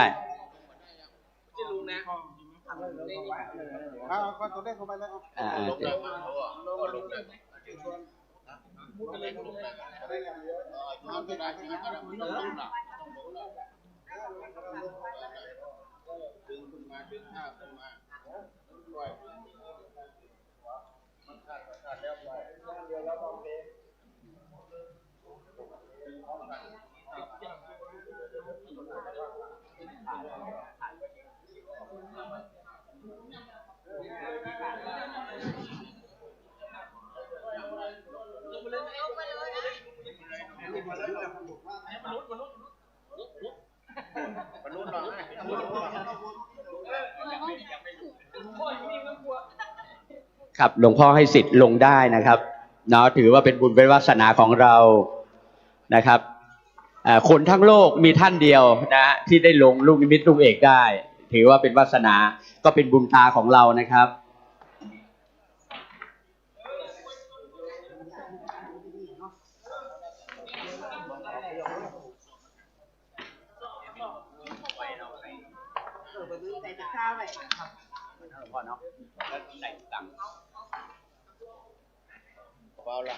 ขอกระสอบหรือตะกร้าอะไรก็ได้ใส่ลูกนิมิตนะครับในกลางอุโบสถนะครับเจ้าหน้าที่ช่วยกันนะครับเราได้มีส่วนร่วมสร้างอุโบสถวัดเจ็ดลินให้สมบูรณ์ถูกต้องตามพระวินัยนิยมพระบรมพุทธานุญาตนะครับครับเหมือนอย่างที่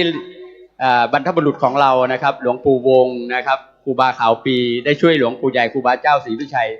สร้างทางขึ้นดอยสุเทพเหลือลูกเอกลูกเดียวเพราะว่าทุกท่านอยากจะเอาฝากไว้กับลูกเอกก็เลยเยอะครับเข้าใจนะครับเพราะว่าเราจะช่วยพระพุทธเจ้าศาสนาพุทธเกิดที่อินเดียล่มแต่มารุ่งเรืองอยู่ในเมืองไทยเพราะพระไทยมีคุณภาพเพราะผู้หญิงไทยมีคุณภาพคนไทยมีคุณภาพนะครับเด็กไทยเราเก่งนี่นะฮะโลกทั้งใบมาหมายประเทศไทยไว้ต้องมารุ่งเรืองอยู่ในเมืองไทยนี่อัครสาวกทั้ง8ยัตติ9กับผมชาตินี้900กว่าโบสถ์อุโบสถนะทำแบบนี้เคยร่วมกับหลวงพ่อบ่อยหลายวัดนะครับนะตอนนี้รอคิวอีก20กว่าอุโบสถเกือบสักโบสถ์นะครับเราช่วยพระพุทธเจ้านะครับ9กับผมลูกศิษย์หลวงปู่วงเพชรบาทพี่ต้มนะฮะที่ให้คาถาดาบสลีคันชัยให้มาทำได้หลวงปู่ดวงดีว่าไม่มีหน้าที่ทำไม่ได้นะวันนี้เรามีหน้าที่กัน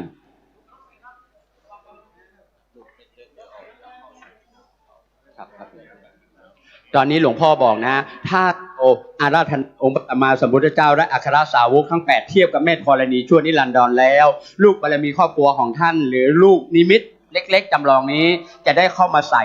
ตามหลังถูกต้องนะหลวงพ่อเนาะเราก็ได้มีส่วนร่วมกันนะครับ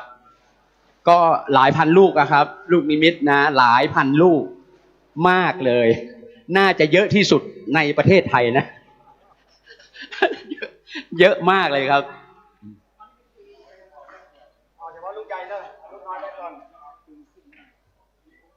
ครับฟังหลวงพ่อประธานองค์สงฆ์อย่างเดียวนะครับเราจะปฏิบัติยังไงเพราะบอกแล้วเป็นหน้าที่ของสงฆ์กิจของสงฆ์ให้ถูกต้องตามพระวินัยนิยมพระบรมพุทธานุญาตเราได้มีส่วนร่วมนะครับเหมือนจอมทัพสมเด็จพระนเรศวรเหมือนจอมทัพเสด็จแม่เจ้าจามเทวีศรีหฤมลชัยเราทหารกล้าทหารเอกนะฮะตามทัพตามคำบัญชาการนะครับ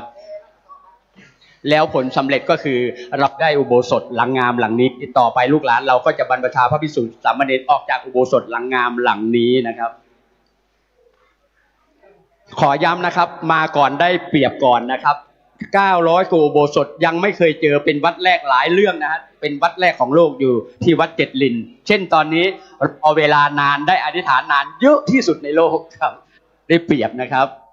นะวันนี้ท่านในอำเภออธิษฐานขอเยอะๆจะขอบารมีอะไรขอบารมีพระพุทธเจ้านะครับเป็นพระประธานทองคำอย่างสง่างามและลูกนิมิตลูกเอกใหญ่ที่สุดตอนนี้ของเชียงใหม่นะครับ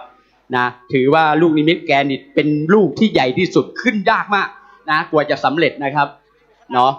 ก็ดึกพระพุทธเจ้านะครับนะต่อไปก็จะอยู่กับแม่ธรณีชั่วนิรันดรนะครับวันนี้ก้าวกับผมกล้ารับรองว่าศีลไม่ขาดแน่นอนนะหลวงปู่วงสอนวัดยาคือศีลพุทธถ้าศีลพุทธก็หมดฤทธิ์ผมศีล5 30 กว่าปีจะช่วยพระพุทธเจ้านะและตอบแทนบุญคุณเจ้าของแผ่นดินนะครับวันนี้บันทึกเสียงบันทึกวิดีโอถ้าพิธีกรอ่านแต่ครึ่งข้อเดี๋ยวให้1 ล้านบาท900 กว่าวัด900 กว่าโบสถ์ให้ผมสักบาทเพราะผมลูกศิษย์หลวงปู่วงวัดบาทวิต้มรักษาศีลท่านมันพุทธถ้าพุทธก็หมดฤทธิ์ไม่ยอมให้หมดฤทธิ์แน่นอนเพราะทำดาบสลีกันชัยนะครับหลวงปู่ดวงดีสุภัทโทวัดท่าจำปีบอกว่าศีลนี้ยิ่งใหญ่นักเด้อนะครับวันนี้ท่านทั้งหลายอาราธนาศีล 5ในจิตในใจให้บริสุทธิ์นะครับวันนี้เราจะเอามนุษย์อันประเสริฐได้อาราธนาพระพุทธเจ้าและอัครสาวกทั้ง8เทียบกับแม่ธรณีอยู่ชั่วนิรันดรนะครับแก่นของจิตไม่ตายเรามาลบตีเมืองเชียงใหม่ตั้งแต่700 กว่าปีพ่อขุนเมงรายยุคสมเด็จพระนเรศวรยุคพระแม่จามนะครับชาตินี้เราได้ถือมีดหรือดาบสลีกันชัยนะครับมาทางธรรมนี่ก็คือมาช่วยพระพุทธเจ้ามาตัดหวายลูกนิมิตสร้างอุโบสถชาติที่แล้วนะครับองค์สมเด็จพระนเรศวรบอกว่าเราไม่ฆ่าเขาเขาก็ฆ่าเรามาทำหน้าที่เพื่อแผ่นดินถึงมีประเทศไทยที่ศาสนาพุทธมารุ่งเรืองอยู่ในประเทศไทยนะครับเพราะส่วนมากสงฆ์นะครับส่วนมากก็เป็นนักรบเก่าทั้งนั้นนะเหมือนหลวงปู่ดวงดีนะเหมือนหลวงปู่วงยุคหนึ่งนะท่านเคยบอกว่าเฮาเนี่ยพ่อของสมเด็จพระเจ้าตากนะแล้วก็ยุคหนึ่งเป็นปู่ฤาษีที่เลี้ยงแม่จามนะครับปู่ฤาษีวาสุเทพนะครับคือหลวงปู่วงพระบาทพระต้มแล้วหนึ่งคือพ่อขุนเมงรายก็คือหลวงปู่วงด้วยจิตไม่ตายนะครับตามหาผมว่าผมเกิดช้านะครับให้มาทำหน้าที่ดาบสลีกันชัยเพื่อวางกำลังทั่วประเทศไทยนะครับก็ไปเยอะแล้ว900 กว่าโบสถ์นะครับไปทั่วไทยเดี๋ยวก็จะนครศรีธรรมราชนะครับที่จะทำการตัดหวายลูกนิมิตแบบนี้อีกนะครับโอกาสนี้นะครับก้าวกับผมได้มีโอกาสนะครับชี้แจงความเป็นมานะครับว่าการที่เราจะสร้างอุโบสถพ่อและแม่ของสงฆ์นั้นไม่มีหน้าที่ทำไม่ได้นะครับทำไมถึงตัดเยอะนะครับสังเกตดูลูกนิมิตทางเหนือนะดำหมดนะครับไม่มีปิดทองเหลืองอลามถ้าเป็นภาคกลางนะครับภาคใต้ภาคอีสานนี่ต้องขูดทองออกนะปิดแต่ทางเหนือของเรานะครับลูกนิมิตดำนะเอาเข้าไปฝั่งพ้นข้างเดียว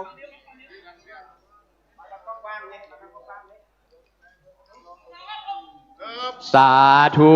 นะสำเร็จแล้วนะครับเดี๋ยวเก็บ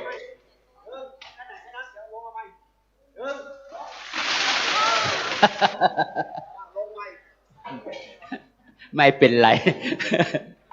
ครับ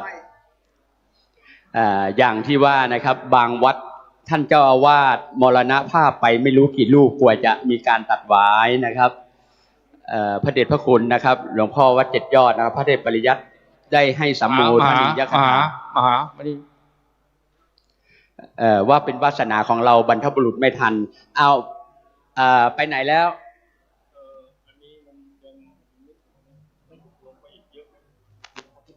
เม็ดเนี่ยเม็ดนะแล้วที่มันเป็นปล่องนี้เป็นปล่องครับคิดครับปล่องนี้ถึงดินนะดินคือดินปล่องถึงดินครับถ้าปล่องถึงดินก็ไม่ต้องให้ตัดให้รูนี้ตกตรงนี้ใช่ไหมมันก็ว่าไอ้นี่มันถึงดินเลยใช่ไหมครับลูกเล็กๆไอ้นั่นครับผมพอไปผลนี่มันใช้เวลานานไม่ได้ตัดตกเลยไม่ต้องก็ที่มันยังถึงดินแล้ว สาธุนะครับเกี่ยวพื้นที่นะครับบัดนี้พระเดชพระคุณหลวงพ่อท่านอนุญาตนะครับว่าลูกนิมิตนี้ก็เป็นหินเชื่อมกับแม่ธรณีแล้วลูกนิมิตลูกเอกดุจพระพุทธเจ้านี้ก็จะได้เชื่อมลูกนิมิตหินแกะติดเชื่อมถึงแม่ธรณีใช้ได้แล้วสาธุการเลยครับเพราะว่าหลายพันนะอยู่ตรงครับ ก็ขอทุกท่านนะครับเตรียมพร้อมที่จะทำการตัดหวายสัญญาณ3 ครั้งจะดังนะครับแล้วคณะสงฆ์ก็จะมีการตัดหวายเตรียมเลยครับนี่พญาพระขันเป็นวัดแรกของเชียงใหม่เรานะใช้พญาพระขันตัดหวายลูกนิมิตนะครับนะเดี๋ยวคุณผู้หญิงขออนุญาตนะไว้หน่อยเตรียมไว้อย่างนี้เลยนี่ไม่ยากเดี๋ยวก่อนนะรอสัญญาณนะท่านนายอำเภอเชิญทางนี้เลยนะเส้นหนึ่งท่านนายอำเภอถอดจอไว้เดี๋ยวของท่านรอเลยคนละเส้นเนาะคนละเส้นนะครับ3 ท่านทีนี้เดี๋ยวรอยานคล้องนะครับเพราะว่าข้างล่างอีกนะครับเดี๋ยวขอให้เลิกให้หลวงพ่อให้เลิกหน่อยถ้าเวลาแล้วจะได้ทำการตัดหวายเดี๋ยวหลวงพ่อได้ตัดหล่นครับพ่อพร้อมแล้วผมสัญญาณให้การตัดหวายนะครับเนาะเจ้าหน้าที่ประจำคล้องนะครับทุกท่านนะครับฟังสัญญาณคล้องนะครับสัญญาณคล้องที่1ถอดมีดถอดดาบนะครับสัญญาณคล้องที่2เตรียมสัญญาณคล้องที่3ตัดใจเย็นๆไม่ต้องแรงใจเย็นๆ โพธิยาโมเลสักยานะนันทิวันตโนเอวันตวะวิจัยโยโหวิจัยยาสุจัยยมะอัปปนาจิตาปันเกสีเสปัตวิปุงกเรเกสัพพพุทธานังอังคะปัตโตปโมทติสุนังกัตตะสุมังคลังสุภาปาตังสุติตังสุขโนสุมุตพรามจาริสุปัฏฐานกินังกายกะมังวาจากัมมังนะ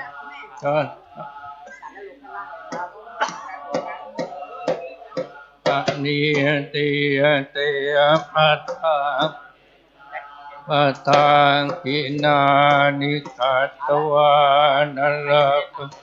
ตัดเทียปัฏฐานกินิตยันโตอุทิยายังไม่ได้ตัดสักกยานังนันติวะตโนเอวันตวังโหอิจยาสุจยมังคะเลอปัลจิตาปันลังเกสีสิปัตวิปุงกเรอภิเสกสัพพพุทธานังอังคะปัตโตปโมทติสุนังกัตตะสุมังคลังสุภาปาตะตุอุติตังสุขโนสุโมโตจะสุเย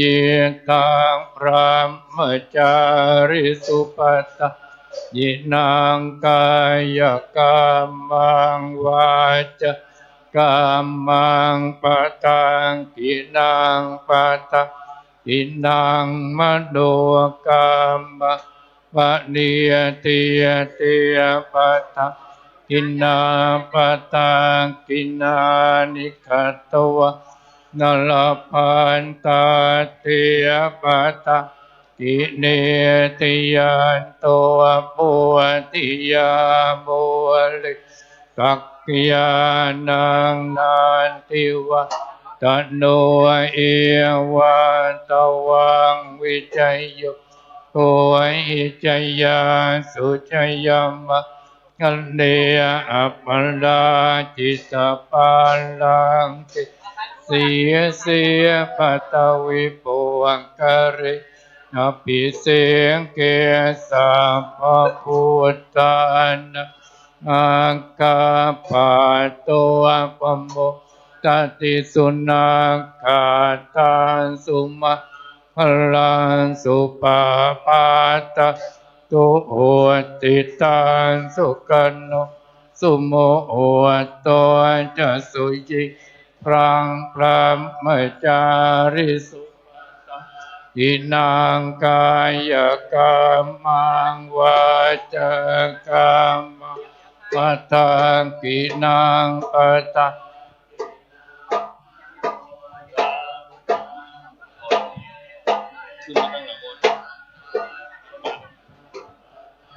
กินังสัพพันตเทปัฏฐากิเน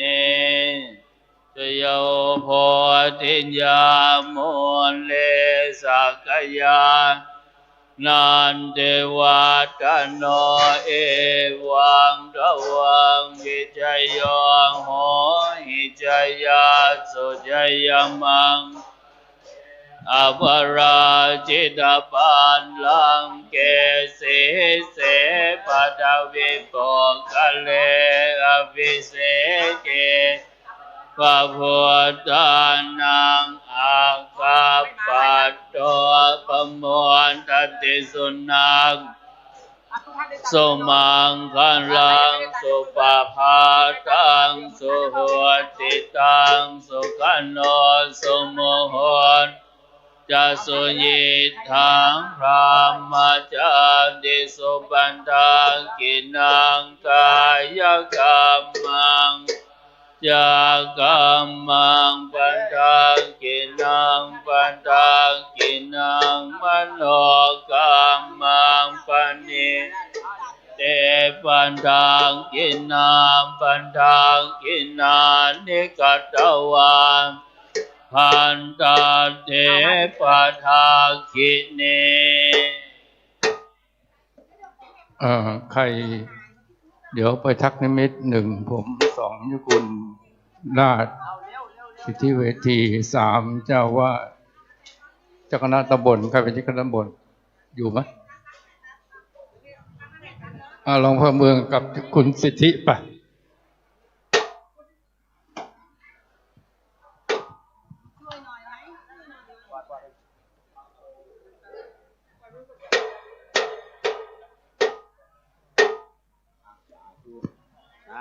ตั้งจิตตั้งใจนะครับถูกไปทักนิมิตหนึ่งผมสองยุคุณราชสิทธิเวทีใครได้ตัดหมดแล้วใช่ไหมสามคณะตำบลสี่ยุคุณสิทธิแล้วก็เจ้าว่าเส้นไหนก็ได้มาตัดถ้าตัดแล้ว เจ้าว่าด้วยทักนิมิต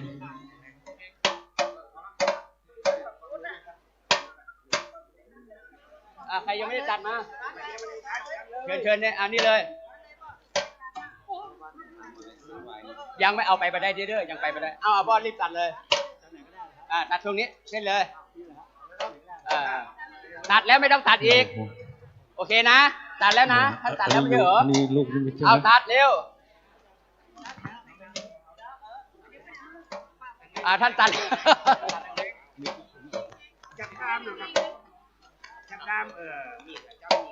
ใครยังไม่ได้ตัดแล้วอย่าตัดอย่าลุกโยมที่เป็นเจ้าภาพลูกนิมิตลูกนี้โยมอยู่ตรงไหนโยมท่านมหาโยมที่เป็นลูกนิมิตเป็นเจ้าภาพลูกนี้นะฮะ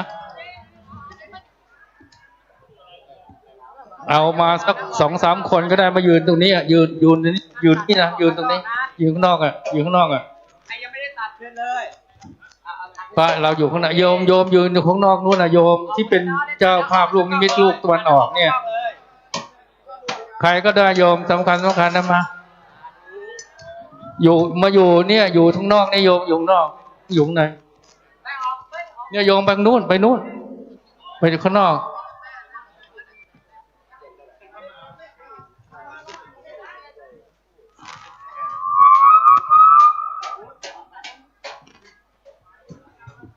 ท่านทำหน้าที่ตัดหวายแล้วขอเรียนเชิญทุกท่านได้ออกจากพื้นที่เดี๋ยวก่อนนะครับออกจากราชวัตรนะเดี๋ยวคณะสงฆ์จะมาทำการพักลูกนิมิต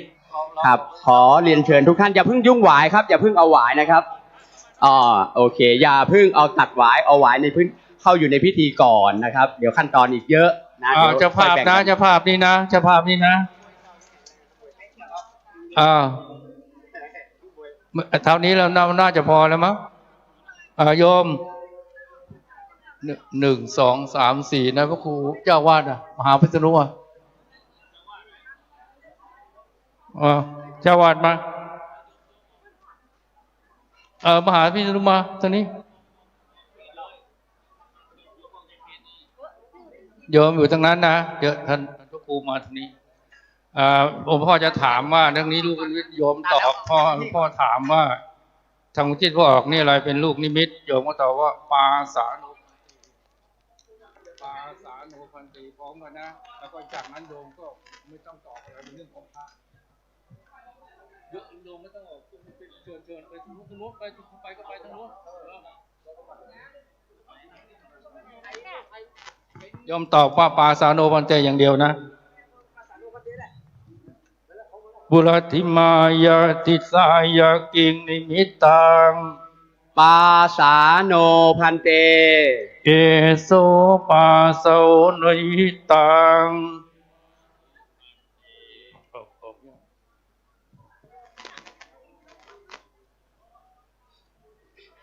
โยมใครเป็นเจ้าภาพลูกนี้คุณแม่อยู่นี่ครับคุณแม่ใครเป็นลูกภาพลูกนี้โยมมาตั้งก็ได้มา2-3 คนญาติมาท่านนายอำเภอผอ.สำนักพุทธเชิญเลยครับโยมยืนโยมตอบว่าปาสาโนพันเตได้นะโยมนะปาสาโนพันเตแล้วก็หยุดเท่านั้นนะพ่อว่าจบแล้วก็โยมก็ว่าปาสาโนพันเตก็ไม่ต้องตอบเลยปุรติมายาอนุติสายากิงนิมิตังปาสาโนพันเตเอโสปาสาโนนิมิตังฆราวาสให้ออกบริเวณเขตใครเป็นเจ้าภาพลูกนี้ขับเป็นเจ้าภาพลูกนี้มา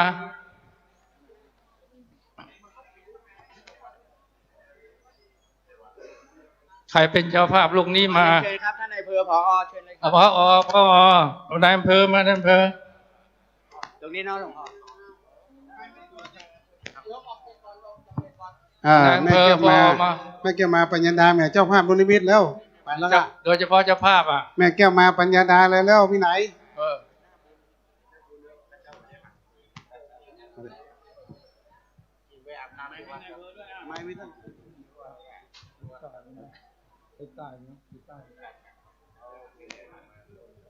โยมอยู่มองเข้ามาหน่อยสิโยมนี่จะท่านอำเภอมานี่ตรงนี้ตรงรั้วนี่ตรงนี้ครับนายอำเภอครับนายอำเภอครับเจ้าภาพครับผมโยมด้วยโยมเจ้าภาพด้วยโยมมองเห็นลูกนิมิตไหมเห็นครับขยับไปหน่อยขยับไปหน่อยอย่าเข้ามานะโยมตอบปาสาโนพันเตอย่างเดียวนะแล้วก็ไม่ต้องจากนั้นก็ไปเดินทิกหลวงพ่อทักขินายะปาสิสายากิงนิมิตังปาสาโนพันเตเอโสปาสาโนนิมิตังโยมใส่เชือกให้สมนำก่อนนะครับ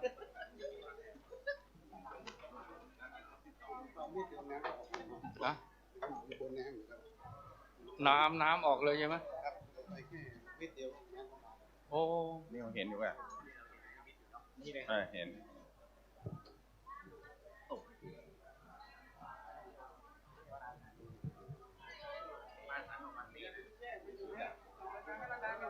โยมมันอยู่นี่โยมที่เป็นเจ้าภาพลูกนี้นะให้มหาศิลป์นี้บอกก็แล้วกัน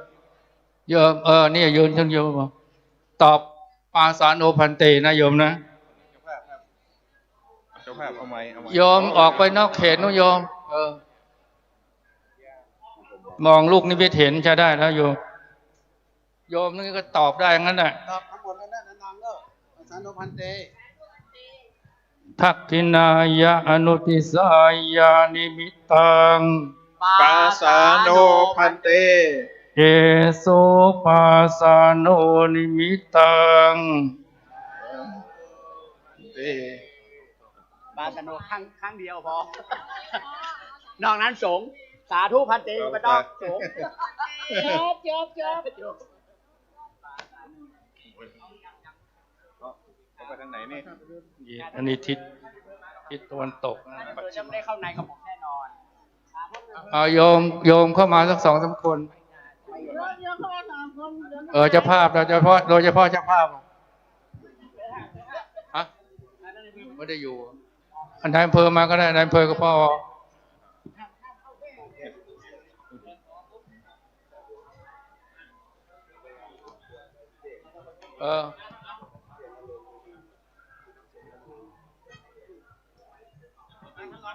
ท่านรองบ้างเอาท่านรองบ้าง ท่านบัตร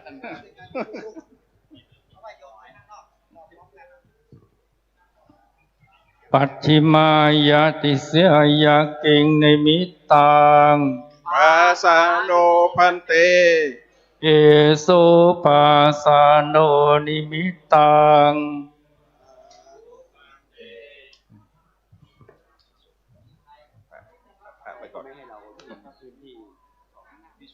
โยมเจ้าภาพมาผมนี่แหละ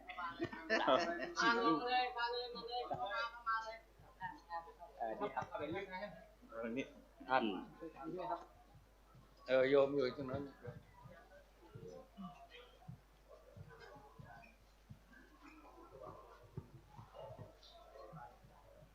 ปัจฉิมายะอนุสัยสายากิงในมิตัง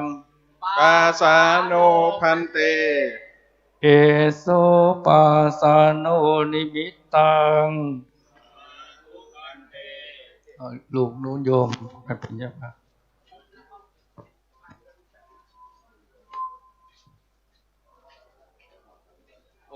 ไปเม็ดน้ำแสดงว่าเตี้ย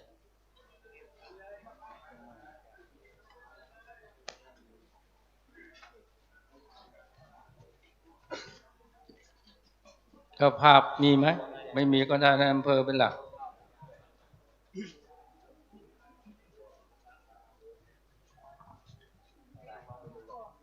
พร้อมนะจะเป็นเจ้าภาพโยมเข้ามาสิโยมยืนอยู่ตรงนั้นอย่าให้เข้ามาอุตรายาติสายากิงนิมิตัง ปาสาโนพันเต เอโสปาสาโนนิมิตังไปลุกอยู่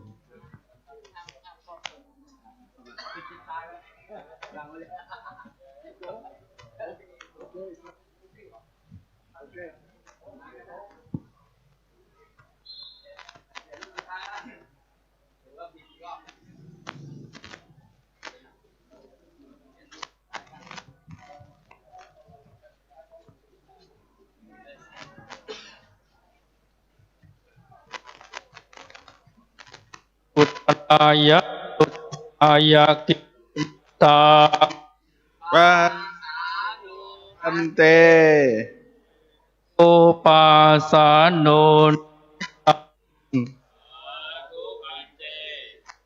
โยมเดินอ้อมไปอยู่ประตูตรงนู้นทั้งทักอีเวนต์โยมไปเดินทะลุได้ไหมมันก็ต้องไปนี่โยมต้องไปนี่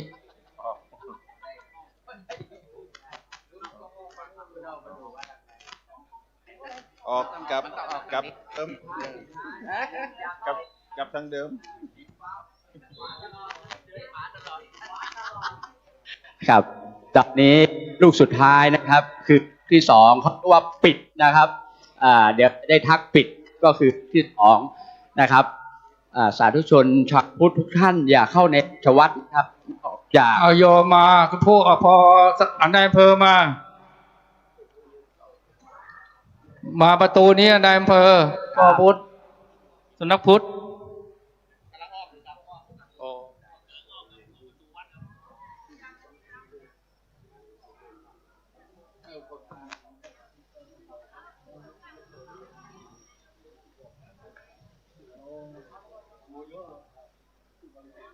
หลวงพ่อรอท่านในายอำเภอนิดวิ่งเต็มที่แล้วครับ วันได้วัดเอานี่นะ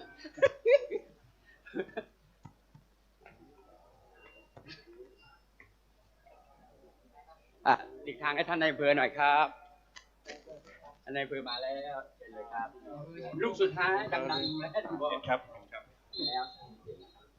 ปุรธิมายาติสายากิงนิมิตังปาสาโนเอโส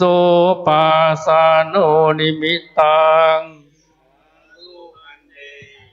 จบโยมอยู่ในนอกเขตเลยนะที่เขาจัดมาให้นะตอนนี้เป็นเรื่องของพระสงฆ์แล้ว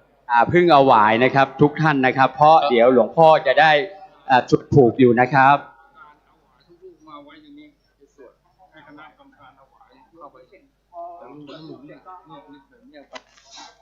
ไปเลยไปอ๋อเขามัดตัวไว้ใช่ไหมเขามัดงั้นไม่ต้องเอาถหลังได้ไม่เป็นไรไม่เป็นไร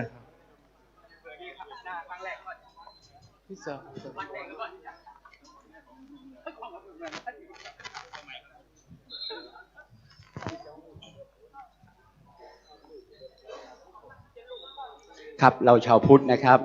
อย่าเข้าไปแย่งหวายนะครับถือว่าหวายยังไม่ศักดิ์สิทธิ์นะครับยังไม่ได้สวดผูกนะครับตอนนี้ทักลูกนิมิตอยู่นะครับครับตอนนี้ข้างนอกเงียบฟังข้างบนอย่างเดียว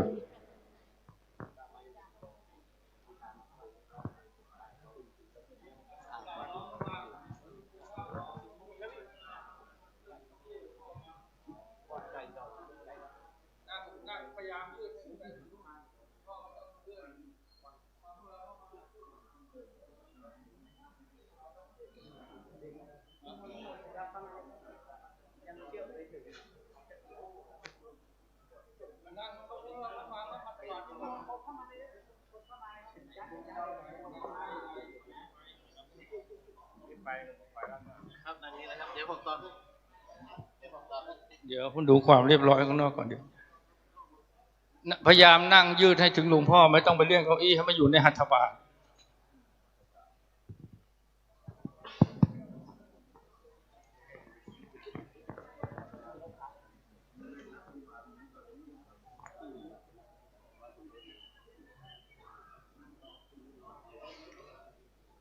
ถึงไหมหรือไม่ก็เลื่อนเก้าอี้มาตรงนี้ได้ไหมให้มันยืดเข้าไปหัตถบาทเข้าไป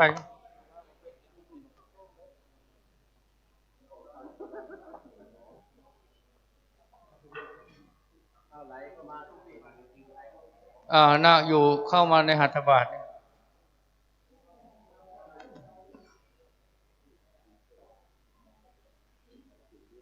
หลวงพ่ออีกองค์ได้ให้ไปรัตนบาท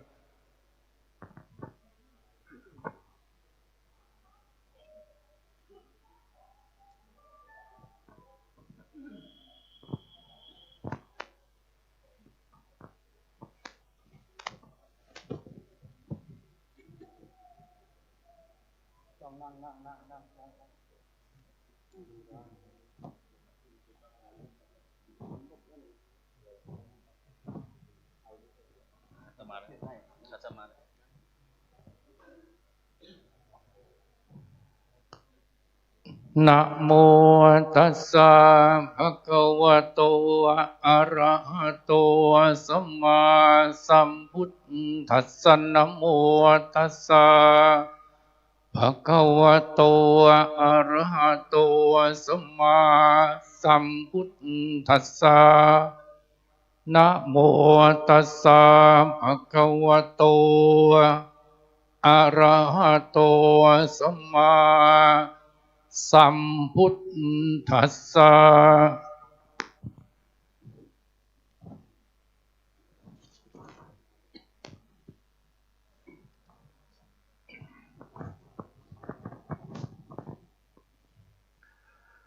สุนาโตเมพันเตสังโฆยาวตาสมันตานิมิตากิตติตายะทิสังคสะปัตตะกลังสังโฆเอเตหินิมิตเตหิสีมังสมณยาสมานะสังวาสังเอกุโปสทังเอสายัตติสุนาโตเมพันเตสังโฆยาวตาสมันตานิมิตากิตติตา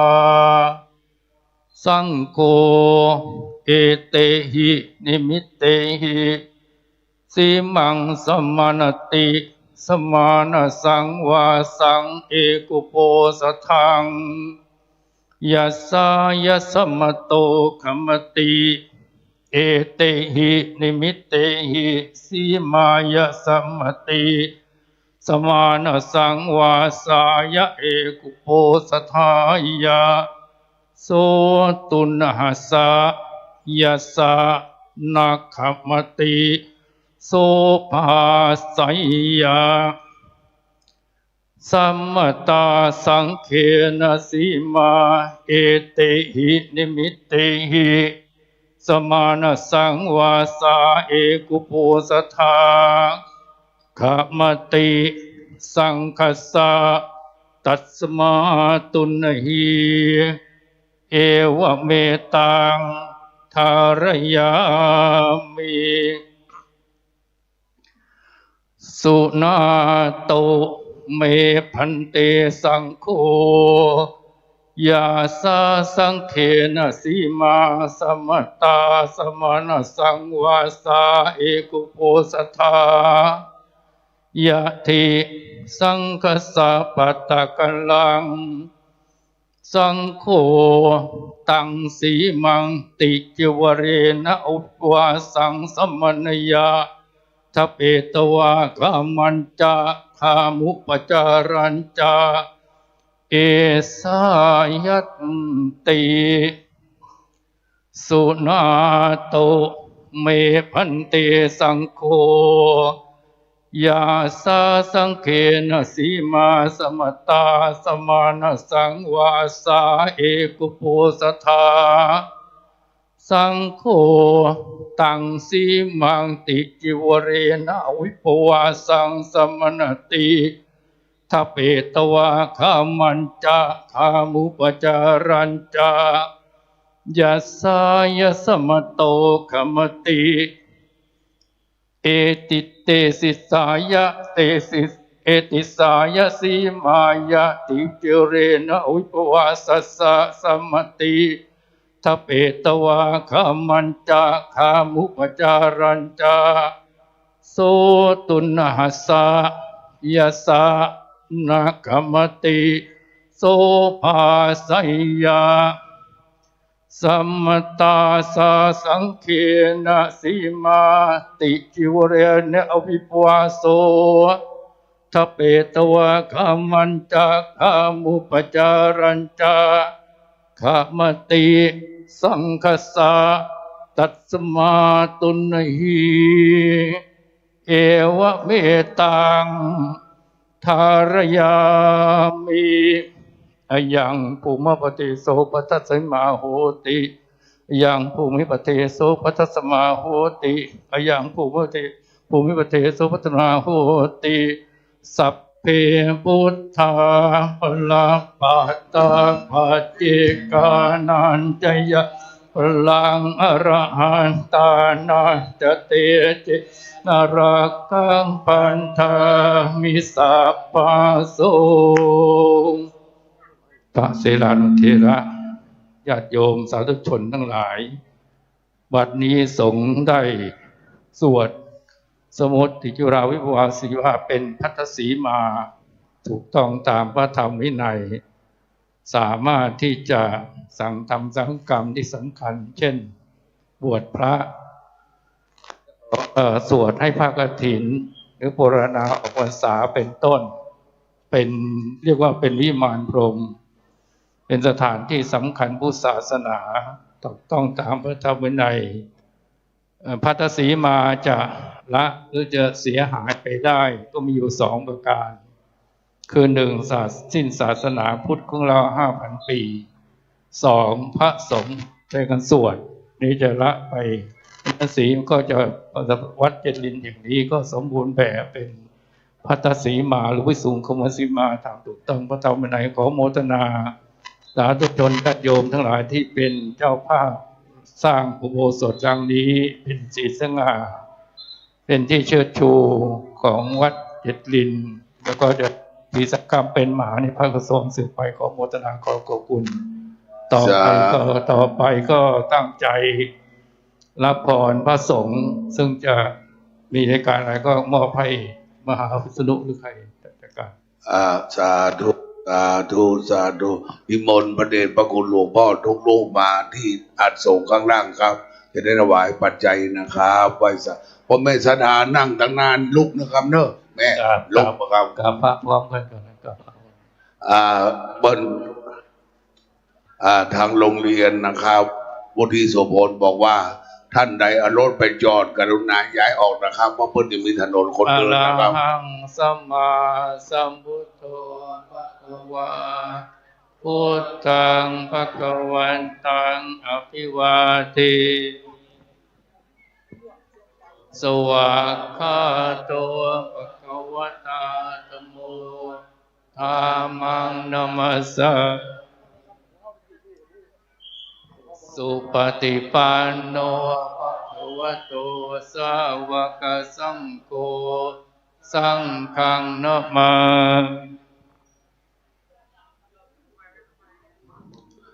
นะครับไว้สาพระเดชพระคุณหลวงพ่อครูบาอาจารย์ทุกรูป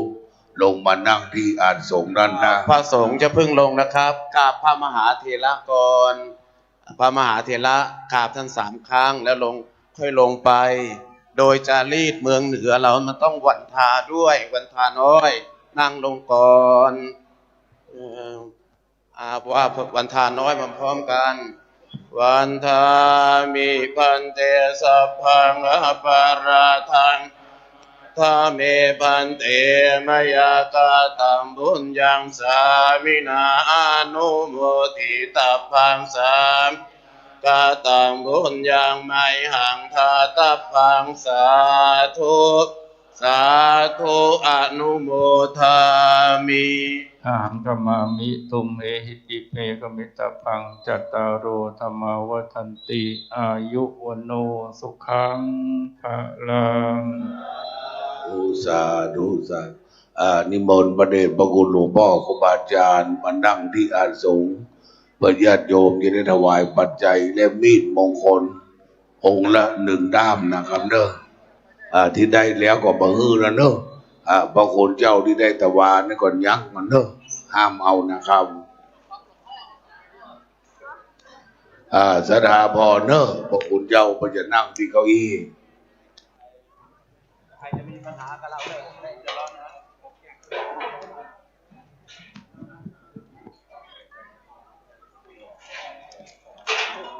ศรัทธาสาธุชนย้ายก่อนเนอะไหวสาพระเจ้าประสงค์ตัวน้อยตัวนิดก็นั่งทางในเนอะทางหน้าขอพระเถระบุตรผู้ใหญ่ได้นั่งนะครับ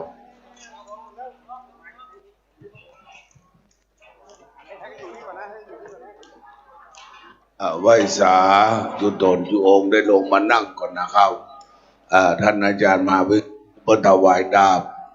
นะครับหลวงพ่อจังหวัดนั่งหน้าครับหลวงพ่อจังหวัดแม่ฮ่องสอนครับนิมนต์นั่งหน้าครับหลวงพ่อครับหลวงพ่อจังหวัดแม่ฮ่องสอนรองแม่ฮ่องสอนนั่งหน้านะครับถือว่าเป็นพระมหาเถระผู้ใหญ่นะครับนอกนั้นนั่งด้านหลังก่อนนะครับเนอะหลวงพ่อนั่งหน้านะครับพระเดชคุณหลวงพ่อเจ้าคณะภาค7เรานะครับเราจะนั่งหน้าจะได้กล่าวสมโภชนะครับนิมนต์นะครับหลวงพ่อรองนะครับจุตนจุองค์นะครับเนอะไหวสานะครับเอาพระองค์หน้านั่งหน่อย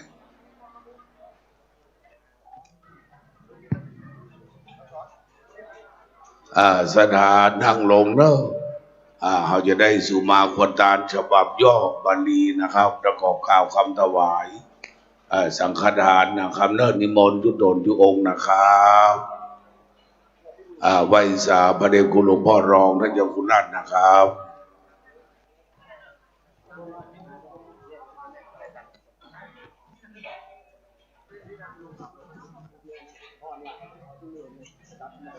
นิมนต์พระเถรานุเถระเขานั่งก่อนนะครับพิธีกรรมทุกอย่างเรียบร้อยโดยบารมีธรรมของพระเดชพระคุณหลวงพ่อพระพรหมเสนาบดีนิมนต์ทุกรูปนะครับที่เป็นสงฆ์พิธีเขานั่งนะครับ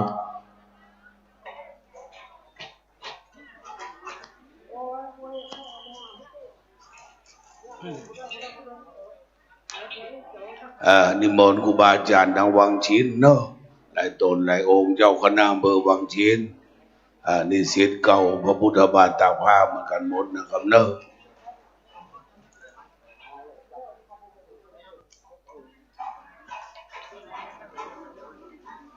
ไหว้สานะครับไหว้สาท่านพระอาจารย์ลำไพโดยนะครับมาจากไอร์แลนด์นิมนต์ด้วยนะครับ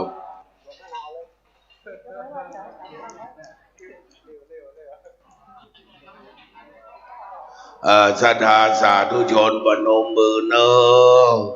จะได้สุมาควรตานฉบับย่ออาหั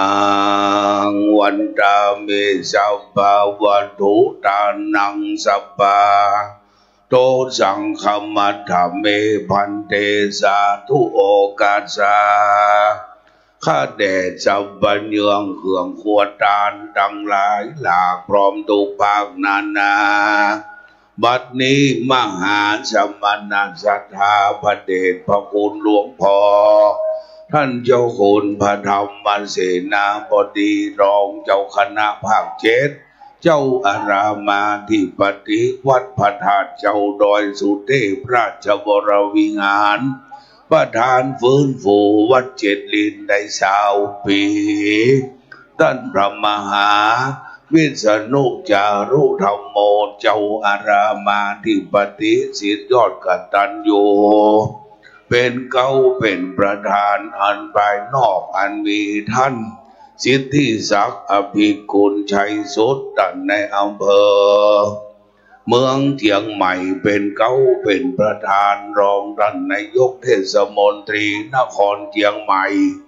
ตัวแทนสำนักงานพระพุทธศาสนาจังหวัดเชียงใหม่และศรัทธาสาธุชนเราเจ้าขาถึงเชียงใหม่ลำพูนลำปางและต่างจังหวัดเป็นเก้าเป็นประธานได้ตกแต่งแบ่งพร้อมน้อมนำมายังตุภาบุภาราชาดวงดอกเขาดอกไม้และลำเทียนน้ำสุกันโทตกาอัมพิโลตกาเพื่อว่าจังมาขอสู่มายังสัพพะวัตถุตานาเจ้าทั้งหลายกลายเป็นอโหสิกรรมนั้นจงจักมีกาญะตัวเลวจีตัวเลมโนตัวเลสันติจาอสันติจาปมาตะโตสังปัจจุปันนะโตสังสัพพังโตสังขมันโตโนไว้สาเทวดาเจ้าหักษาพระบรมธาตุเจ้าดอยสุเทพเป็นเก้าเป็นประธานหักษาเวียงเจ็ดลินตีนดอยสุเทพเวียงบุพพารามสวนดอกเวียงดังวันออกคือเวียงนพบุรีสลีปิงใจนักกะลังเวียงเชียงใหม่หักษาเสาอินทเขนและหักษากำแพงเวียงจันในและจันนอกหักษาวัดเจ็ดดินคำมาปัตตาอนุโมทนาเนื่องในงานผูกพัทสีมาโรงอุโบสถวัดเจ็ดลินคำและตาลเสนาสนะซุ้มประตูและอื่นๆก็เป็นประดับมวลเรียบร้อยโดยมีพระเดชพระคุณหลวงพ่อท่านเจ้าคุณพระพรหมเสนาบดี เจ้าคณะภาค7เชียงใหม่เหล่าโปนแม่ห้องสอนเจ้าอารามาที่ปฏิวัดปทุมมาคงคาเป็นเขาเป็นประธานพระเจ้าพระสงฆ์200 กว่ารูป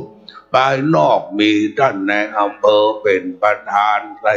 จัดได้ถวายจตุปัจจัยไตรยทาน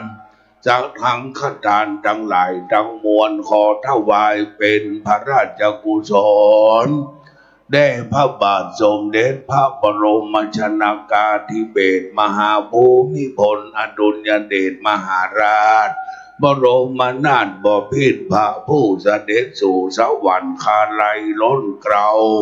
ในรัชกาลที่เก่าผู้ทรงพระคุณอันผาเฉิดและถวายโดยความจงรักภักดีถวายเป็นพระพรชัยมงคลแด่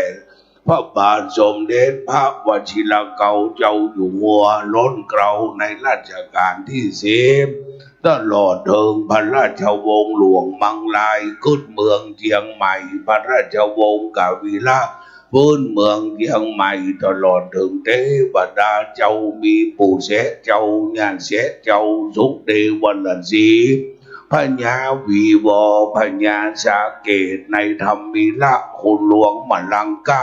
อันเป็นใหญ่แก่ล้อในเมืองล้านนาเชียงใหม่และผู้สร้าง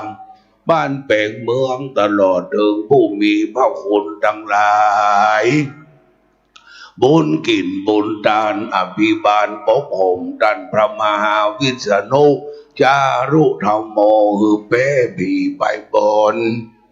เป้คนไปลุ่มปากใส่ขกุลน้อมนาปากใส่คา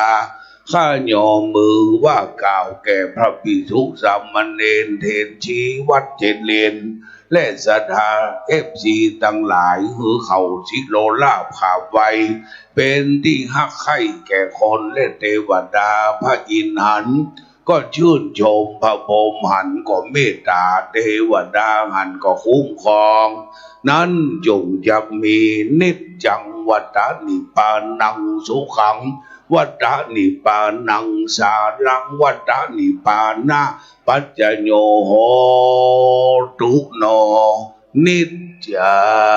งต่อไปจะเข้าประเคนประเคนพระเดชพระคุณหลวงพ่อใหญ่ก็คือพระมหาวิษณุจารุธรรมโมท่านแนเบอร์ประเคนท่านเจ้าคุณราชคือเจ้าคุณรองภาคนะครับสำนักงานโพธิ์นะครับได้ประเคนพระเดชพระคุณหลวงพ่อครูบาอาจารย์สืบไปนะครับพ่อแม่สดาที่เป็นเจ้าภาพสังฆทานลุกขึ้นนะครับไว้สาจารย์มหาวิษณุเข้าประเคน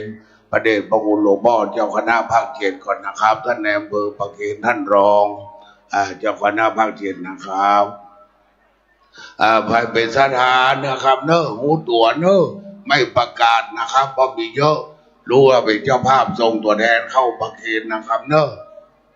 มันบวยนะครับมาพิษณุประเคนนั่นดูสาธุท่านแอมเบอร์ครับเ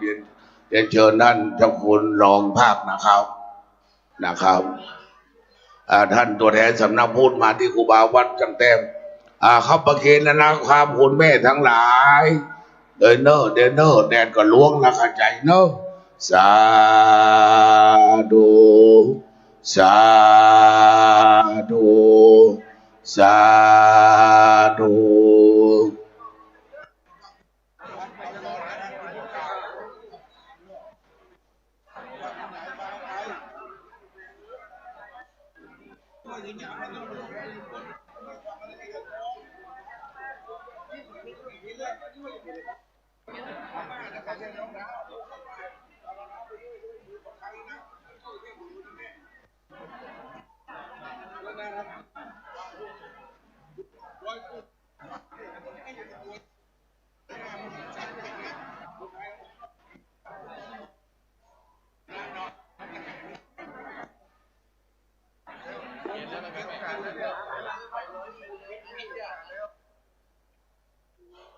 ประเคนเสร็จออกมาข้างนอกนะครับจะได้ฟังโอวาทธรรมพระเดชพระคุณหลวงพ่อเจ้าคณะภาค7สักพอควรเก็บเวลานะครับ อาจจะแผ่เมตตาเสร็จท่านนายอำเภอประธานในพิธีขึ้นไปกราบพระรัตนตรัยก็เป็นเสร็จพิธีนะครับประเคนเสร็จเนอะมานั่งที่เดิมคุณแม่คุณพ่อทั้งหลายนะครับลุกไปนั่งที่เดิมเนอะจะได้รบกวนประเดชพระคุณหลวงพ่อเพราะมีงานนักอยู่นะครับบัดนี้การเข้าประเคนแก่พระเจ้าประสงค์ถวายมีดมงคลองค์ละ1 ด้ามนะครับเอาไม้นะครับสำนักพุทธนภูเอาไม้ถวายพระเดชพระคุณหลวงพ่อประธานสงฆ์จะได้กล่าวสมโภชนียกถาให้พวกเราชาวเชียงใหม่ยื่นใจแล้วก็จะรับพรแล้วก็เพลงไปทานเนอะ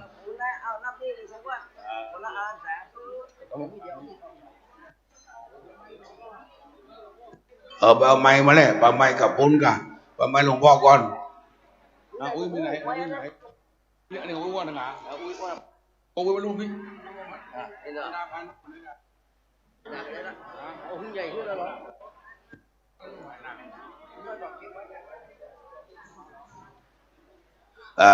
เอาไม้มานะครับ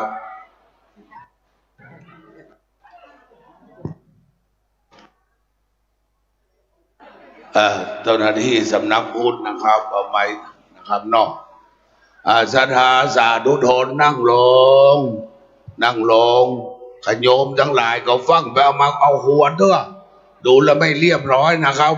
เอาต้องแผ่เมตตาดีก่อนนี่เชียงใหม่เอาโน่ฮีดตั้งอื่นนั่นอย่างเงี้ยฮีดบ้านเฮามันมีโน่เปิ้นเสร็จวันตาน้อยวันตาหลวงแล้วถึงจะเอาหัวเอาแต่ละกูน้ำบางงามเนาะศรัทธาปนมมือช้างเหยียบนาพญาเหยียบบ้านพระมหาเถระผู้ใหญ่เหยียบวัดเจริญเจริญรุ่งเรืองเมื่อวานนี้เราได้ถวายการต้อนรับพระเดชพระคุณเจ้าพระคุณสมเด็จพระมหาธีราจารย์กรรมการมหาเถระสมาคมท่านเจ้าวาดวัดพระเชตุพนวิมลมังคลารามวัดโพธาเตียนมาเมตตาจุดเทียนชัยมงคลเป็นที่เรียบร้อยและชมวัดเป็นที่เรียบร้อยบัดนี้พระเดชพระคุณหลวงพ่อท่านเจ้าคุณพระพรหมเสนาบดีเจ้าคณะภาค7เชียงใหม่ลำพูนแม่ฮ่องสอนเจ้าวาดวัดปฐุมคงคากรุงเทพมหานครเมตตามาเป็นประธานสงฆ์ผูกพัทธสีมาเป็นที่เรียบร้อยพวกเราประนมมือฟังโอวาทพระเดชคุณหลวงพ่อเงียบนะครับขอถวายความเคารพพระมหาเถรานุเถระซึ่งมีหลวงพ่อพระครูอายุ90 กว่ามาให้ขวัญกำลังใจลูกศิษย์ลูกหาเจ้าคุณราชวิสุทธิเวทีรองเจ้าคณะภาค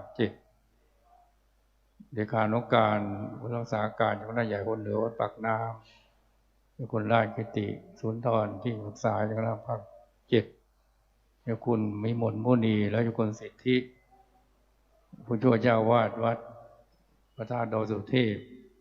พระธีราธีระทุกท่านขอเจริญพรญาติโยมศรัทธาสาธุชนทุกท่านที่มีกุศลศรัทธาได้ร่วมกันร่วมบริจาคปัจจัยสร้างอุโบสถวัดเจนดินซึ่งเป็นวัดล้างยกขึ้นเป็นวัดมีพระสงฆ์แล้วก็ถูกต้องตามพระธรรมวินัยแล้ววันนี้เป็นวันที่มีความสำคัญคือได้เราทำพิธีผูกพัทธสีมาพระวัดมันจะมีส่วนสำคัญในด้านสถาวัตถุก็มีมีโบสถ์ที่อยู่พระพุทธเจ้ามีศาลาการเปลี่ยนหรือวิหารเป็นที่ประดิษฐานพระธรรมแล้วมีกุฏิสงฆ์เป็นที่อยู่อาศัยของพระสงฆ์วัดเจริญนี้ก็สมบูรณ์แบบมีทั้งในด้านศาสนวัตถุครบที่สำคัญก็มีโรงโบสถ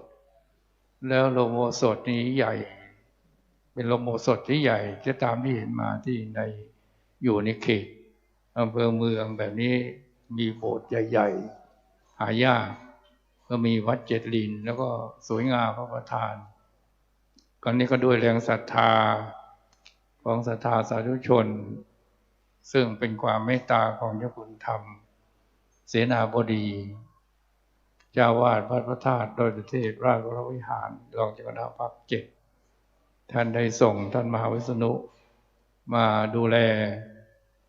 เพื่อเป็นขวัญกำลังใจรับศรัทธาสาธุชนทั้งหลาย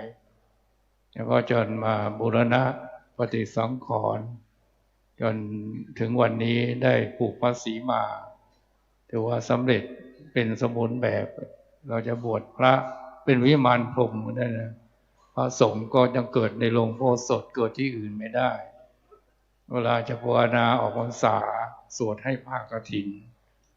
ปาฏิสังฆกรรมปาฏิโมกข์ก็ลองทำในโรงโพธิ์สดอย่างนี้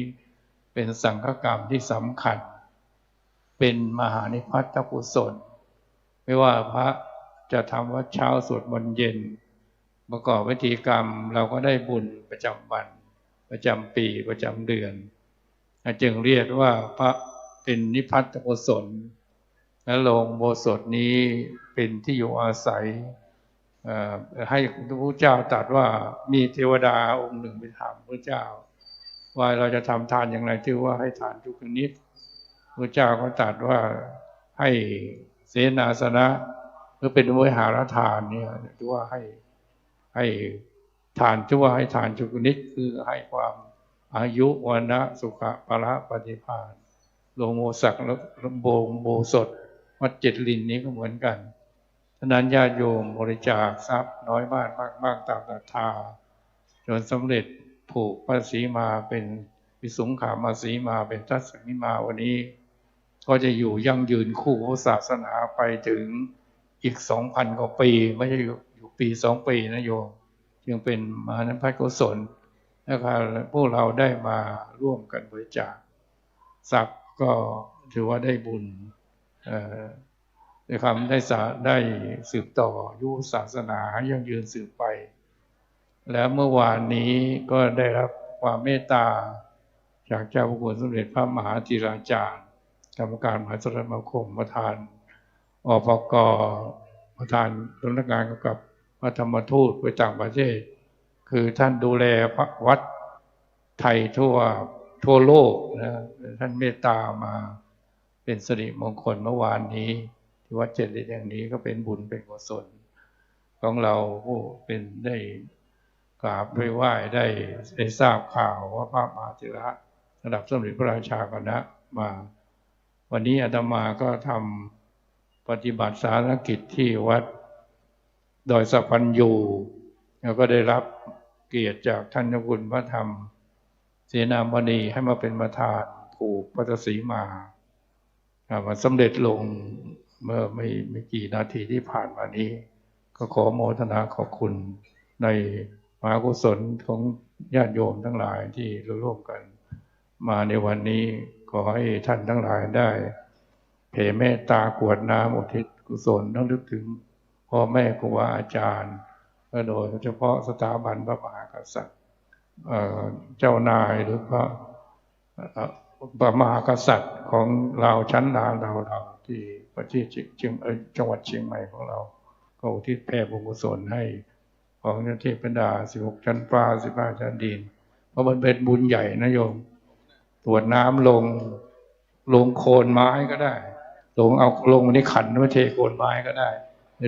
ดูทิศเมื่อพระธัญญาถาโยมก็เทน้ำลงไปให้ขาดสายแล้วก็เจตนาอุทิศไปตามสายน้ำที่ลงไป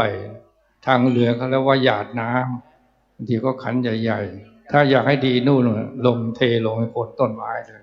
นะโยมตั้งใจนะโยมนะอย่างเราผ่อนพระสงฆ์เราพรนะครับเนิร์ดอย่าน้ำคำที่ 1นะครับยะถาวาริวหาปุราปริปุเรนติสากรัง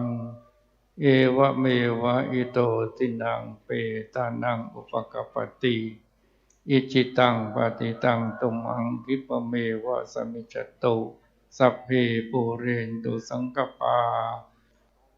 อุปนารโสยะถามณิโชติระโสยะถา วิวัชชันตุสัพพะโรโควินาศตุมาเตภวัตวันตรายโยสุขีทีขายุโกภวสัพพิติโยวิวัชชันตุสัพพะโรโควินาศตุมาเตภวัตวันตรายโยสุขีทีขายุโกภวสัพพิติโย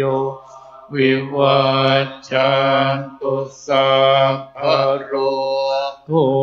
วินาศตุมาเตภวัตวันตรายโยสุขีเทียงกายโยโกภวะอภิวาทนาสี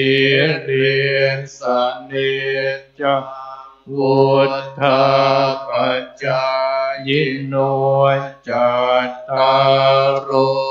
ธรรมาวัฏันติอายุวันโนสุขังภาลังโสอันตลาตัวสุขิตัววิโรจน์โหปุตตะสาสเนอะโรกุสุขิโตโหหิสหัสสะเพหิยติปิโสอันตลาตัวสุขิตัววิโรจน์พุทธัสสะสเนอะโรกุสุขิโตโหหิสหัสสะเพหิยติปิโสอัตตลาโตสุขิโตวิโรจน์โหพุทธัสสะสเนอะโรกุสุขิโตโหหิสหัสสะเพหิยติปิสัพพพุทธานุภาเวนัสสัพพธรรมานุภาเวนัสสัพพสังฆานุภาเวนะพุทธรัตนังธรรมรัตนังสังฆรัตนังตินังรัตนานังอนุภาเวนะจัตุราสิติสหัสสะธรรมังขันธานุภาเวนะปิตกัตตยานุภาเวนะจินนาสาวกานุภาเวนะสัพเพเทโรธาสัพเพเตพยาสัพเพเตอันตรายาสัพเพเตอุปัฏฐวาสัพเพเตทุนนิมิตตาสัพเพเตอวมังคลาวินาสันตุอายุวัฏโกธนวัฏโกสิริวัฏโกยสวัฏโกพลวัฏโกวันนวัฏโกสุขวัฏโกโหตุสัพพทาทุกขโรกัพพยาเวราโสกสันตุจุปัฏฐวาอเนกาอันตรายปิวินาสันตุจเตจะสาชัยสิทธิธนังลาภ โสทิภาคยังสุขังพลังสิริอายุจวันโนจะพวงกังวุฒิจยสวาสตวัสสะจะอายุจะจิวสิทธิภวันตุเตภวตุสัพพมังคารังรักขันตุสัพพเทวตาสัพพพุทธานุภาเวนัสสทธาโสทิภวันตุเตภวตุสัพพมังคารังรักขันตุสัพพเทวตาสัพพธรรมานุภาเวนัสสทธาโสทิภวันตุเตภวตุสัพพมังคารังรักขันตุสัพพเทวตาสัพพสังฆานุภาเวนัสสทธาโสทิภวันตุเต สาธุสาธุสาธุทุกท่านอยู่ในการสงบนะครับโบราณล้านนาเชียงใหม่เจ็ดลินบ้านเราให้มันครบองค์สามเราได้ให้ทานรักษาศีลเจริญจิตภาวนาถวายเป็นพระราชกุศลอยู่แล้วมือขวาซ้อนมือซ้ายปฏิบัติพร้อมกันกับท่านอาจารย์พระมหาวิษณุจารุธรรมโมณบัดนี้เงียบนะครับ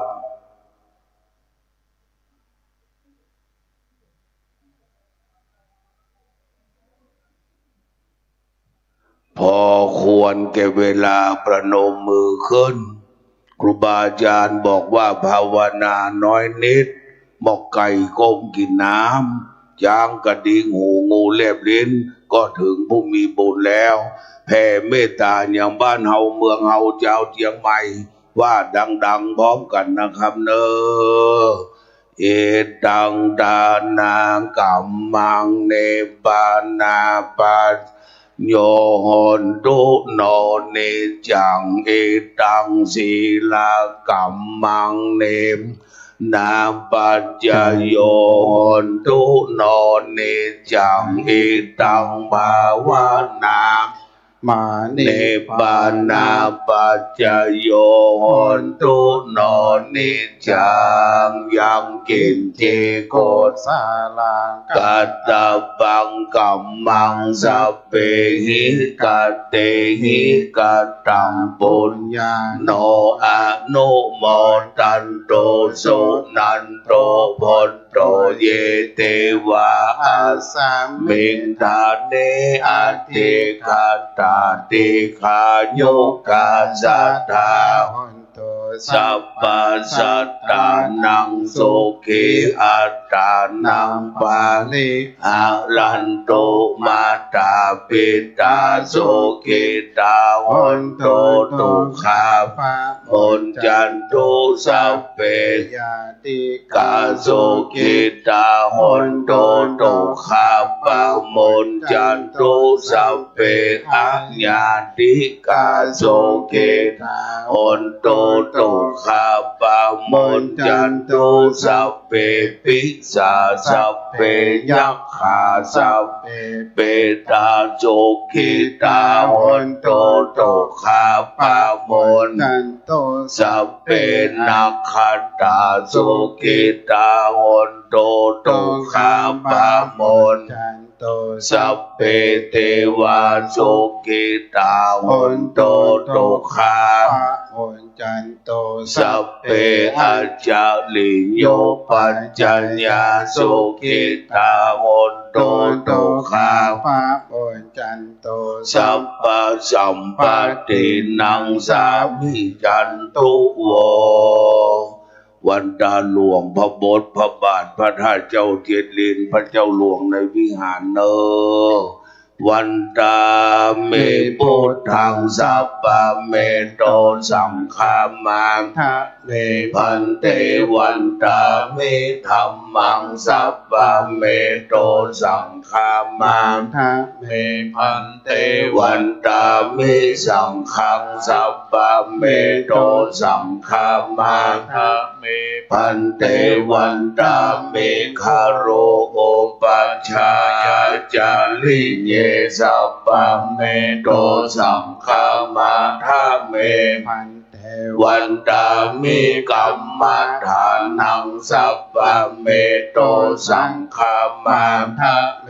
พันเตวันตามิอาราเมภัสสะสีมายังสัพพะเมโตสังฆามาทาเม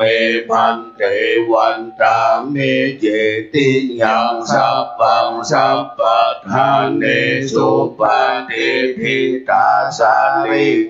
ทาตุมหาโพธิบุตรโรปังสังกาลังสัทธา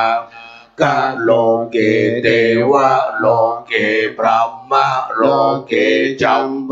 ทิเปนะกาทิเปสริระธาตุโยเกสาธาตุโยอะระหันตาธาตุโยเจติยังขันธาโกติจันโตราสิติสาหัสเสธัมมะขันเทสัพเพสัมปัตตะเจติยังอาหังวันตามิสัพพะโสอาหังวันตามิดาตุโยอาหังวันตามิสิรสานามามิสถาปนมมือเจ้าวันตาน้อยเจ้าประคุณสมเด็จพระมหาธีราจารย์เป็นหนึ่งพระเดชพระคุณหลวงพ่อพระพรหมเสนาบดีเจ้าคณะภาคเจ็ดเป็นสองพระเดชพระคุณหลวงพ่อพระธรรมเสนาบดีรองเจ้าคณะภาคเจ็ดเป็นสามพระเดชพระคุณหลวงพ่อท่านเจ้าคุณราชเป็นสี่และพระมหาเถระมัชฌิมาเถระอนุเถระสามเณรเจ้ายุโดนยุองค์ทั้งอรัญญวาสีวัดป่าคามวาสีวัดบ้านเป็นบาปเป็นบุญเนอเป็นกุศลว่าดังๆวันตาเมพันเตสัพพังอาปาทังคามาทาเมพันเตมยาปุญญังสามินาอนุโมทิตาปังสา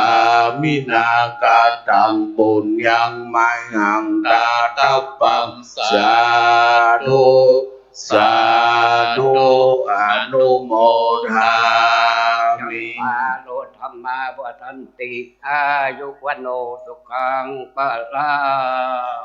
สาธุสาธุสาธุกลับบ้านหลับดีฝันดีเดินทางดีกับพระรัตนตรัยเนออะระหังสัมมาสัมพุทโธภะคะวาพุทธังภะคะวันตังอภิวา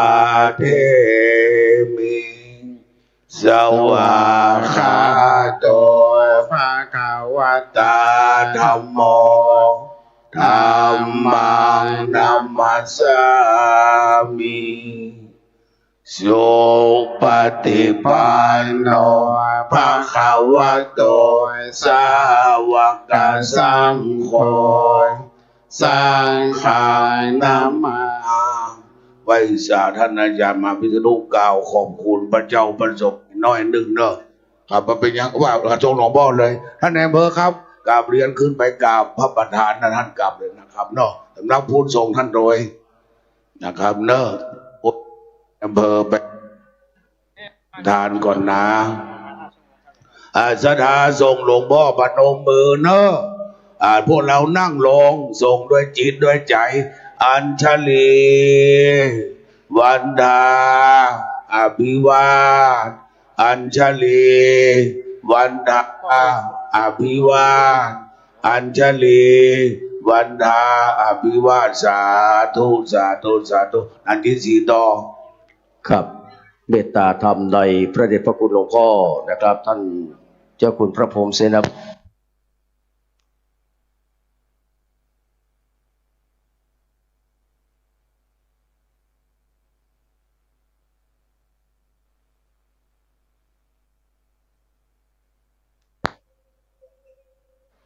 มันดังอะไรเขาไม่ฟ้องเลยเขาบอกให้พิษนะ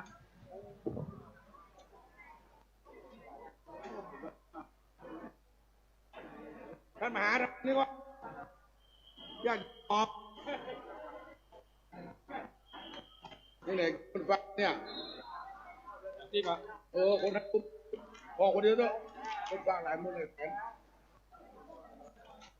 ดูด้วยเจ้าเก้าที่30ตรวจสอบครับพระเดชพระคุณหลวงพ่อท่านเจ้าคุณนะครับ จะได้ไปชม